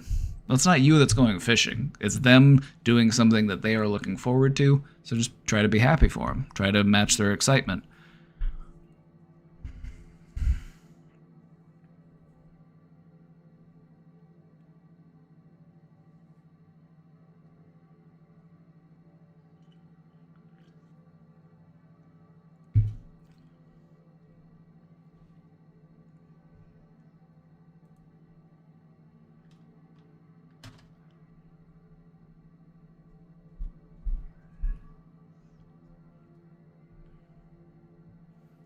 Yeah.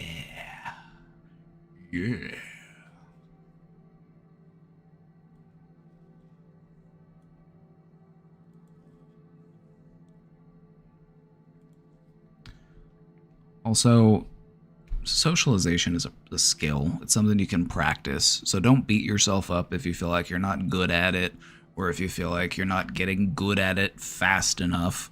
Like, if you want to feel better about your own socialization, just go out in public and just watch other people as they socialize. And what you will notice is that there are tons of people who will misspeak. There are things who will say things that are out of pocket. They will say things that agitate and offend the person that they're talking to, even though they weren't intending to do that. And so just observe people as they socialize, and you will recognize that people mess up all the time. All the time. And so socializing isn't about making mistakes. It's about how you bounce back from those mistakes. If you misspeak or you say something silly, laugh at yourself. Just be like, I don't know where that came from. Or like, oh, did I just say this? Oh my God, that's so funny. I meant to say this. Is it bad that I'm not interested in socializing? I'm not going to answer that question for you. What do you think?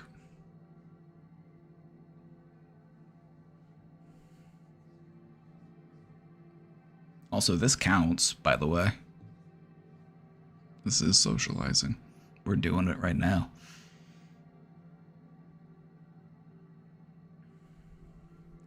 What are the benefits that socializing gives us as a species? What does socializing do for us? Because I would say that socializing is something that is important to us biologically. It's something that we need on a cellular level. We need connection.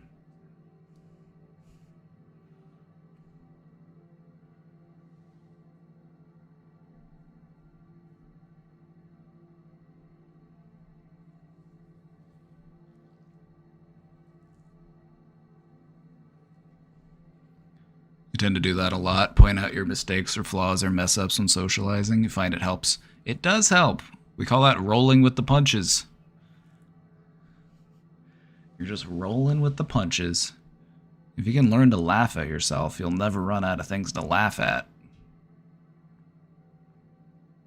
What you'll find is that if you're able to just have a laugh at yourself in that moment, if you misspeak or you mess up or you say the wrong thing and you're able to correct it, you'll feel much better about it, and you probably won't even remember that it happened.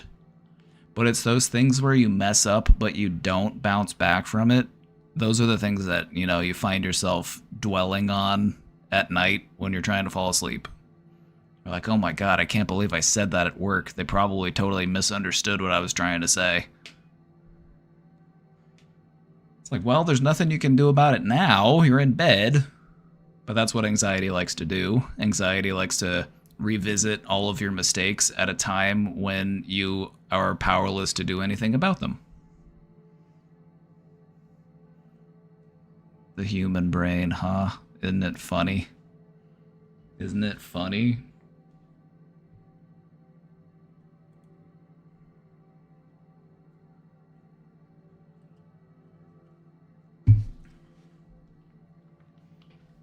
It shows vulnerability in a way that makes people like you. Absolutely. A certain affability. And I feel like that's really important to have. Most people like it when you don't take yourself too seriously. Now, don't get me wrong, there are circumstances and situations where you should take yourself very seriously. Like if you're talking to a judge. If you're talking to a judge, that is not the time to start cracking jokes. Unless it seems like one of those fun judges, but those are few and far between.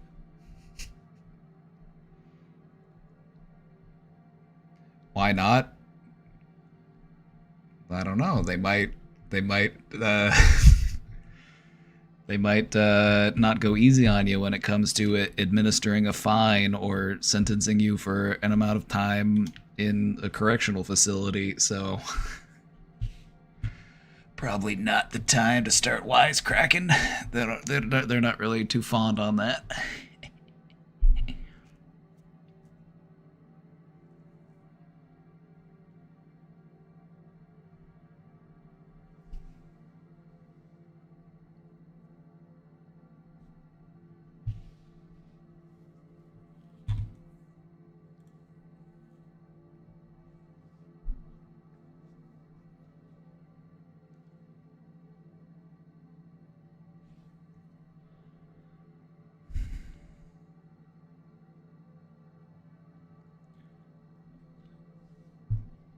What I've come to notice is that part of the reason why people get so anxious about socializing is that they care too much about stuff that really just doesn't matter that much. Like, think about the number of conversations and interactions you'll have over the course of your life. There's going to be some times where you fuck up. And it's probably better to just acknowledge it when it happens, apologize if necessary, clear up a miscommunication, rather than to just pretend it didn't happen or to just continue to embellish it and then find yourself strapped with regret or remorse.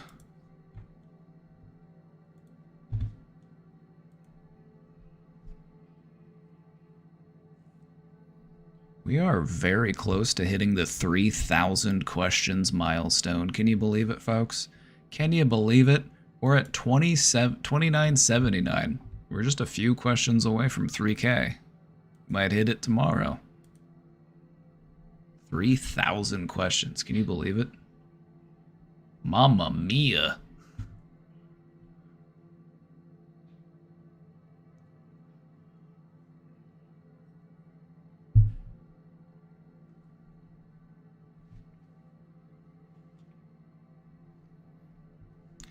Mamma mia.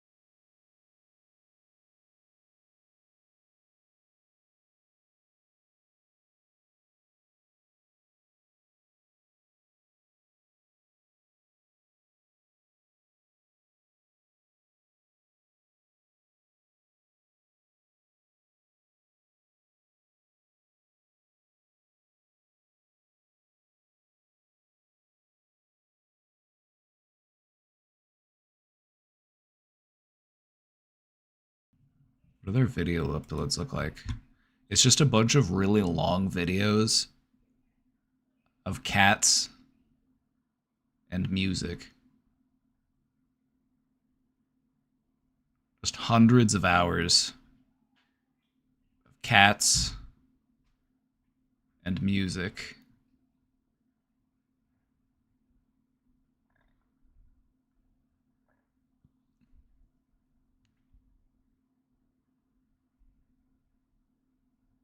Now this is content.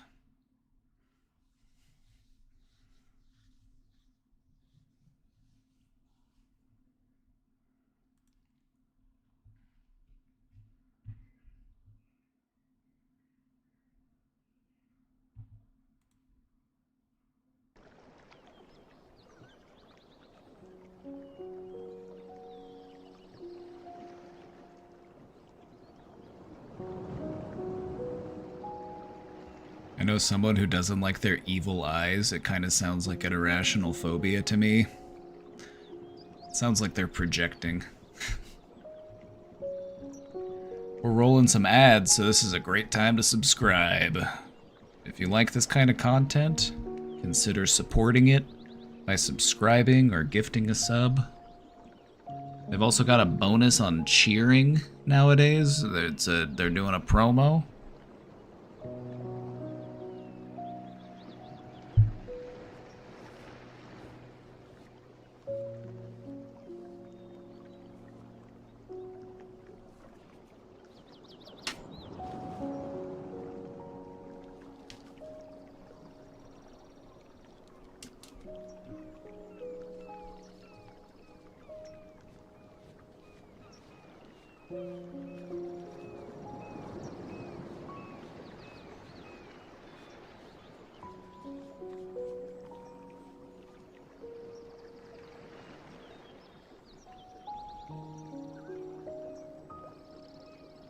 Is this really just that same cat for hours? It is.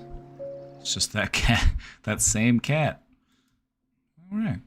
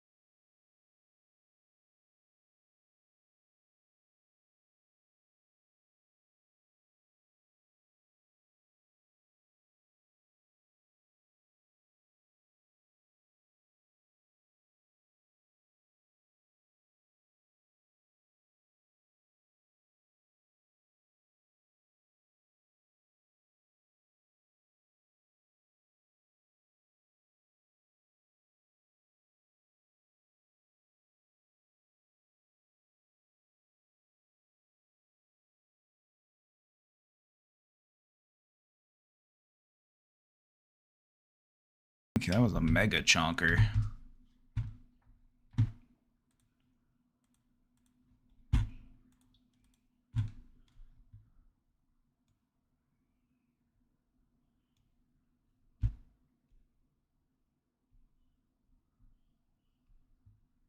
Big boy. A big boy.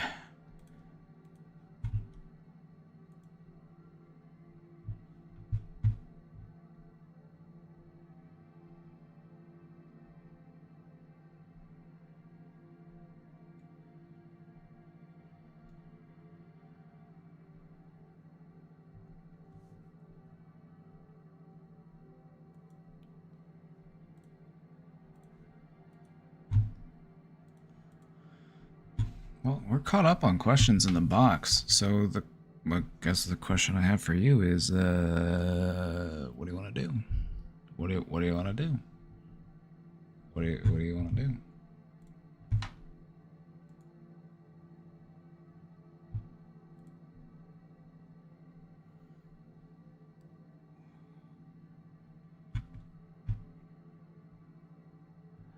What are you gonna do?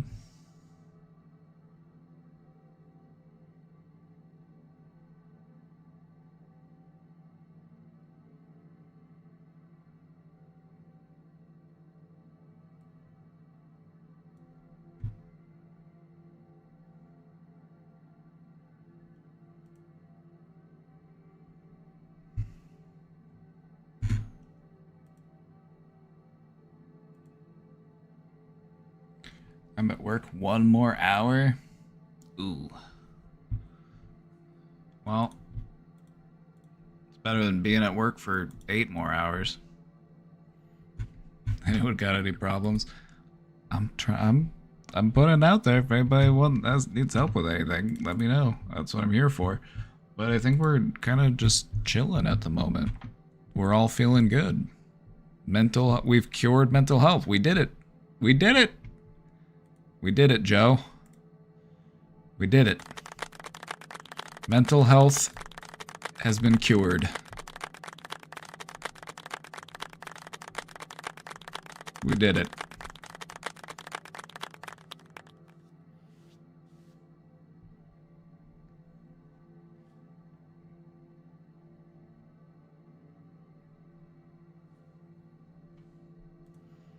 Too good. I might run out of people to help. I might run out. You're too good. You're too good. You fixed it all. You did it.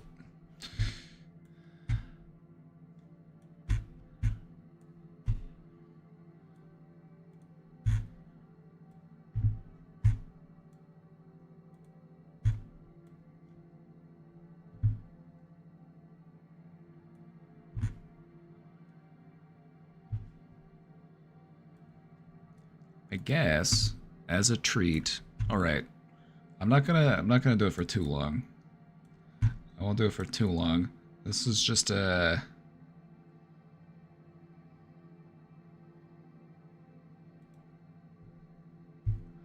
as a treat, a little bonus.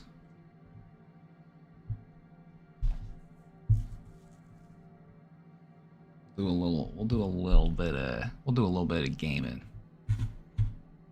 This website's all about, right? That's what this website's all about, right?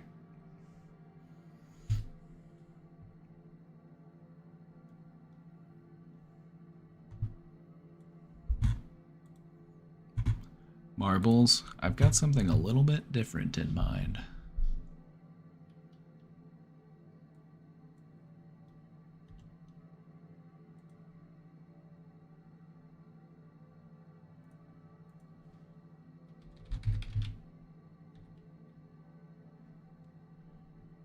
Got something a little bit different in mind.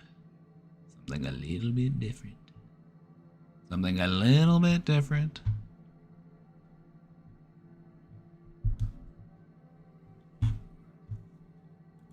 Something you've never seen before. It's gonna blow your minds. You're gonna see that and you're gonna say, I've never seen that before. I had no idea that could be possible. But I did it like it was nothing.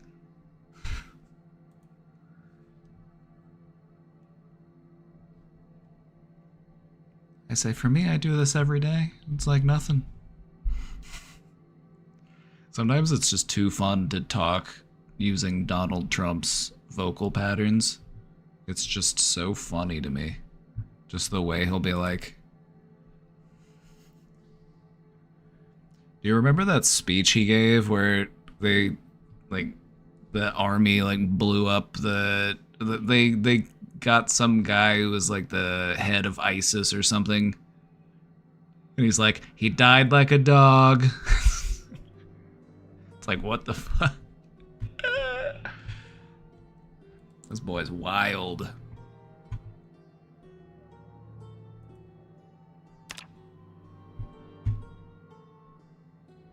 All right.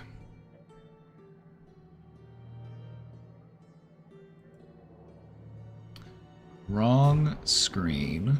First off, we need to change this.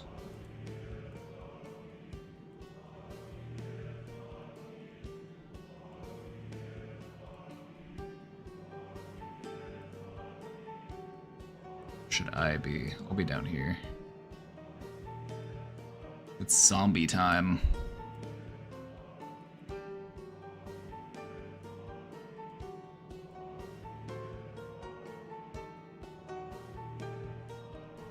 I love this game. I also like this game. So what I'm gonna do here today is I'm just gonna start a new character and I'm just gonna play for a bit and we'll see what happens. We'll see what happens. We'll see how far we get. Sound good?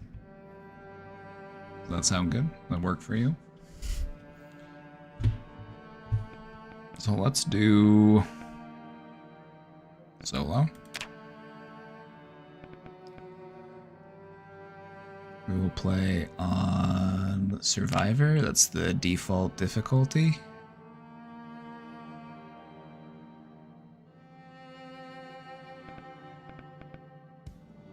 I don't need any of these extra challenges, I don't think. We're just gonna do it straight up.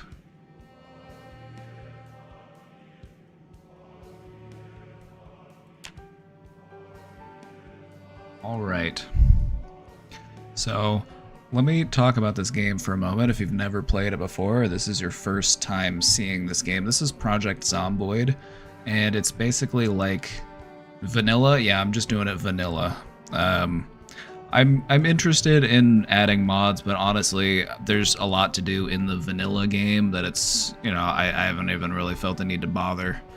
I've got like 200 hours in this game just playing it vanilla, and I still feel like there's still stuff I can do and explore. So,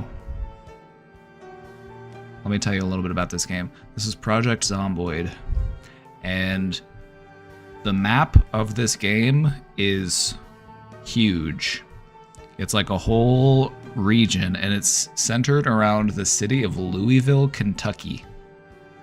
And so you can pick these different little towns, and this is basically just picking where you're gonna spawn.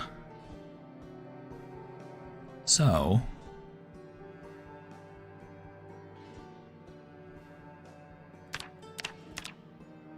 I think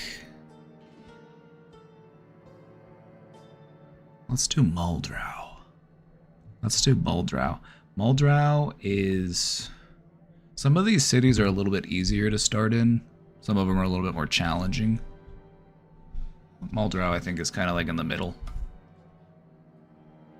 And so the thing about this game is it is hardcore.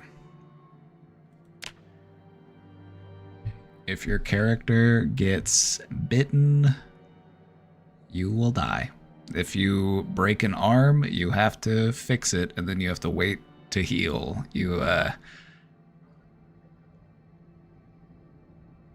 You'll see. You'll see. I'll show you. All right. Let's see. Do I want any of these perks? So you can start. You can choose a career.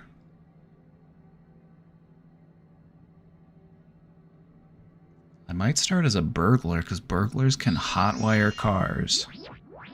Hotwiring car, but I don't know if I'll need a car at this point. I might be okay to not do that.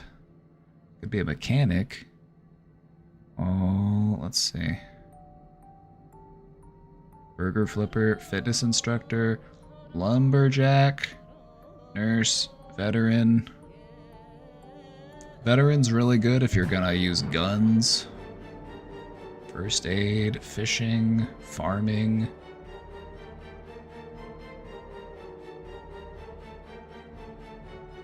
Carpenter's good.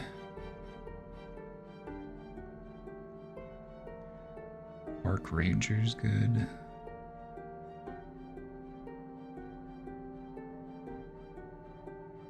Let's be a firefighter. Let's do that. Let's be a firefighter. All right, so when you make your character, you can give yourself perks. And these cost points.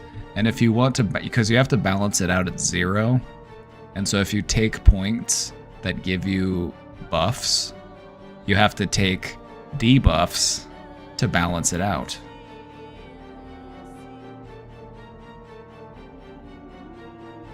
So let's take, I like to take strong. Strong is really good. Handy is also really good.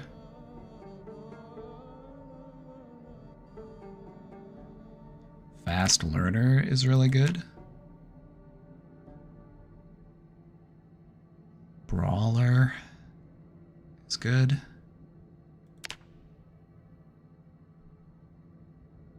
Or gymnast. Maybe I'll do both.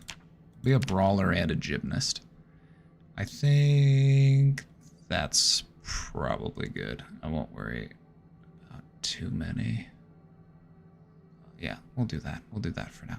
All right, so I have 35 points. I have to take 35 points worth of debuffs. All right, so we're going to be clumsy. We're going to make more noise when we move. We're going to be short-sighted, so we need glasses. We're going to be weak stomach. We're going to be agoraphobic. We're going to be... You can only be agoraphobic or claustrophobic. Let's do claustrophobic.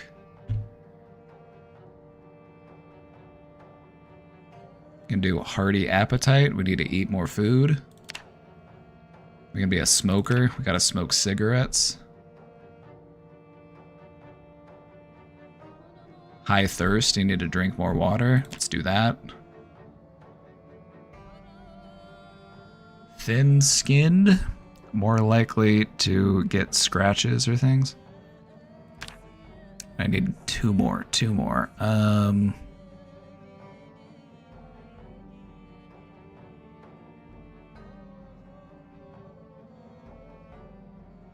Two more points.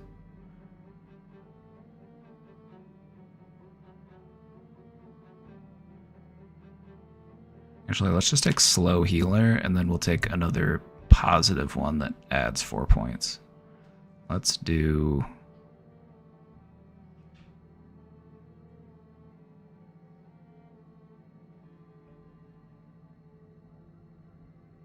Let's do baseball player. It adds a point to our long, blunt skill.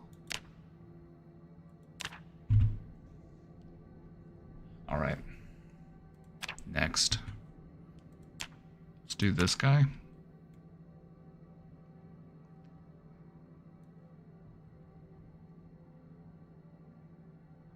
Let's give him some glasses.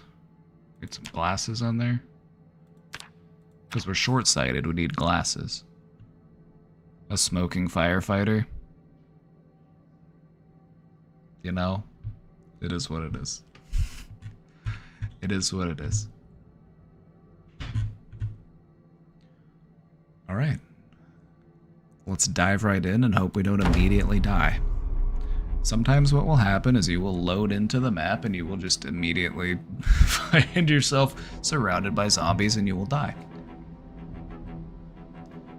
Sticky Candy, thank you for subscribing for 27 months, by the way. Thank you.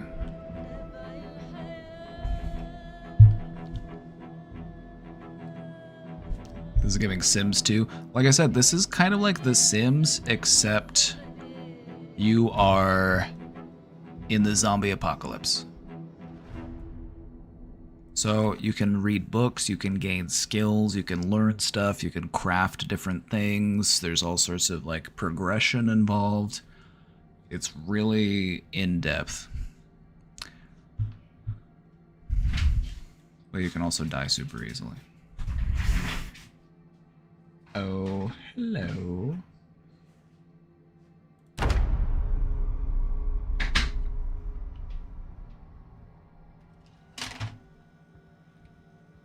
Right, we're in. So, first things first, need to find a weapon.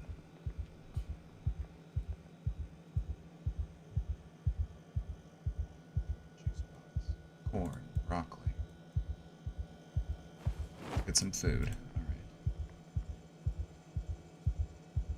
Canned vegetables, perfect. Let's get all that. We need some food. Don't want to be starving out here. Oh, a can opener. You need one of those if you're going to open those cans. Right, we need rolling pin.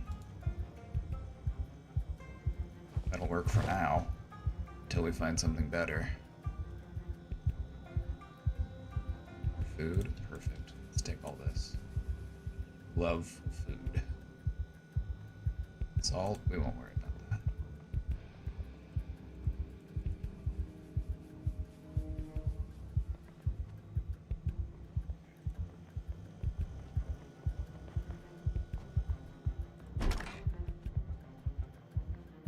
Antidepressants, painkillers, soap.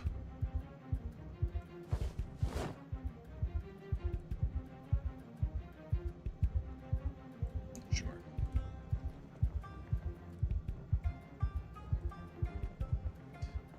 Not really much for weapons in this house. And if you're gonna survive out in this world, you need weapons. There is nothing.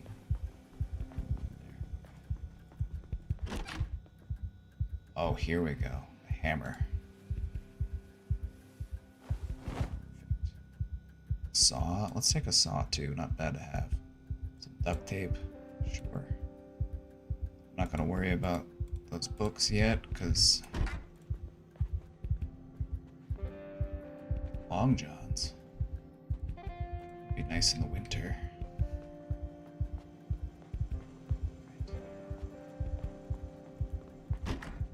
We're sneaking. Also, we're crouching because the zombies can see you through the windows. That's why I'm sneaking around in this house right now. Also, my character is panicking. We're panicking right now because we are claustrophobic, so we should probably get outside. Also, my character is a smoker, so we need to find some cigarettes. Zoom out a little bit.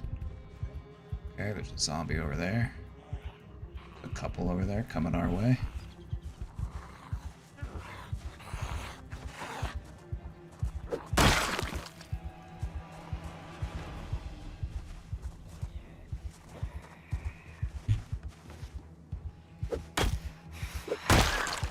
Smashed him. Leather jacket. Leather jackets are good. As you can see, these give you defense. Light defense, scratch defense. So we're gonna steal that. Put that on.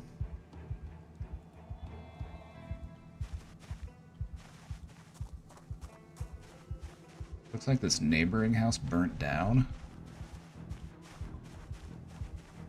Oh my god, I have forgotten how to. I haven't played this game in a while. I'm having to relearn some of the buttons. So I hope I don't make a fool of myself. Come here. Come here. App.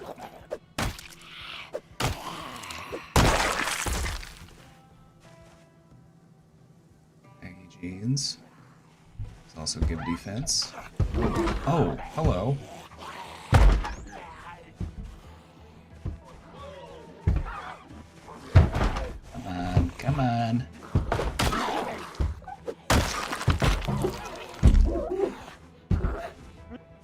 He is just... Oh. Not alone in there. It sounds like there might be a couple of them in there. Let's go over here. Let's check the back of the... Oh, yeah! Look at that. Axe time.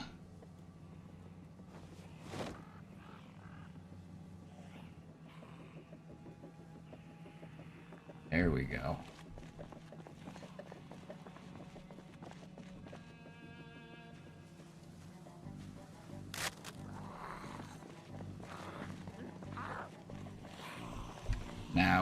Now we're in business.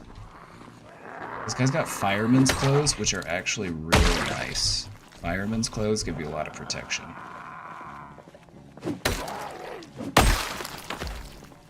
So if you don't mind me, I'm gonna... Oh, he's got the key. This is his truck.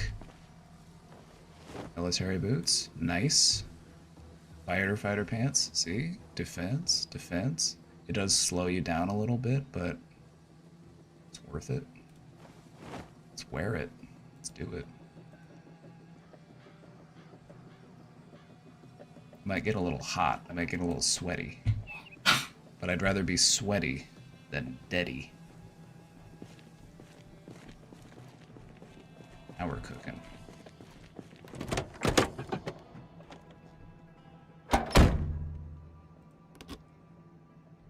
Oh my god, we're in motion.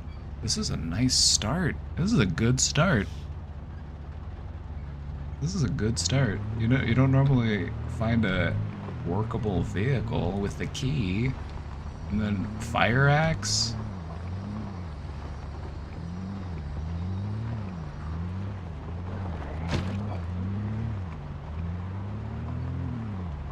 Let's try to find something cool to loot.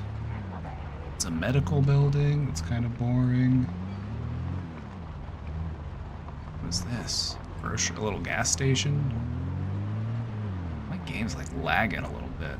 Probably because I'm streaming. I'll probably turn down some graphics settings or something. Oh my god. Get out of here.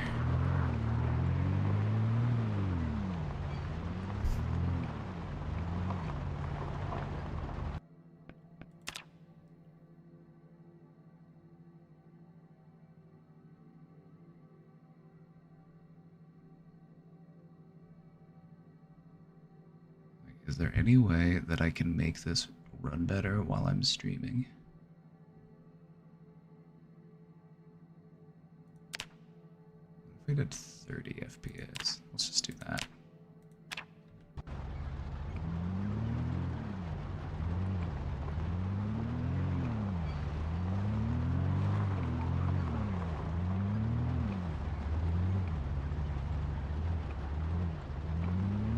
Okay.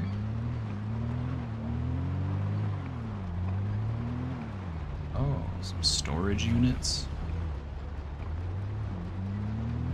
So, as you can see, this game is all about just exploring and looting and surviving. It's best to, you know, not focus too much on combat because you can very easily get overwhelmed. That being said, I do want to smash some zombies, so we're gonna do that. Come here, big boy.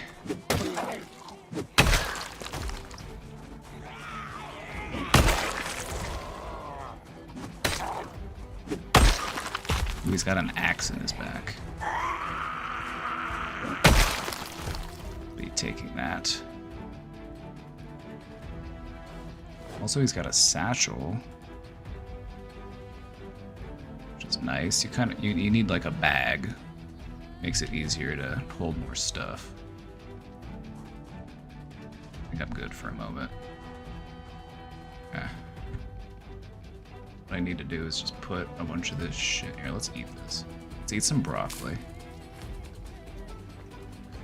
I want to take basically all this shit. Put it in my bag.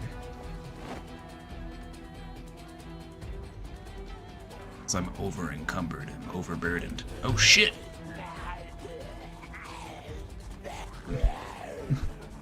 Leave me alone, I'm managing my inventory. The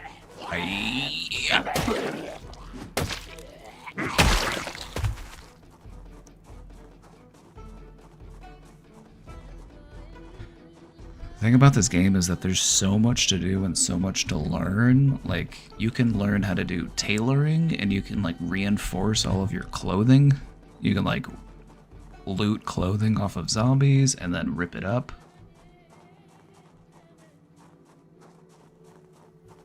Get ciggies from the gas station. Oh my god, you're right. I need to find some cigarettes. I need a smoke. Also, I need a water bottle.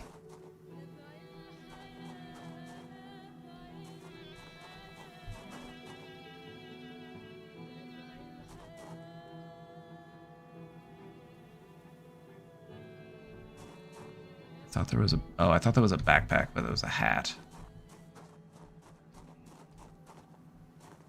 Alright, I need a drink. I'm thirsty. So let's... I bet this place has something to drink. Maybe they got a water cooler or something. It's locked. Well, oh, it's a church.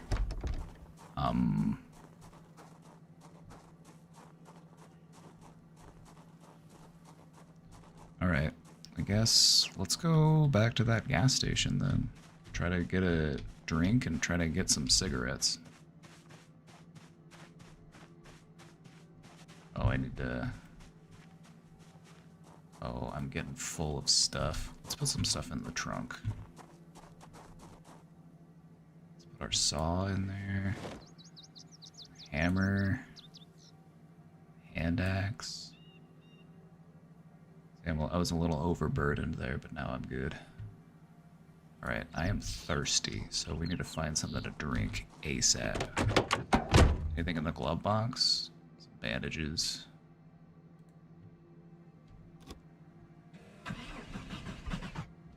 This car is not very good shape, but it'll do.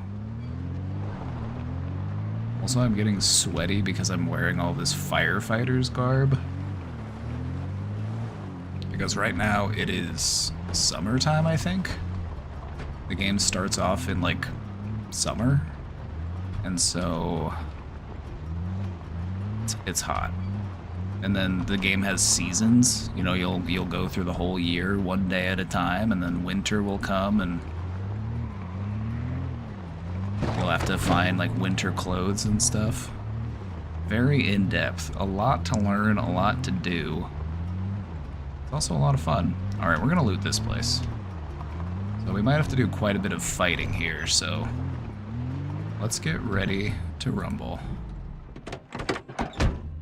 Alright, so zombies can't go over these tall fences here, so I can use that to my advantage. If I can kind of turn my back to the fence and know that nobody's gonna, like, hop up behind me. But I should probably take care of this guy since I don't want him sneaking up on me. Oh my god, get him. Oh my god, die already! What the fuck? Okay, there we go. That took forever. Oh.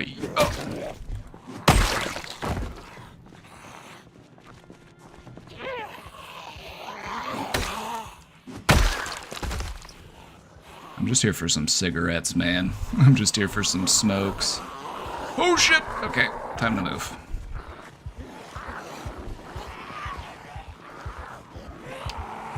Just be cool. Just be cool. See, I walk faster than they walk, so I don't have to get panicked. Slow and steady wins the race. Here we go. Let's get to work.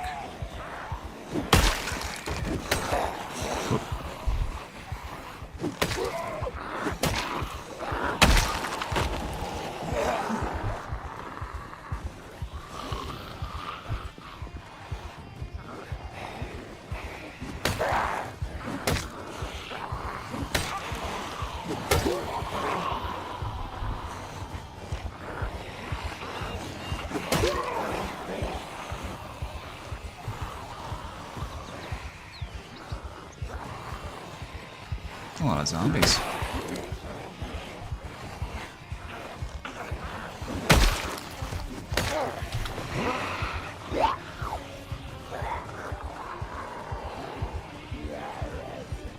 There's more coming. Okay.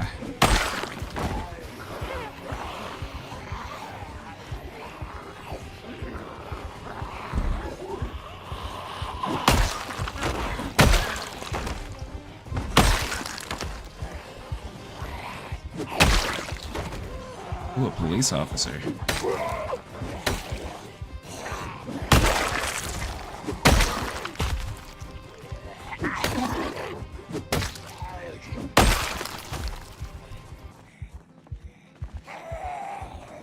Oh, he's just got some bullets on him. Nothing good.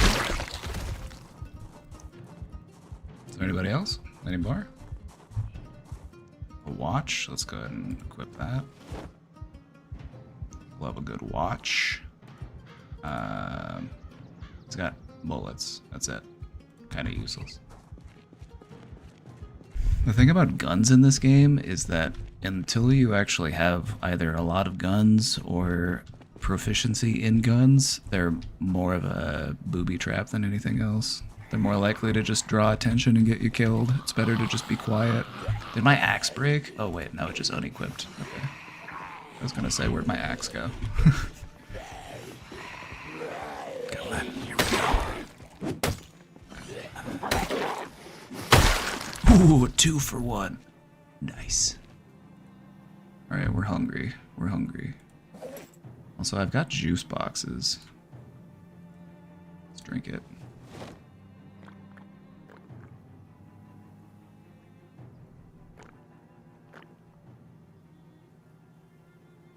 I love this game, but it's so hard. I know, but that's why I love it. I love the challenge. I'm still thirsty, but I'm not as thirsty. A little peckish. Let's eat this corn. All of the canned stuff, all of the, like, all the canned stuff, all of the, like, non-perishables, it's like, we want to save those. I want to try to eat as much fresh food as I can. Let's put some stuff in this trunk that I don't need. Pants, sneakers.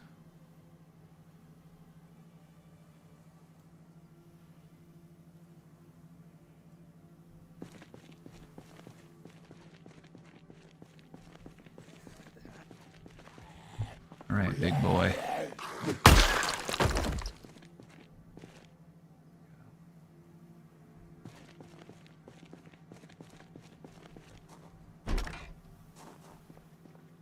Nice. No one's in here.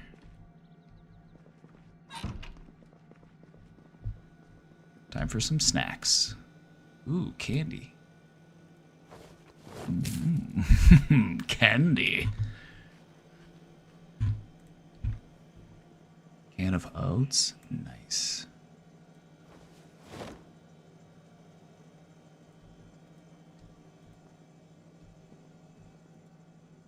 Bouillon cube, dried split peas, mac and cheese.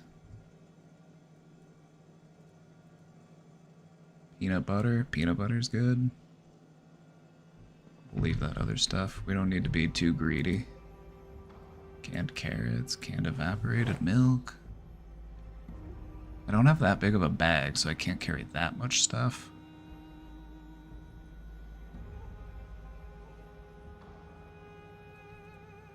But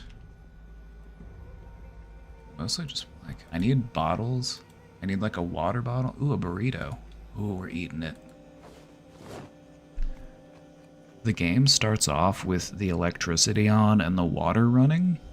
But the thing about it is that it won't be on for very long. And so a lot of this food that's like fresh is going to go bad. So that's why we want to try to eat the fresh food while we can. Also, what I was really hoping for was like a bottle of soda or a bottle of water because you can refill them. But I just found a can. Oh my god, ice cream. Alright, we're eating the ice cream.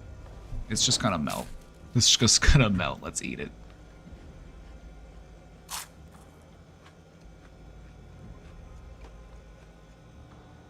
Also, your characters will lose a lot of weight if you don't eat enough, so eating stuff that's like high in calories can help you gain weight.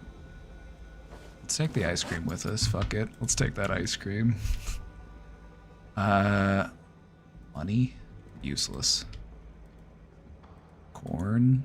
Onion? Radish? Lemon? Lime? Kind of useless. What I really need is a water bottle. Take the garbage bag. Garbage bags are useful. You can put stuff in them. Ooh, an empty bottle. Okay, here we go, here we go, here we go. Empty bottle.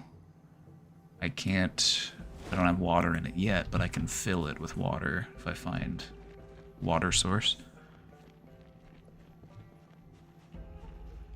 Alright, what time is it? 16:50? I don't know military time. 4:50 in the afternoon. So we got some time before it gets dark. We should probably find a place where I can sleep safely. These big houses seem like a good option.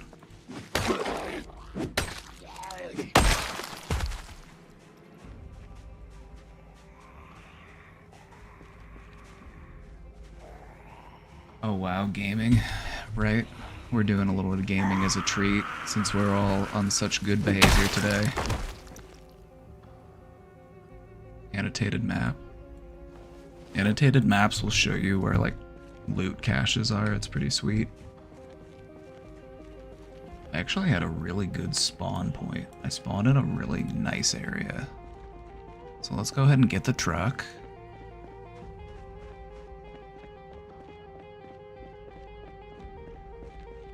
Do I want to try to find gas before the electricity goes off? I don't know. Maybe. I could also siphon gas out of other vehicles. Since I have an empty bottle, I can get a bottle of gasoline. Also, you have to be careful when you drive, because when you hit stuff, it wrecks your car. If you run over too many zombies, it'll wreck your car. Okay, I think I want to actually... I want to go in, like, this neighborhood here. See all these tall fences? Zombies can't climb that, so it makes it more predictable where zombies will be coming from. I think I just want to leave my car, like, right here in case I got a dip. So let's get out of here. And let's find a place. Let's start clearing out a house. A place where we can kind of camp out for the night.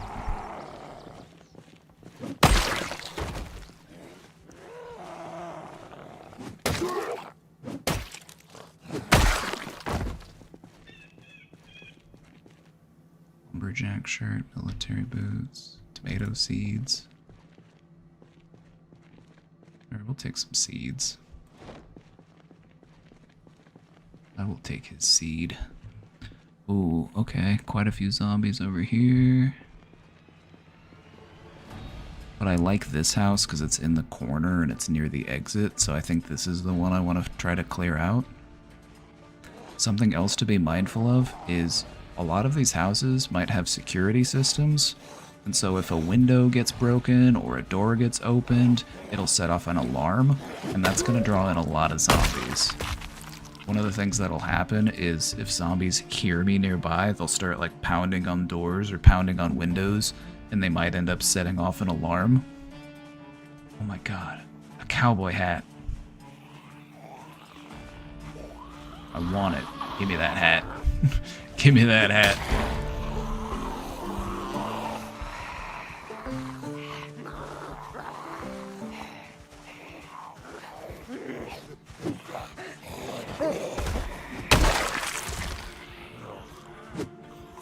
Oops, I biffed it.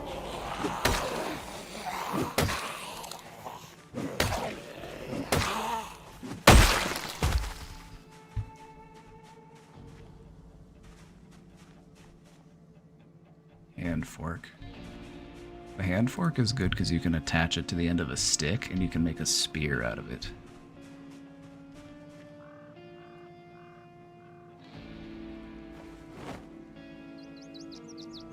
Now we're talking. There we go, partner.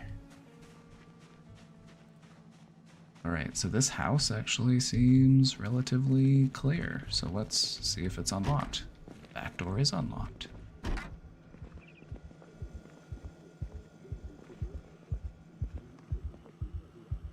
Oh, hello.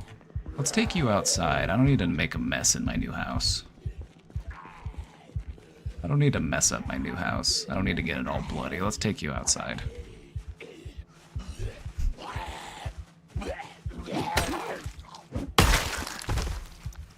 Screwdriver.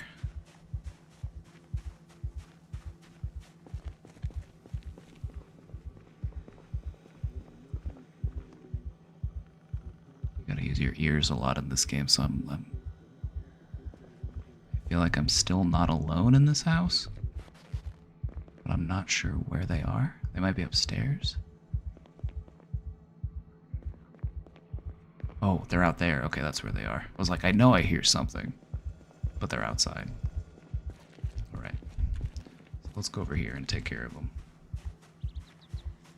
Well, there's 3. Okay, cool.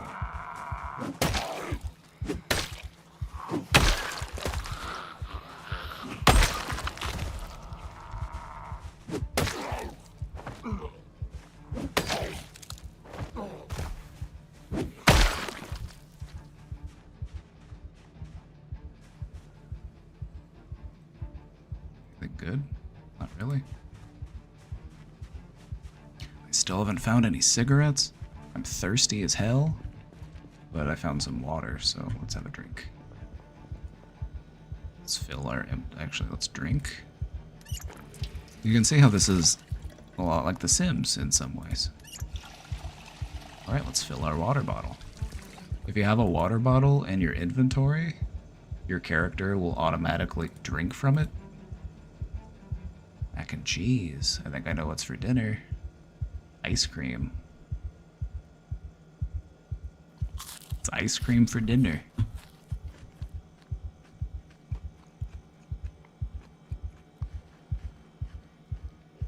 We're having girl dinner. We're eating ice cream, and if I can find a cigarette, I'm gonna smoke a cigarette.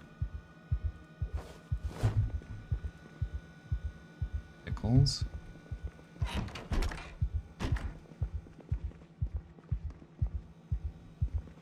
I want to make sure that we're alone in this house. So what I'm going to do is I'm going to close the back door so nobody can sneak in. And then the bottom floor seems pretty good. I don't know if there's anybody in this closet. Hello? Oh my god! Okay, that was... Alright.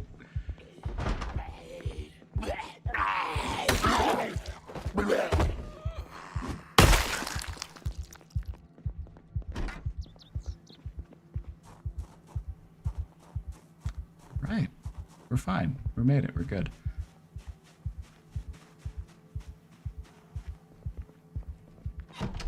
Gonna need to check my shorts after that one.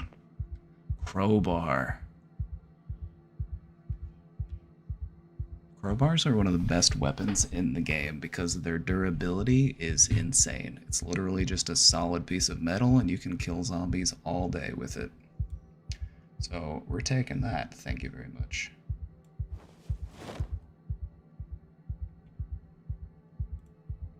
Perfect. Got some duct tape. I could try to fix my axe a little bit.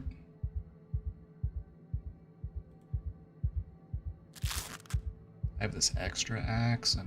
I need to like clear some stuff out of my inventory. I'm a little bit weighed down, but I'm not super weighed down, so it's not that bad. Alright, I just need to make sure there's no zombies upstairs before I get comfortable. I don't hear anybody breathing, I don't hear anybody banging around, so that's a good sign. Let's go ahead and turn this radio off, because we don't need that making noise.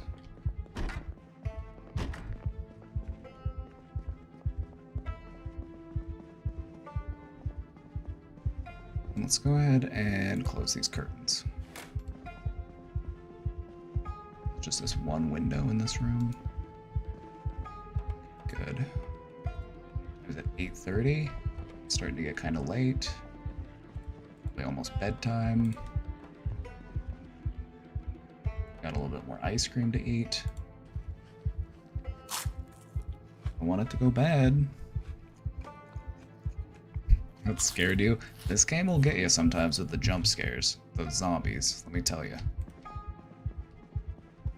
Before I go to bed, I should put my other ice cream in the freezer so it doesn't melt. Nice and sneaky down here. This guy's got a key, but I don't know what it goes to.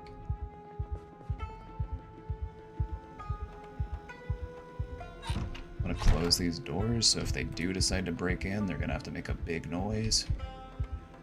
Lots of canned goods that I'm gonna take on my way out. I'll take those out in the morning. So like, I can equip a garbage bag in my hand and then fill it full of all this food and then leave. Ooh, sausage, ground beef. I could actually make a meal in here. I could cook up some sausage. Let's have a nice dinner. Let's have a nice dinner since we're here. Let's see if I can find. I need a cooking pan though. I can't just cook. Got a baking tray. That might work. Got like a pot or a pan.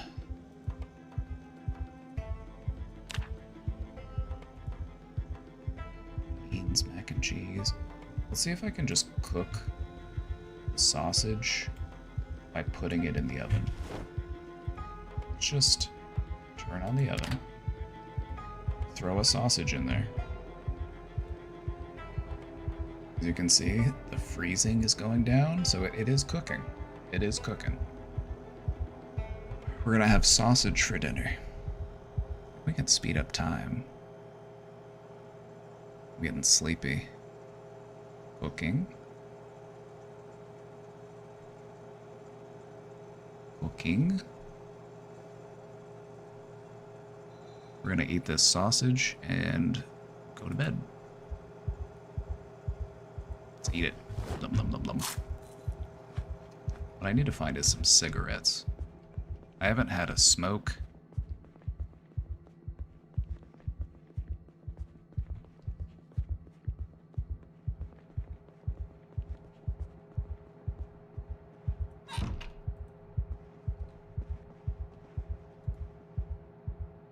Too panicked to sleep?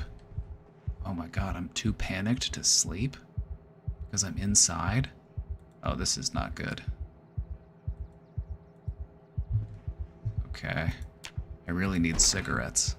I really need some smokes.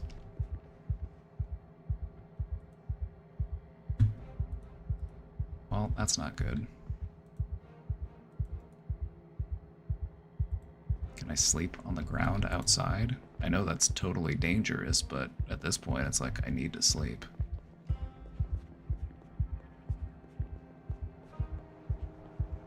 Or maybe I can go outside and calm down and then come back in and try to sleep. Let's do that. Let's go outside and see if we calm down a little bit. Our character is just claustrophobic. Our panic is going down. Okay, good, good, good.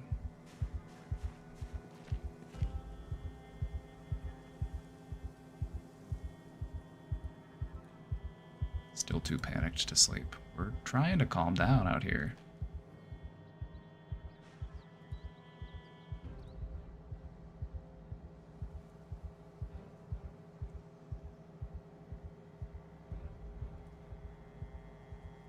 Slight panic. Still too panicked to sleep. I'm freaking out. I know, I'm freaking out over here. Really need to sleep. I'm drowsy. I will literally sleep on this bench if I have to. Alright, what I'm gonna do is, I'm gonna run inside. Oh my god, I'm immediately panicked. I don't know if I'm gonna be able to sleep inside. I'm so panicked.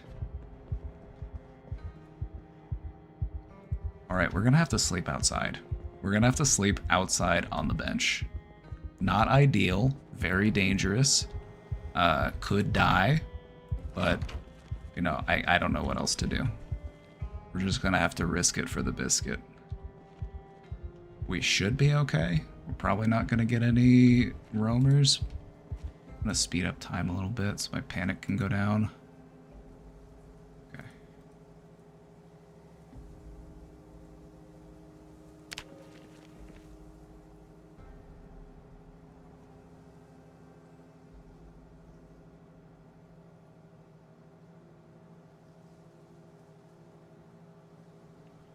We're alive. We made it.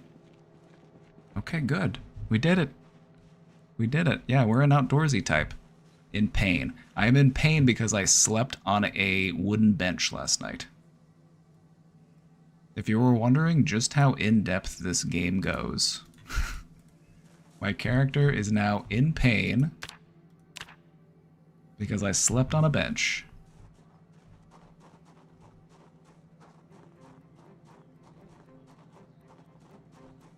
We need a tent? You're right, I probably need a tent or something. Let's see if any of these houses have a shed. Let's see if they have any, maybe they have some camping supplies or something.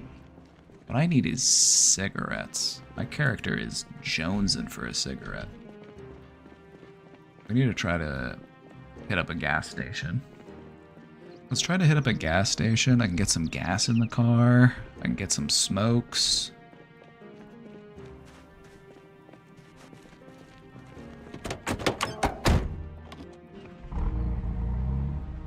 Oh, I forgot to take that food in that house, but that's fine. There'll be more food to be had, and I have plenty of food on me already. Oh my god, our car is not in good shape. It just died out on me. Oh, hello. Is that a... Oh, I thought he had a big backpack, but it was just that bush. Okay, never mind. I was gonna say, if that guy had a big backpack on him, I'm about to hop out and start fighting.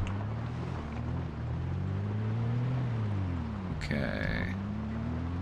Let's get out of this neighborhood. Oh, that house burnt down. Let's get out of this neighborhood.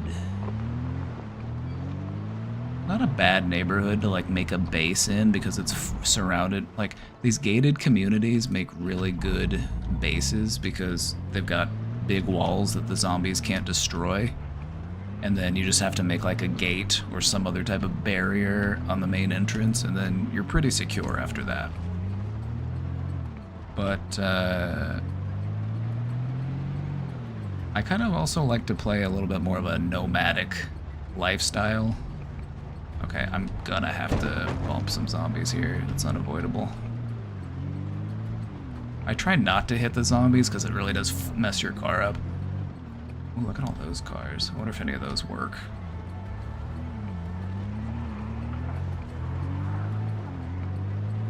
Okay, this is a dead end. Let's go this way. Ooh, this is not good. There's a lot of zombies down here. Okay, we're gonna squeeze past you. Squeeze me. Don't mind me. Alright, what's this? A warehouse? I need a gas station. Where am I? Oh, I'm here. Okay.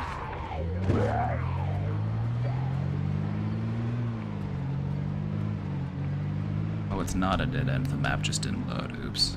I'm silly. What is this? The rusty rifle? Oh. Is this a bar? Is this a gun shop? What is this? Let's check it out. Oh, I forgot to leave my car. I forgot to turn my car off. Okay, run. Don't need to waste the gas. I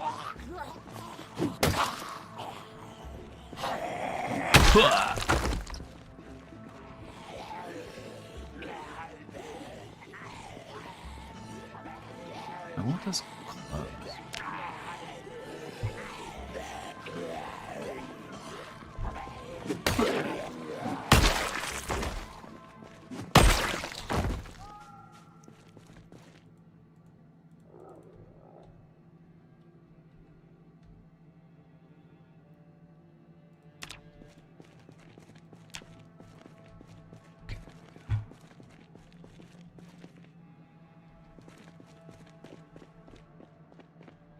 There's a few over here, one over here.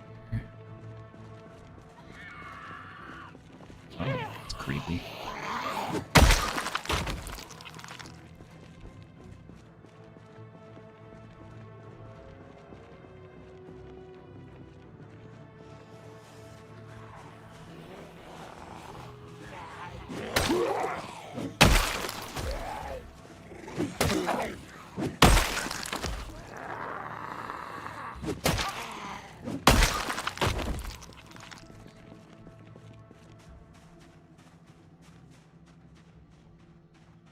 I want to check this place out. The Rusty Rifle. Like, what is this? Some sort of... almost, it looks more like a... yeah, it's like a bar. Okay.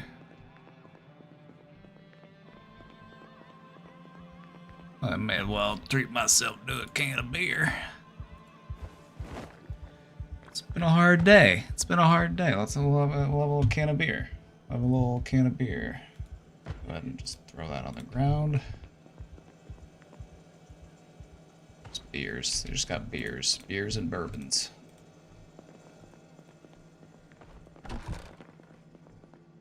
There's somebody rattling around in here. You hear that? Somebody's smacking things around in here. I think it's the store.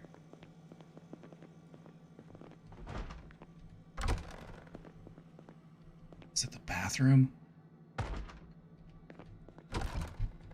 Is there a zombie in the bathroom? They're upstairs, I guess. Oh my god, it's dark as hell up here.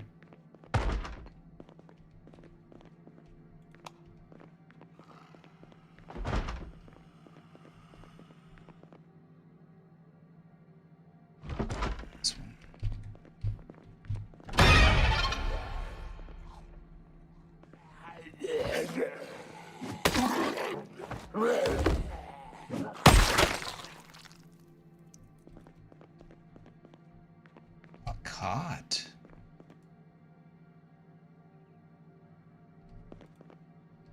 Okay, this is actually really good for me.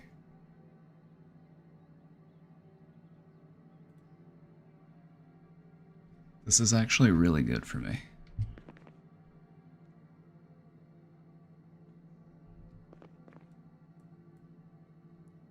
I'm weighed down a little bit, so I have to... okay, my axe broke. I can drop that. Let's just get rid of that. Let's equip the crowbar.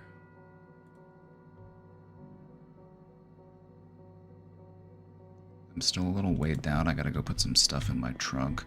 But that bed, I can sleep outside.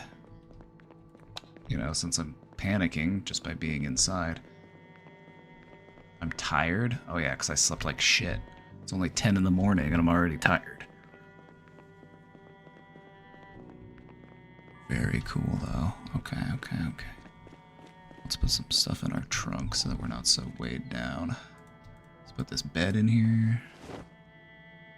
Let's eat this peanut butter sandwich.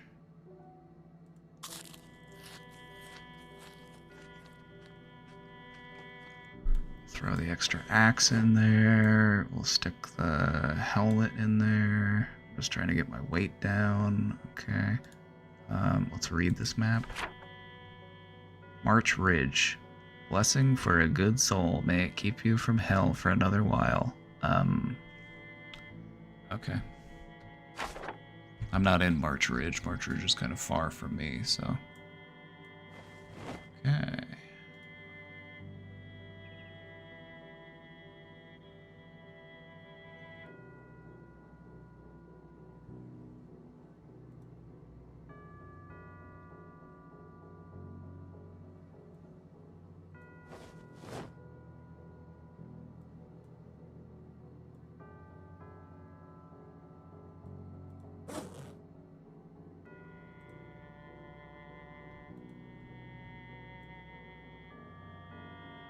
I'm gonna unload into the trunk. This is gonna take a second. I gotta move all these items. Oh my god, I'm ridiculously tired. Because I slept like ass last night. I slept outside on a wooden bench.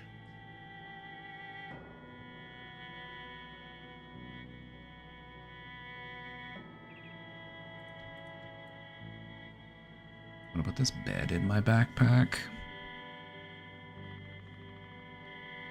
I think what I need to try to do is take a nap. Got a nice cot. Yeah. Gotta find a safe ish spot to set it up.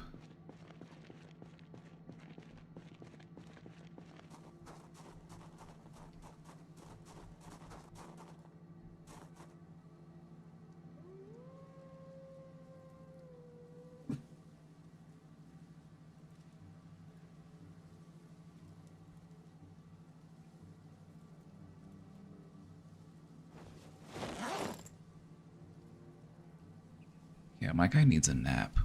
My guy needs a nap badly. And he's gonna be too panicked to sleep inside. Can you sleep in a car? I might be able to. We could try that. See if I can take a nap in my car.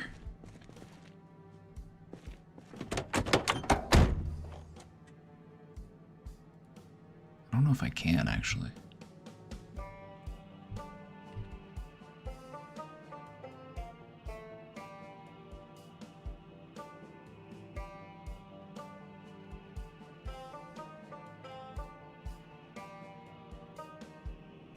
Yeah, I don't think I can take a nap in the car, unfortunately. You would hope so, but...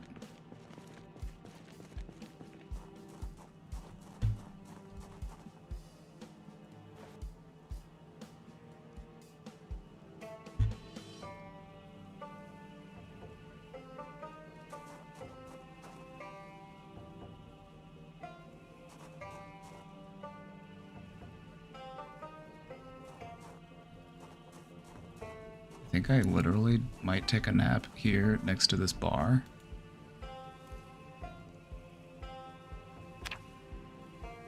In the middle of the day.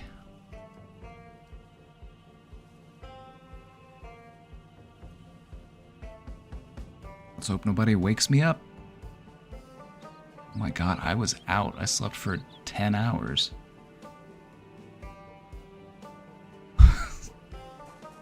We were sleepy. Alright, I gotta pick my bed back up.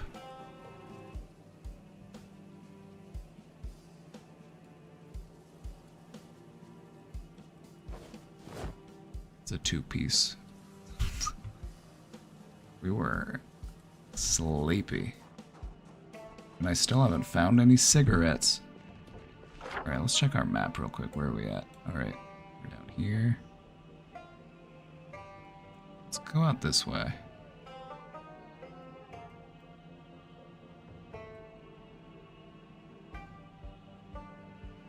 Oh, this was March Ridge. I pulled out that map and it pulled up this place. This is March Ridge. It's another little town that's just down the road.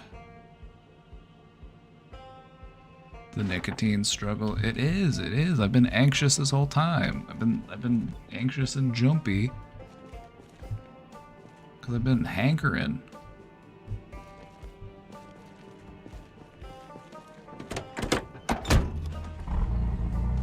My car's a piece of shit.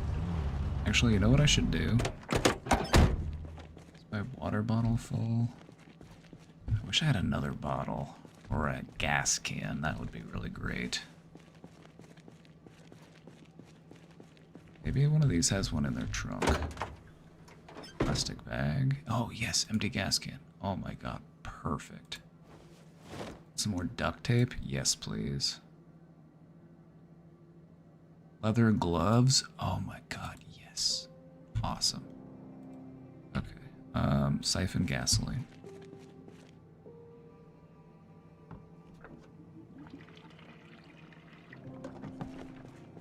How much gas did that give me? Just a little. Not bad, not bad. Do these cars have any gas in them? Add gasoline. If it just says add gasoline, that means it's out of gas. Duct tape. Never have too much duct tape. If it just says add gas, that means it is empty, so you can't. There's nothing to siphon. This car is locked, so can't get into it, but I can take its gasoline.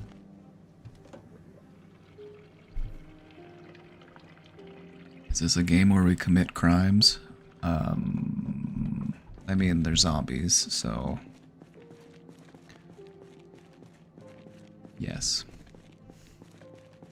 All sorts of crimes. Let's put some gas in this truck.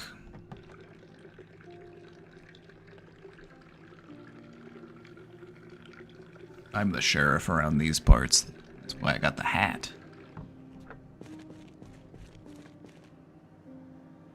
Just throw our gas can in the trunk.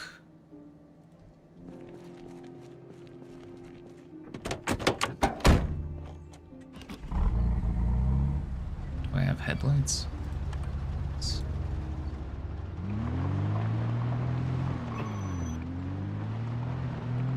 I'm hungry, and I left all my food in my trunk. I wasn't thinking. See, I wasn't thinking.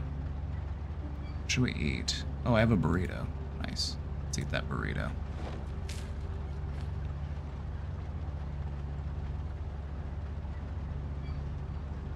And I'll take some peanut butter. Juice box. Some macaroni.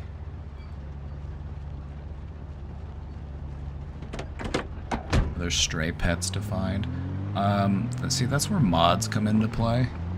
There are hundreds and hundreds of mods for this game.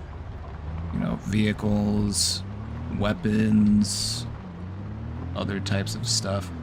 But there are also mods that give you, like, pets and animals and stuff. But they're supposed to be adding animals in the next major update for this game. Alright, here's the gas station, and unfortunately there are a ton of zombies here. So we're gonna have to work for it. But I'm gonna leave my car on, and I'm gonna leave the gas, or I'm gonna leave the headlights on so that I've got some light to see.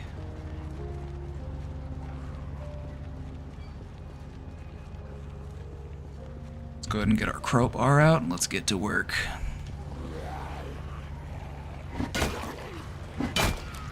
Also, there's a street light here, which is nice. It gets really dark, as you can see, and you can't hardly see the zombies, so having light is really nice. Whether it be a street light or your headlights. Typically, moving around at night is a no-no, but since my guy wanted to sleep all day, there wasn't much to be done about it.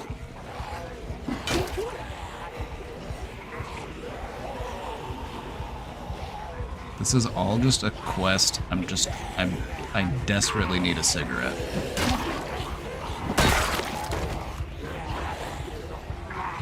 I'm just so hankering for a smoke that I am fighting a horde of zombies.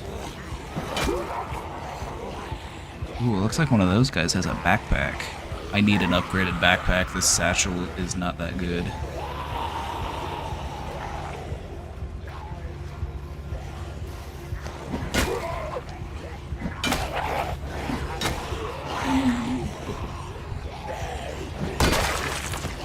Whenever they make that satisfying squish sound, that's how you know they're dead.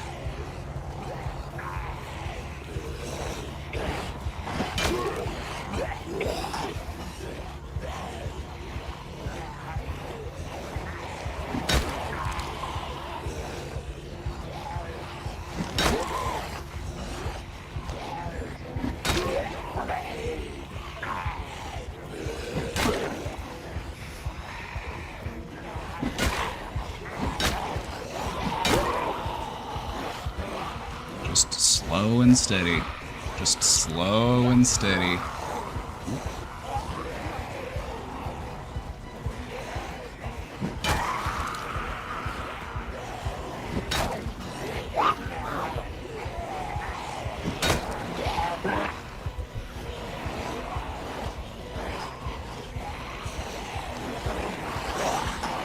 I need to try to thin them out a little bit. So what I'm gonna do is I'm gonna run around my car, and I'm gonna kind of use my car here as like a way to split up that wave. See, now I don't have to fight as many.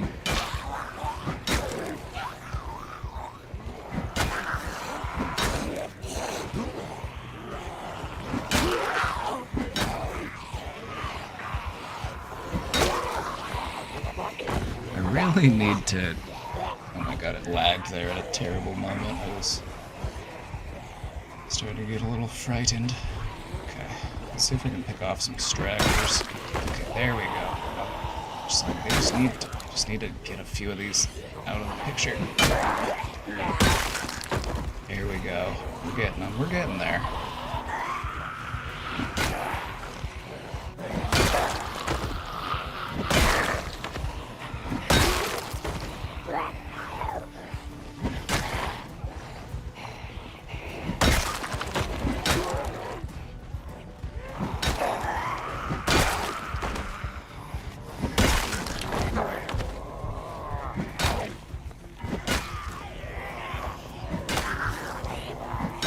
Not the crawlers.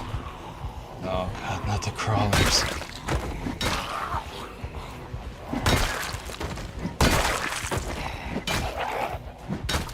Crawlers are why we wear army boots, so that they can't bite your feet.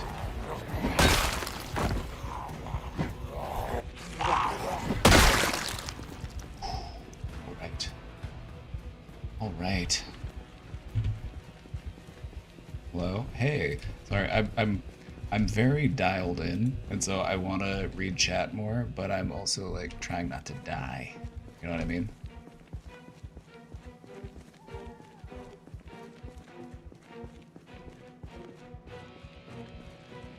We did that shit though. We did that shit. And oh my god, cigarettes. Yes. Oh my god, now I need to find a lighter. Now all I need is a lighter. Animal print underpants? Don't mind if I do. Don't mind if I do.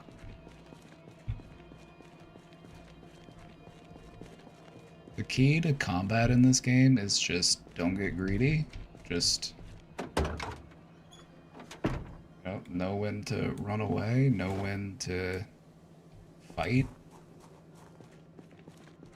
You can kill a crowd of zombies if you just fight a few at a time. Alright, so now we have to go into the gas station proper. Which... I don't hear much. I'm gonna park my car over here.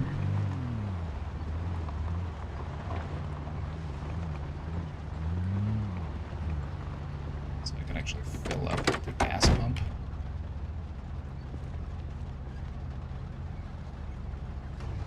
I don't see anybody in here like banging around, so that's a good sign. I'm hoping to find a lighter inside. If not, I'm gonna have to go and search on some bodies. Let's go ahead and turn the car off. Let's go ahead and turn off the headlights so that the batteries don't die.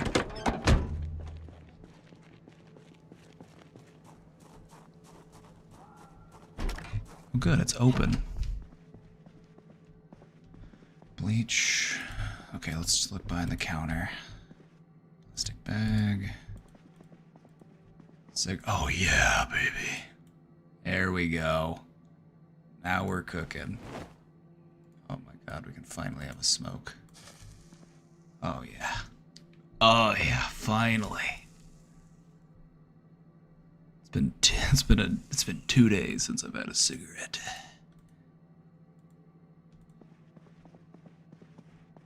So what do you think of this game so far? Now that I'm in more of like a calm spot and I can actually read chat a little bit, what do you guys think? Pretty fun. I like it a lot. I think it's a lot of fun. I'm gonna take these sodas. I'm gonna, let's go.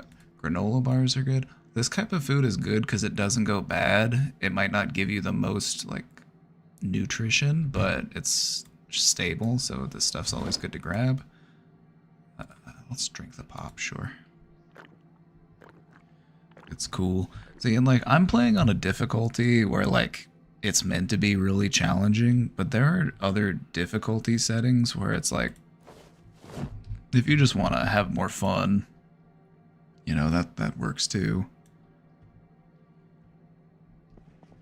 I'm stealing all this orange soda. We're gonna take the chocolate. Ooh, all that candy. Gimme, gimme.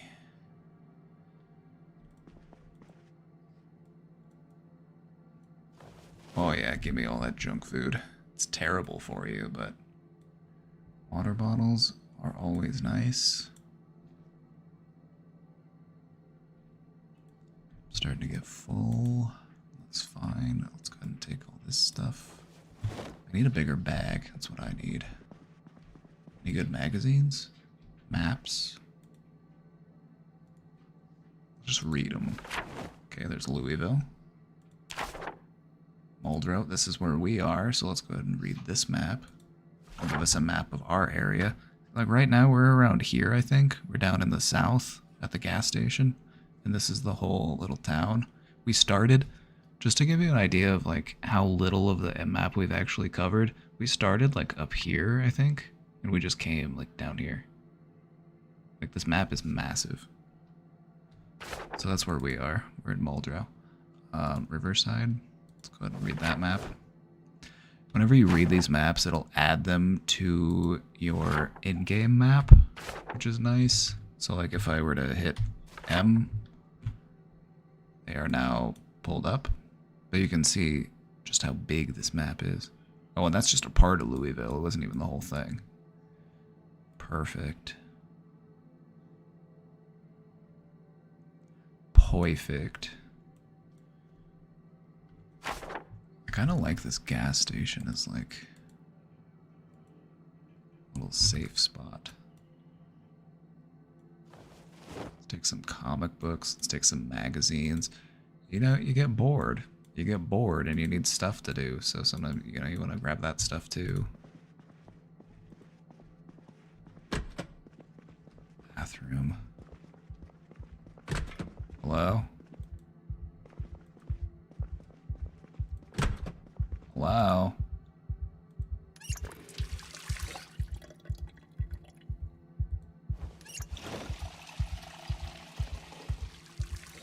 Alright, I think what we're gonna do is we're gonna hang out in this bathroom for a minute, and I am going to wash myself off, because I am filthy. I'm also gonna wash off my clothes, because I'm covered in blood. And speed up time.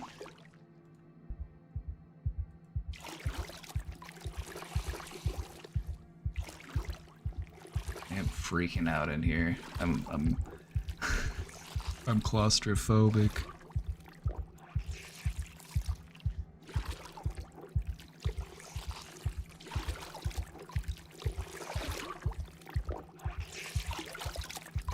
You would play it. Another cool thing about this game is there is co-op. There is multiplayer. You can have servers with a whole bunch of people, and you can start little bases together, and you can go on little adventures and stuff. I really enjoy playing this game with my friends, which is normally how I do it. I don't normally even play solo. I prefer to play it with people, but I wanted to play it a little bit today. I've just, you know, I've had a little bit of a hankering to play it. So that's what we're up to at the moment.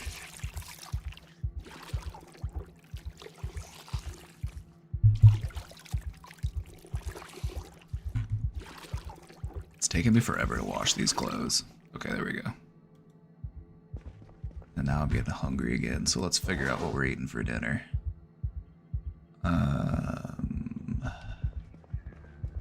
Let's have some peanut butter for dinner.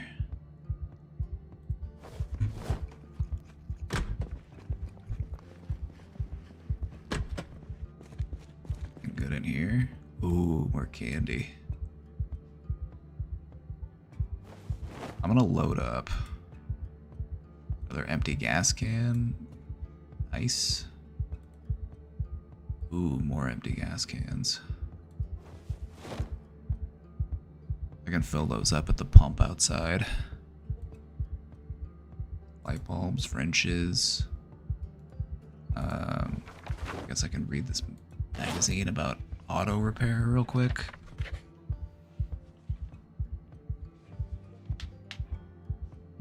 Scheduled your car for maintenance this weekend. There you go. That's a W. That's a W.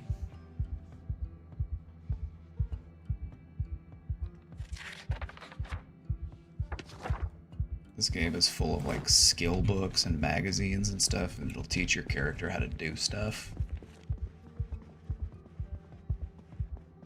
I do kind of like the idea of setting up a base at a gas station, but I think what I would need to do is I would need to find a way to get up onto the roof.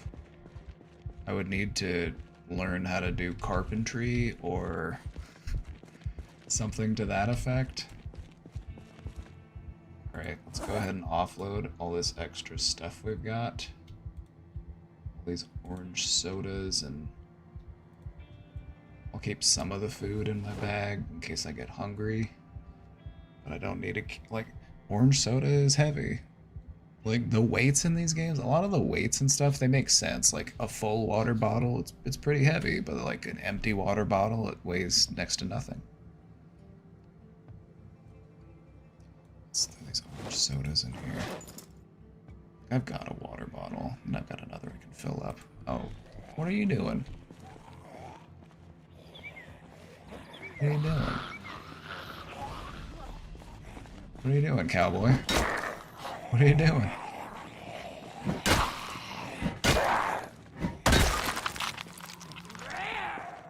Oh, you're dead.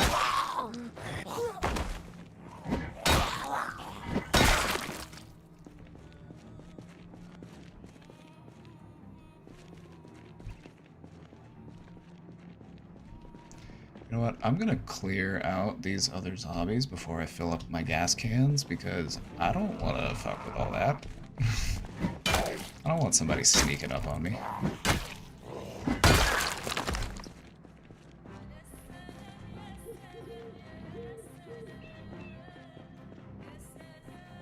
So the gas pumps work because they have electricity at the moment, but eventually, like I was saying, the gas pumps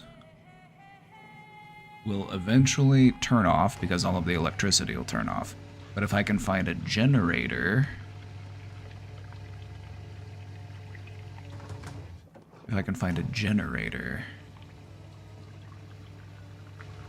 then I can power up the gas pump and I can get gasoline from it whenever I need to.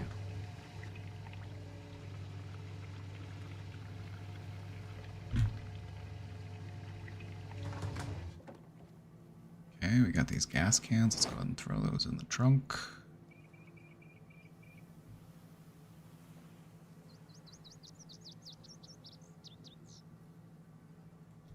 I don't need these maps anymore. I'm just gonna drop them. I know, littering, right? It's just like Mom always said, just because it's the zombie apocalypse doesn't mean you should be a slob.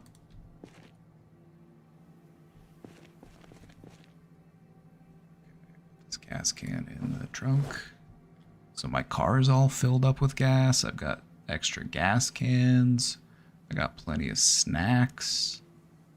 I got a cot to sleep outside. I've got cigarettes. I've got a lighter.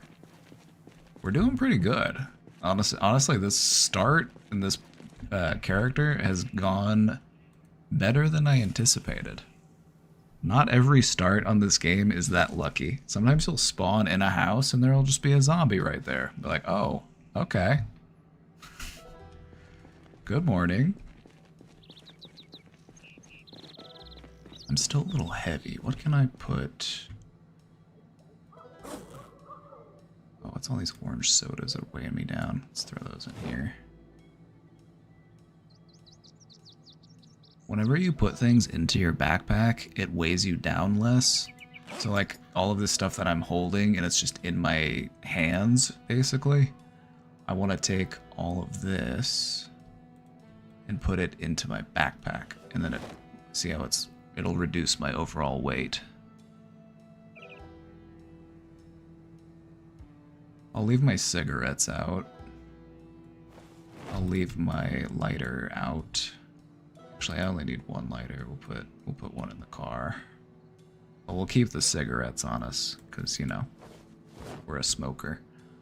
I have an empty water bottle. I'm gonna fill it up. I'll fill it up in the sink.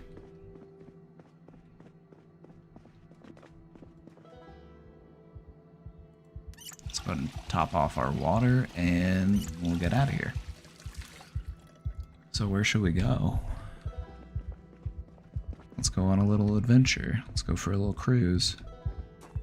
We're nomads.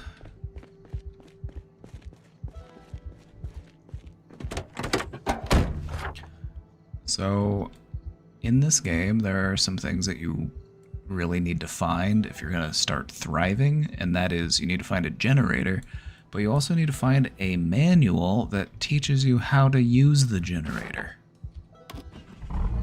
or how to hook up the generator. If you don't have that manual, you just can't use generators and you won't get electricity. So if you don't find that book, you're just kind of screwed. And the thing about that book is it can spawn basically anywhere. It can spawn in somebody's mailbox, it can spawn on somebody's bookcase, it can spawn at the library, it can spawn in somebody's house. You can, every once in a while, you can just find one on the ground lying around. Oh, the video store. The video store is a good place to loot because there's all sorts of videotapes and movies that'll teach you how to do stuff. There are some really important ones that teach you how to be a carpenter, and there are also some that teach you how to like survive out in the wild, and then there are some that teach you how to like repair your car. There's the police station. I don't really think we'll be going in here. We're getting a little too crowded for my liking. This is too many zombies to be fighting, at least at this point, without some heavy weaponry. Just look at how many zombies spawn. I'll just drive around a little bit and I'll show you just how wild this game is with, like, look at all these zombies.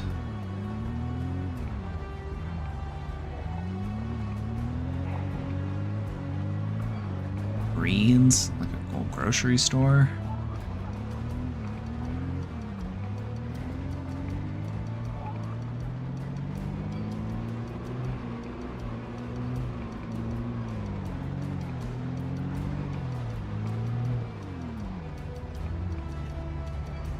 Pizza World. Got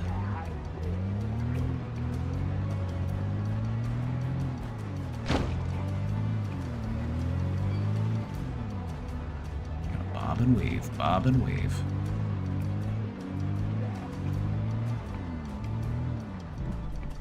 Oh, my car idled. My car's idling. Uh-oh.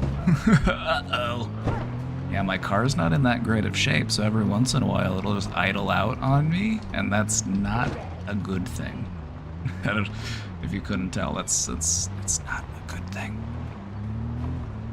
So while I do like this truck because it's got a huge trunk, I don't like it because the engine isn't that good.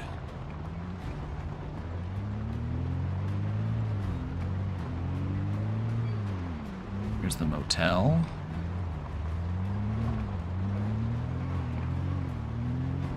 Another gas station.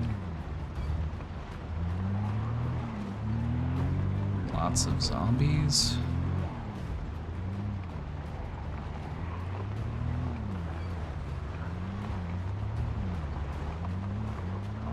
I'm just kind of driving around, scouting out a little bit, seeing if I can find anything nice.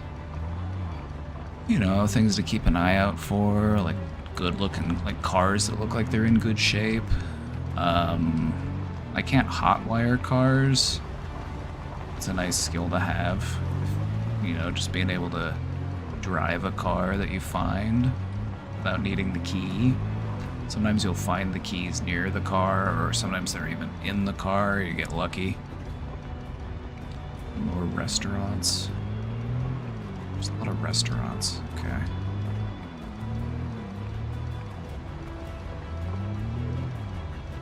The buffet. The burger joint. Imagine being at the buffet when the zombie apocalypse hits and then you get locked inside.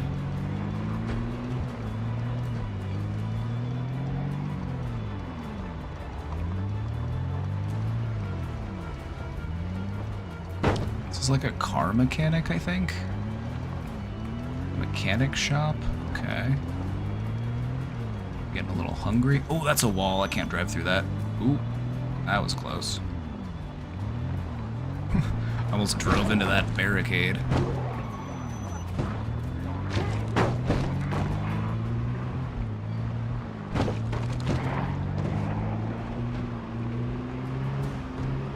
That would have been bad. That would have messed my car up. Okay, here's some storage units. Storage units often will have generators and stuff, and they also have really high fences. So I could theoretically make a little base in here and then make a little house inside of a storage unit, and then I have all these walls that would protect me. I just need to find the entrance. Oh wait, this side is short fences. That kind of sucks. That guy had a nice backpack, but I'm not getting at that. There's too much going on out here. This place has a roof that you can get to.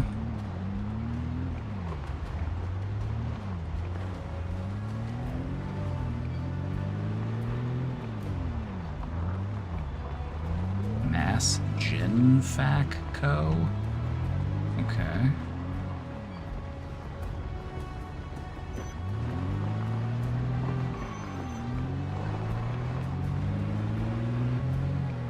Get gas? Oh, I've got lots of gas. I went to the gas station and I found 3 empty gas cans and I filled those up. And then I filled my truck up. My truck is still in relatively good shape. It's not that bad. Smokey's Restaurant and Saloon. I feel like I'm getting near the northern edge of town at the moment, so... Also, I'm getting tired again. My character's sleep schedule is fucked. What happened to my tire popped? Did my tire pop? Oh no, I'm driving on a rim. We need to find a place to pull over. This isn't good.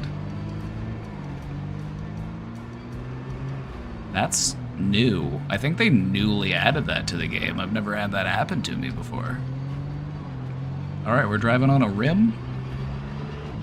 I don't think we'll be able to do this for that long, but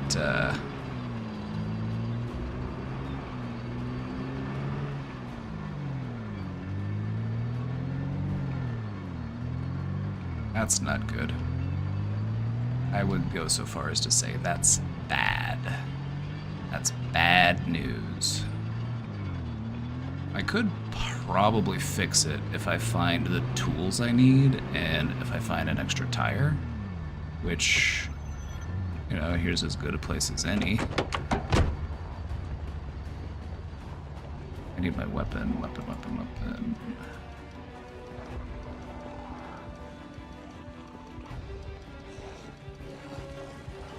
Right, come on. Ooh, a duffel bag.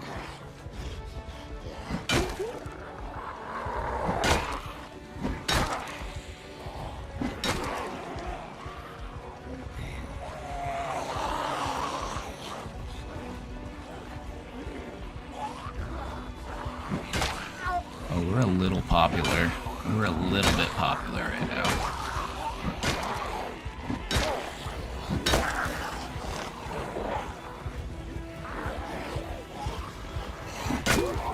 That's fine. We can handle it.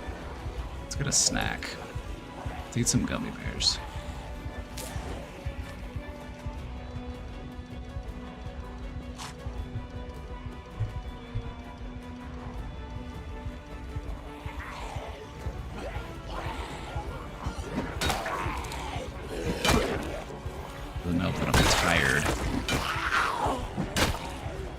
Doesn't help that I'm tired right now.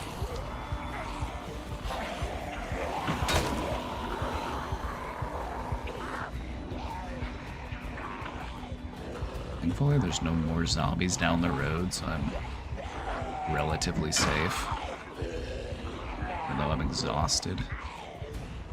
Do I have anything that would give me energy?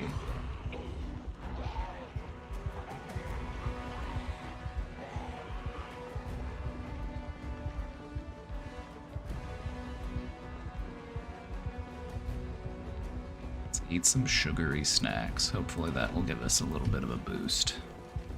I can't believe my tire popped. That's so bad. That's such bad news for me. Oh, hey, mister.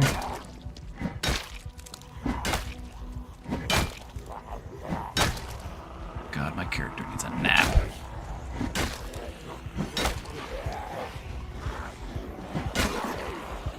Alright, here's what we're gonna do.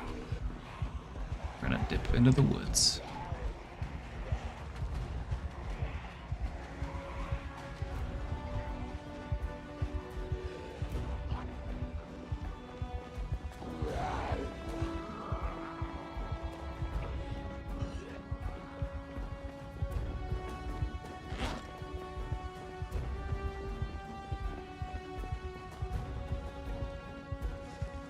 Have a smoke while we walk back to the car.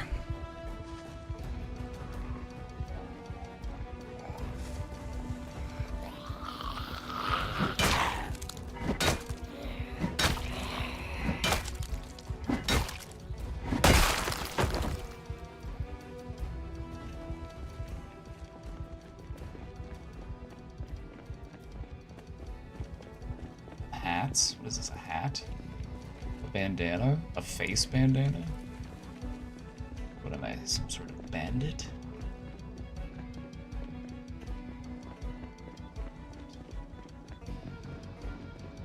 Oh. Okay.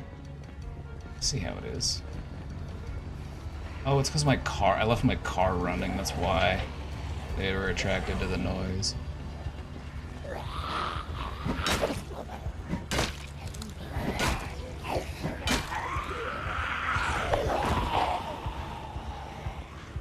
This isn't good. I won't go so far as to say this is actually bad.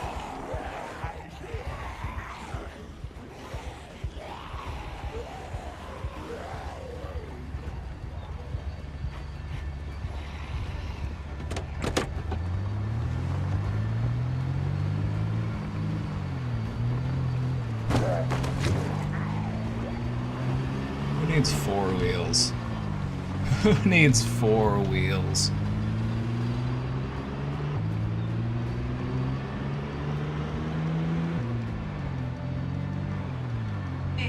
Hey, babe.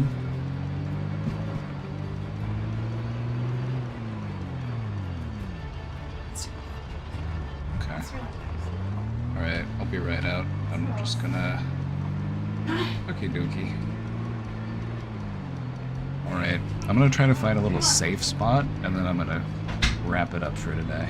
Casey's said it's nice outside, so we're gonna go outside and have a little fire. I think I can find... Yeah, let's go off on this dirt road.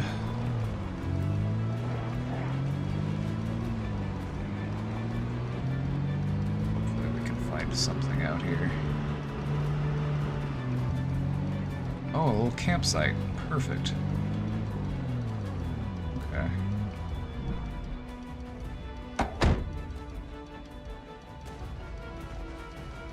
Little campsite. Perfect.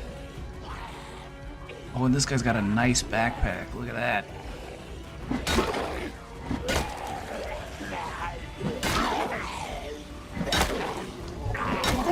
No. Okay.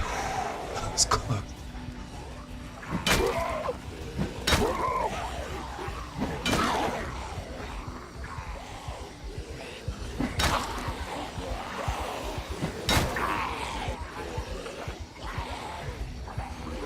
Oh my god, why are there so many?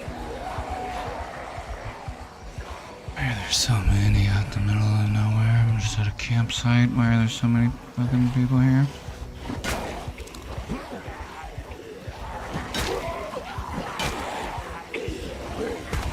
Oh my god, I'm tired and I'm hungry. Drink a soda.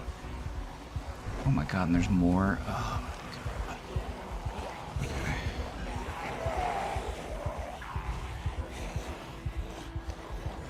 Eat some plonkies.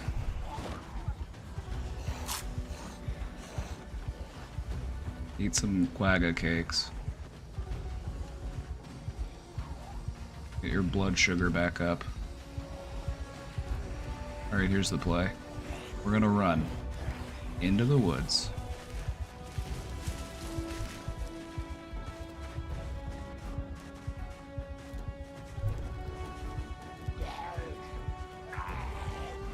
Risky play, but, you know, with great risk comes great reward. So I'm gonna walk through the woods a little bit, try to lose these zombies, and then I'm gonna double back to that campsite. So hopefully I've lured most of them away. That's kind of the strategy here, is like if there's too many zombies to fight and to kill, just try to lure some away, thin their numbers a little bit, and then circle back. As you can see, I didn't lose all of them, but just walking through the woods did kind of thin them out a bit, and hopefully it'll be more manageable. I may also die here. We might see. I don't know. I kind of have to, like, fight for my life here, and my character is very tired, which is not good.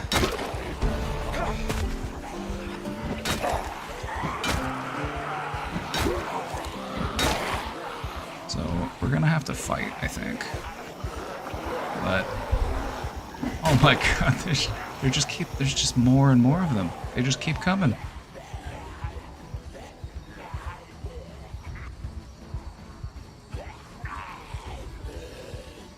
Alright, new play.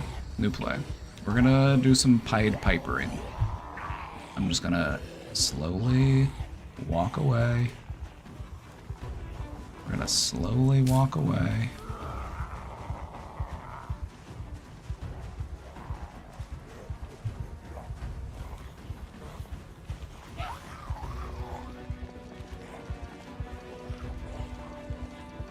This is just like Twitter. I know, right? Like they'll just swarm you. It's like you think there's just one or two, but no, there's 30 of them. And where there's 30, there's 40. Okay. So now that I'm kind of losing them a little bit, I'm gonna make a break for it. I'm tired, so I really shouldn't be running that much, but I'm just gonna get a little bit ahead of them. And then I'm gonna take a little bit of a risk here because I can't really see that well through these trees, but walking through the forest is really good at losing zombies that might be following you.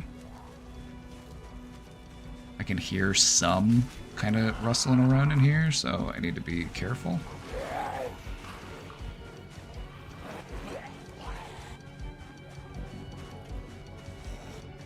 So hopefully we're not too overrun back here. Okay, perfect. Alright, so that was the play. I just ran around the woods and then lost them in the woods, and they shouldn't be following me anymore. The only ones that should be following me are the ones who saw me recently. So let's go ahead and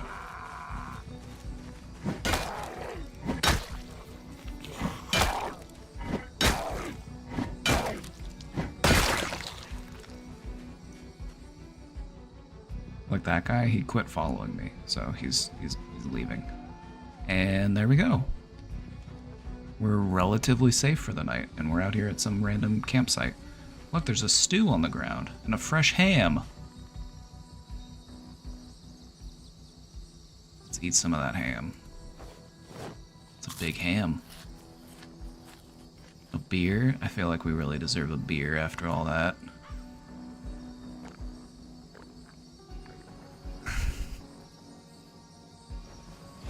Soda. They made a saucepan with pasta, fresh, uncooked. Oh, they didn't even cook it yet. They were in the process of cooking it when they got murdered.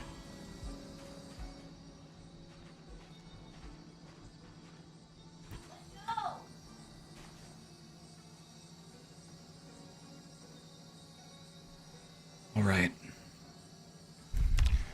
I'm gonna go to sleep. And then I'm gonna log off, because that's this. I found a nice little stopping place here. Whew, what an adventure, huh? What an adventure. And now it's 2 in the morning and it's dark as hell. But we're relatively safe. There's some bourbon on the ground. We made it. You thought for a second there that I wasn't gonna make it. You thought for a second there, you said there's no way. You said there's no way. But you know what? I did. I made it. We survived. Hope you had fun. I thought that was cool. Hope you enjoyed yourself.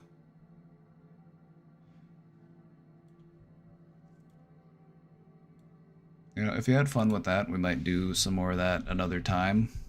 If you enjoyed doing a little bit of gameplay. I don't mind weaving in a little bit. I don't mind weaving in a little bit of gameplay with the stream, you know what I mean?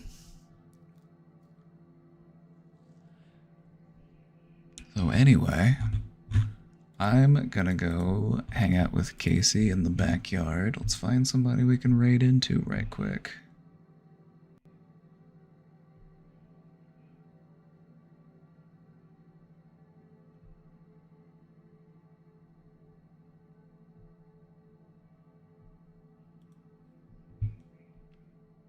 It was fun. Thank you. That last little bit was kind of stressful. When my tire popped, oof. Oof. When the tire popped on the truck, I thought I was done for, but we limped. We limped our way out of there, and we found a nice little campsite, so.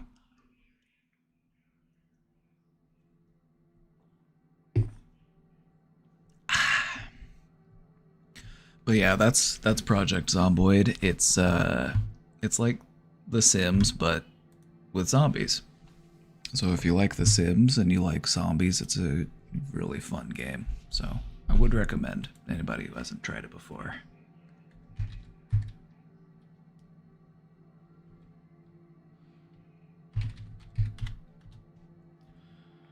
Alright everybody, that's going to be it for today. I hope you all have a great night. I will see you all tomorrow. We'll be heading to TwitchCon soon. Anyway, you all take care. You all have a good night, and I will see you all on the other side. All right. Bye, everybody. Peace.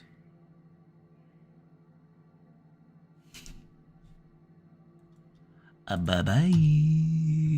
Bye-bye. Be honest, you thought I was done for. You thought I wasn't gonna make it out of that alive. I tell you what, I'm a survivor. I'm a survivor.